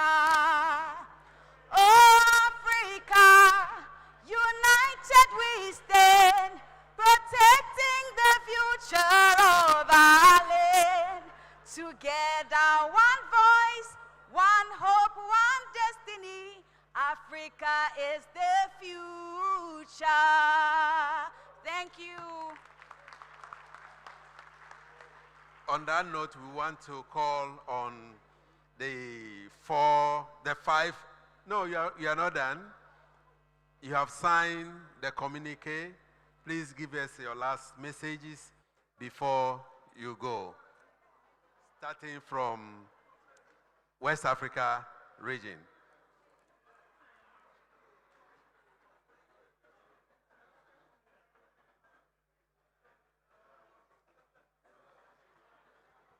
Dear delegates, I stand here on behalf of West Africa to state that we, the people of West Africa, wholly accept this communique because we know, as a matter of fact, that this is the right thing to do.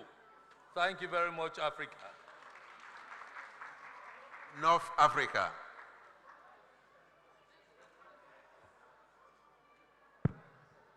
Chers collègues, Madame la Présidente, Messieurs les vice-présidents, chers collègues parlementaires, moi, je n'ai pas préparé un mot à prononcer, mais je vais laisser le cœur qui va parler. Je vais laisser le cœur qui va parler. Moi, j'ai assisté durant ces 3 jours à une ambition africaine qui s'exprime. Une ambition africaine qui se veut entendre sa voix. Moi, je suis marocain, je suis arabe, je suis musulman et je suis africain quand même. Et je suis fier d'être africain. Chers collègues, il y a une charte aujourd'hui qui est écrite. Et notre rôle, nous, parlementaires, nous sommes des bâtisseurs de consensus. Notre rôle aujourd'hui, de décliner cette charte en loi à faire appliquer pour la protection de la famille dans nos pays. Et merci. Merci. Now to my new mother-in-law, since we are coming to Swatini.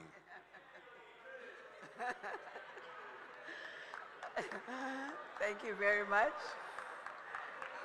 I just want to say the past few days have truly been amazing. I think you need to all put your hands together for yourselves and just say, wow, we did amazingly well. We learned so much, we shared so many experiences, so much expert advice that we got, and we are wiser than when we came in. Let's stand together as Africa. Let's love ourselves. Let's believe in ourselves. Let's believe in our countries. Let's believe in our leaders. That is all I have to say. And I look forward to seeing you in Eswatini at the end of August for the redance. Thank you. Thank you, Madam Speaker. I was going to say my new mother-in-law, but the men are jealous, so I won't say it again. East Africa.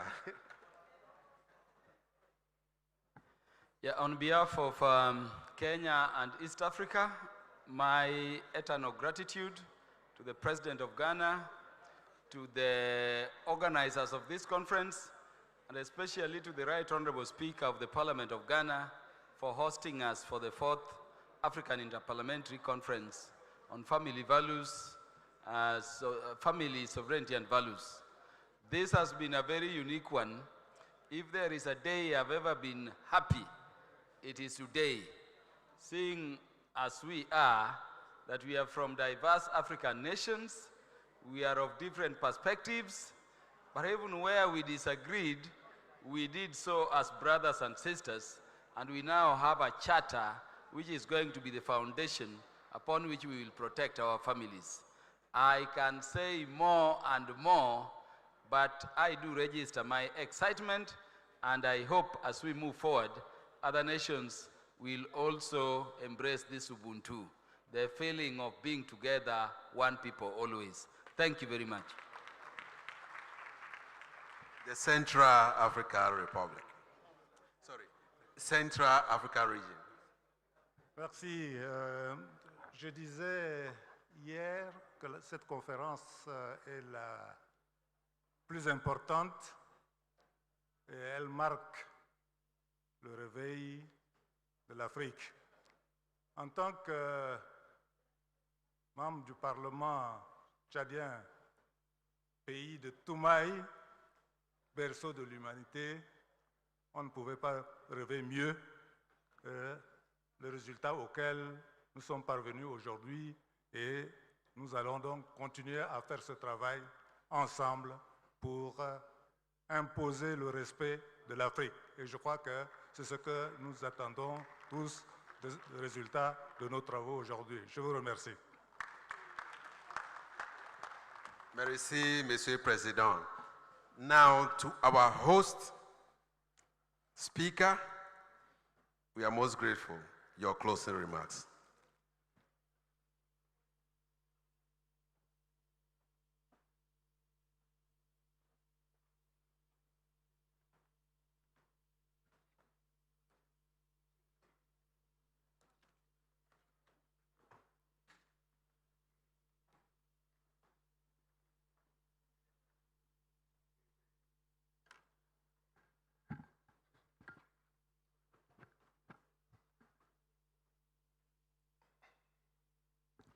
Right honorable speakers, deputy speakers, and heads of delegations, honorable members of parliament and ministers of states,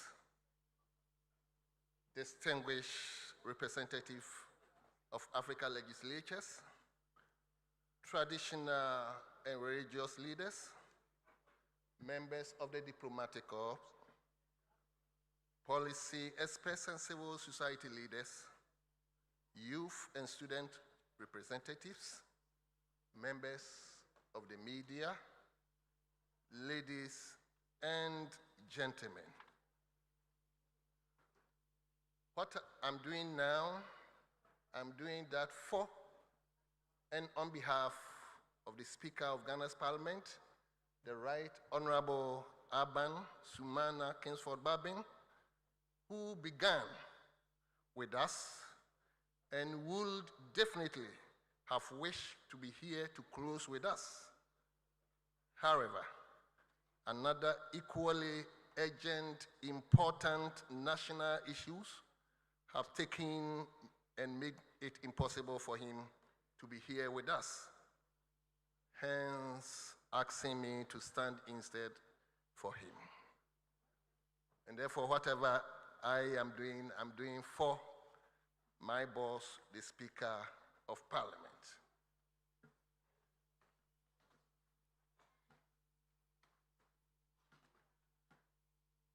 3 days ago, we gathered here in this historic citadel of African liberty, not merely to deliberate, but to answer a summons from history. Today, as we stand at the altar of our collective destiny, we have achieved what the skeptics declared impossible. We have forged and adopted the African Charter on Family, Sovereignty, and Values. Let the word go forth for the sacred chamber, from the sacred chamber to every corner of the globe. Africa has spoken, and she will no longer be spoken for. Before we venture into the weight of tomorrow, gratitude demands that we honor those who cleared the path for this historic gathering. We owe an immense debt of appreciation to His Excellency, John Dramani Mahama, whose unwavering belief in the African Renaissance has been a pillar of strength for this conference.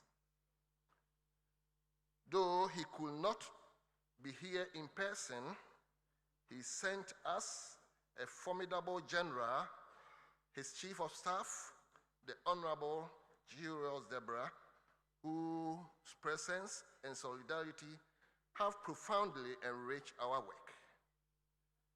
Let me also salute his brother, His Excellency Yoweri Museveni, whose indomitable spirit has nurtured the vision since its inception until now. We salute him for his sterling leadership. Standing here in Accra, the spirits of our liberation giants stir. 70 years ago, on the eve of our birth as a nation, Osajefo Dr. Kwame Nkrumah stood before the world and declared that the independence of Ghana is meaningless unless it is linked up with the total liberation of African continent. Today, we must possess the mature audacity to proclaim a new truth. And the political independence of Africa is an empty shell unless it is defended by the total sovereignty of our cultural and moral values. What does it profit a continent to inherit the apparatus of statecraft only to surrender the soul of its civilization? Distinguished ladies and gentlemen, we stand at a critical juncture confronting an increasing compressed landscape of interconnected risks and emerging threats. The threats to African family are no longer delivered by gunboats. They arrive in the subtle, seductive language of structural adjustments, cultural conditionalities, and ideological imperialism. There is coordinated, well-funded attempt to re-engineer the Africa conscience, to dismantle the traditional sanctuary of our family system, and to replace our indigenous ethics with an alien, destructive orthodoxy. To those who seek to use the levers of global finance and diplomatic pressures to coerce African nations, we say what Dr. Martin Luther King Jr. tended from the steps of Lincoln Memorial, and I quote, "We have also come to this hollow spot to remind America of the fierce agency of now," unquote. But let us answer now in our own voice, with an image drawn from our own soil. They dangle a glittering coin before us and ask us to trade away our birthright. We answer them plainly. The inheritance our forebears placed in our hands is not for sale. And no measure of bolo, gold, can purchase the soul of our people. The plenary of Africa values is full, and we alone holds its key. To my fellow speakers and presidents of African legislatures, look at the seats you occupy. You do not sit in those high chairs as bureaucratic clerks of globalization. You sit there as the shells of your people. It is time to rid ourselves of the paralysis of intimidity. Too long have African leaders spoken in whispers on the global stage, fearing the withdrawal of aid or the disapproval of foreign metropoles. I admonish you today, a leader who fears the anger of a foreign donor more than the betrayal of their own people is a custodian of nothing but their own cowardice.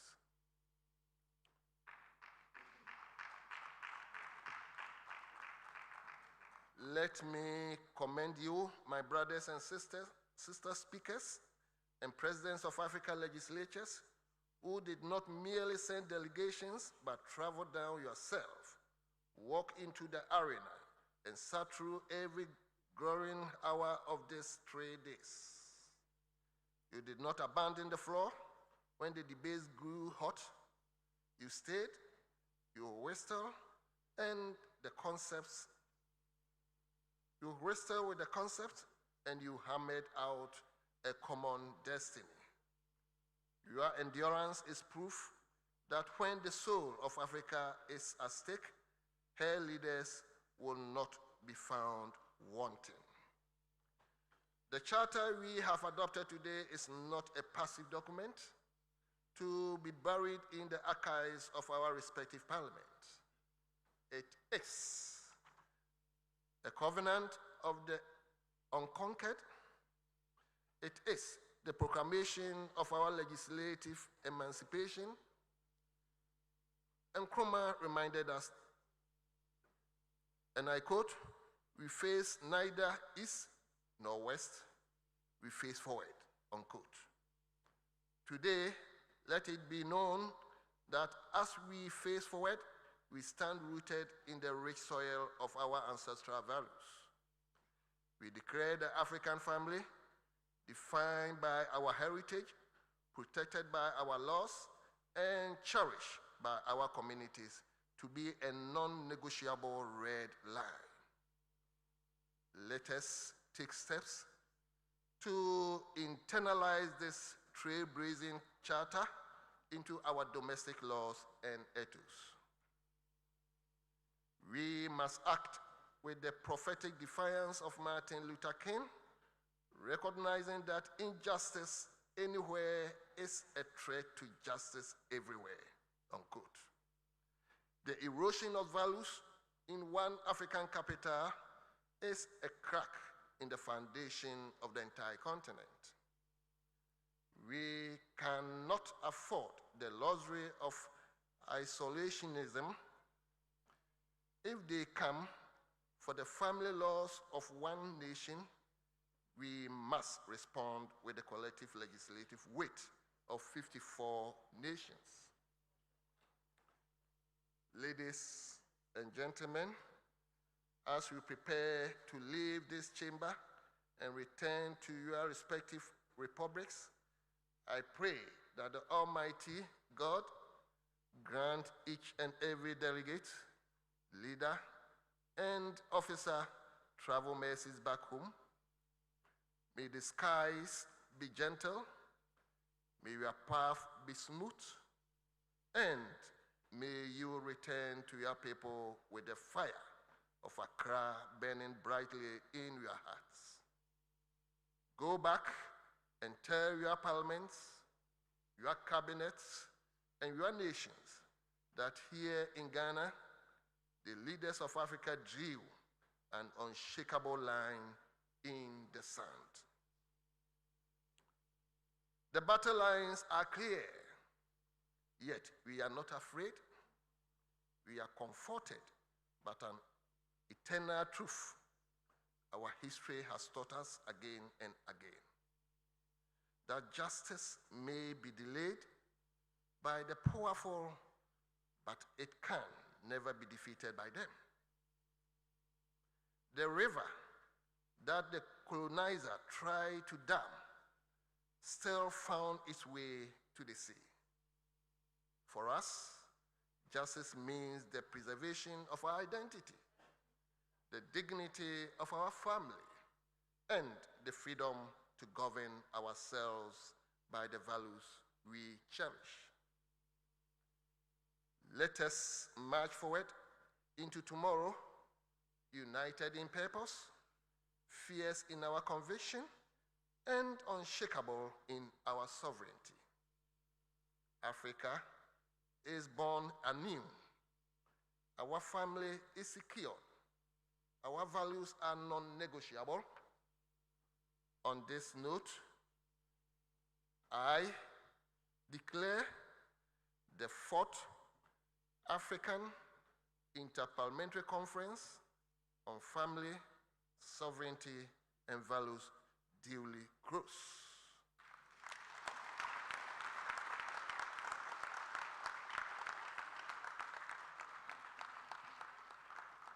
God bless you, and may God bless our beautiful sovereign continent. I thank you for your kind attention.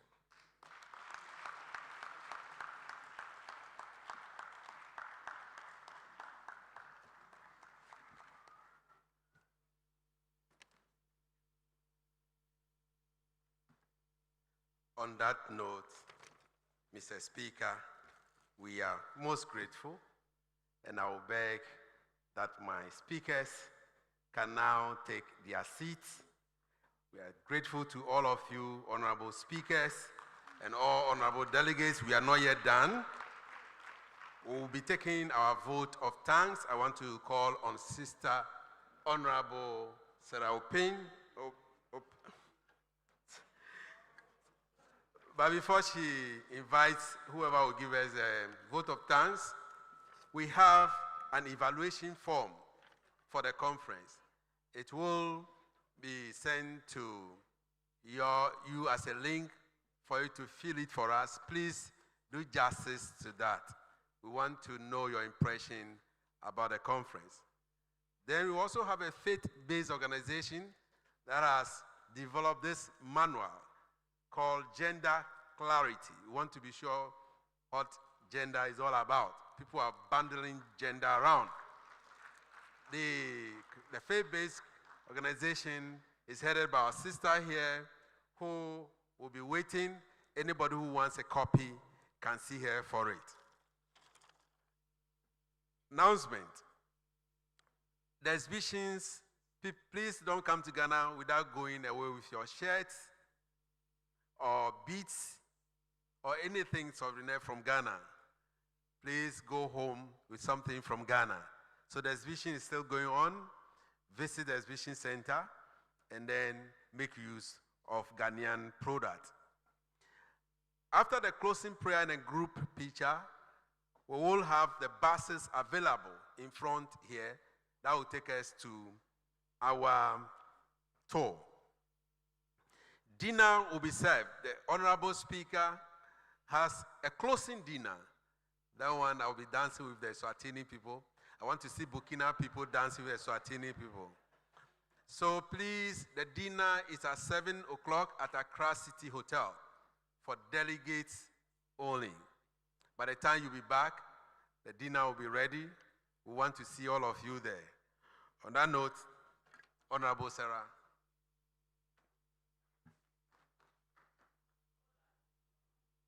Thank you very much, our Master of Ceremony, Right Honorable Speakers, heads of delegations, distinguished participants in your other various capacities, I want to take this opportunity to just make one statement before I invite the Right Honorable Deputy Speaker, who is going to move a vote of thanks.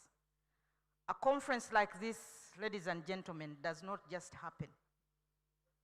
It takes a lot of time, a lot of resources to actually handle the preparations.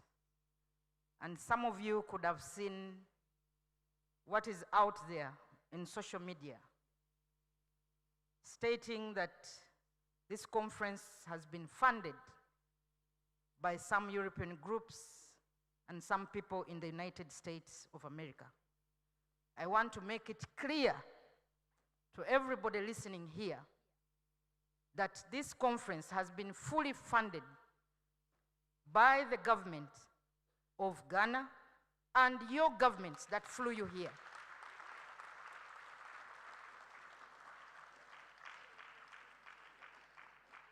I saw in one of the social media stories, Mr. Henk, as one of the funders, he only flew here to participate and witness what Africans were doing. So I want to thank the parliaments of all the delegates that are here for having supported you to be here. And let us go and plan to attend the next conference in Burkina Faso in bigger numbers. What we have adopted here has been made by African legislators who are representing their people, and it has been made for the African people. On that note, ladies and gentlemen, allow me to invite the Right Honorable Carlos Tembe, the Speaker, the Deputy Speaker of Mozambique, to move a vote of thanks. Thank you very much. Viva, viva Africa.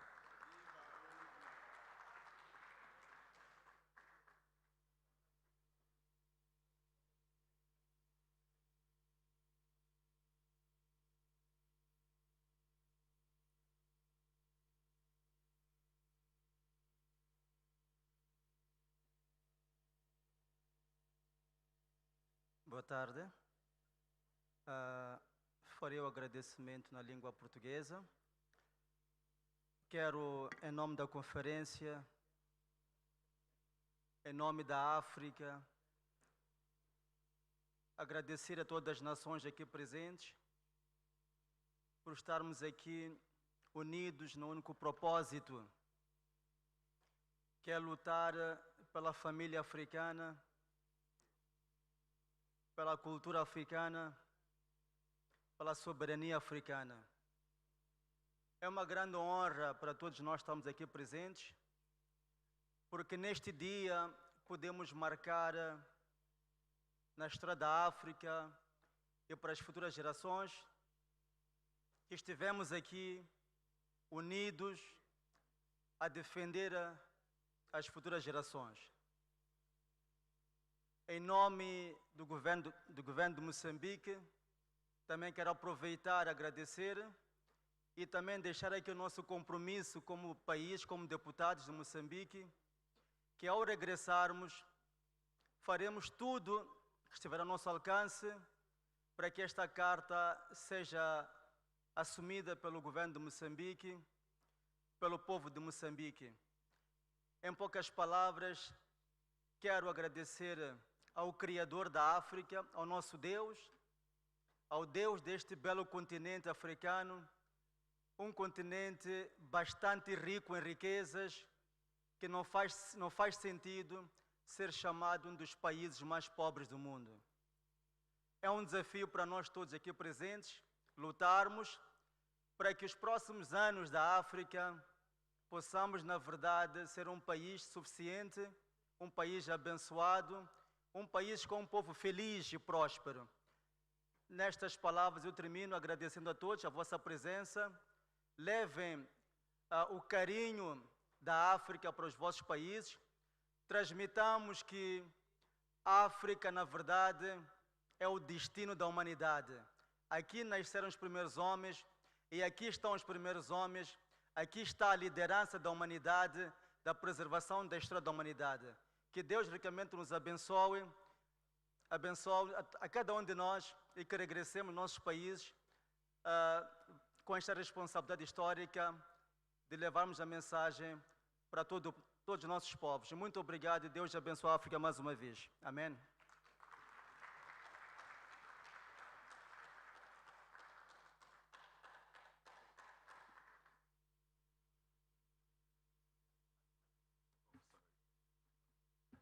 Thank you very much. From the North Africa to the South of Africa, from the central part of Africa to the western part and to the eastern part of Africa, we say thank you all. Akpenami, obrigado, edamoase. How do you say in Swahili? Asante. Okay. The evaluation form is out there to be filled. Those who want to fill the hard copy, the lady, soft copy, you send it out. Thank you very much. Can we call the lady who will help us to sing our anthem, and then we'll invite the Right Honorable Reverend Dr. Bishop Emeritus to give us a closing prayer. Can we stand for the anthem? Oh, Africa, united we stand, protecting the future of our land. Together, one voice, one hope, one destiny. Africa's the future. Through every culture, tribe and tongue, a sacred song shall still be sung. The strength of home, the bond of love, the wisdom of our father's guide. Hope of youth walks by our side, keeping Africa's future right. Through faith and unity, we protect our identity. Oh, Africa, united we stand, protecting the future of our land. Together, one voice, one hope, one destiny. Africa's the future. Thank you.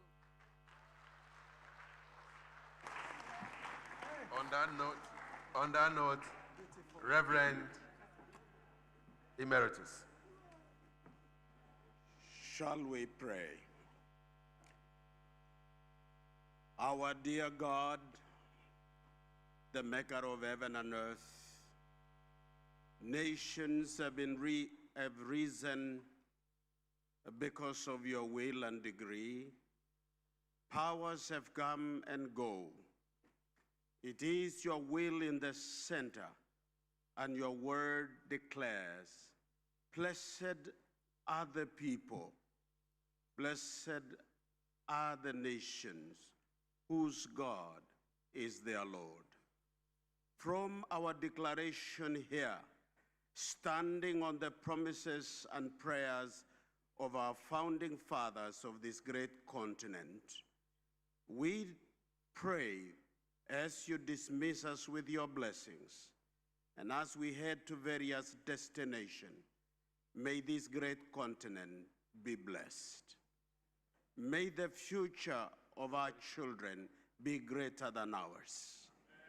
Lord, as we stand on the shoulders of great men and women who spoke about this continent being the continent of the future, may it be not only the future in basic need, necessity question, but also on moral and values of society that will encourage social order and hope for our people.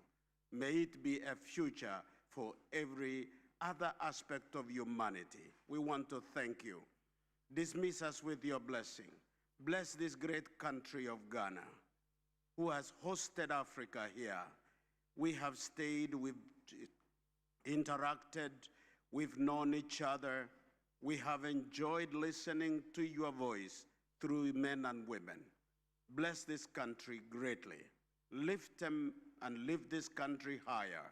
Blessed as they have declared your name, because we pray, declaring Africa for you and for our children and the future.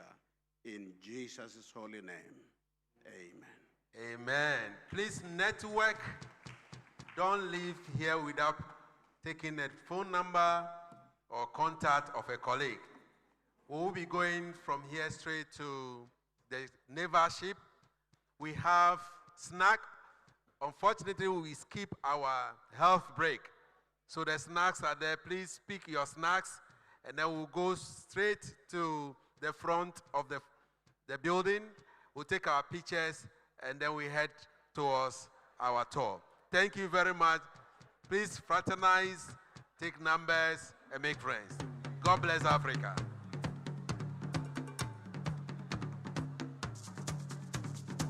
Hosa, hosa, ho. Hosa, hosa, ho. As my face are faded by the sun, 10,000 men stand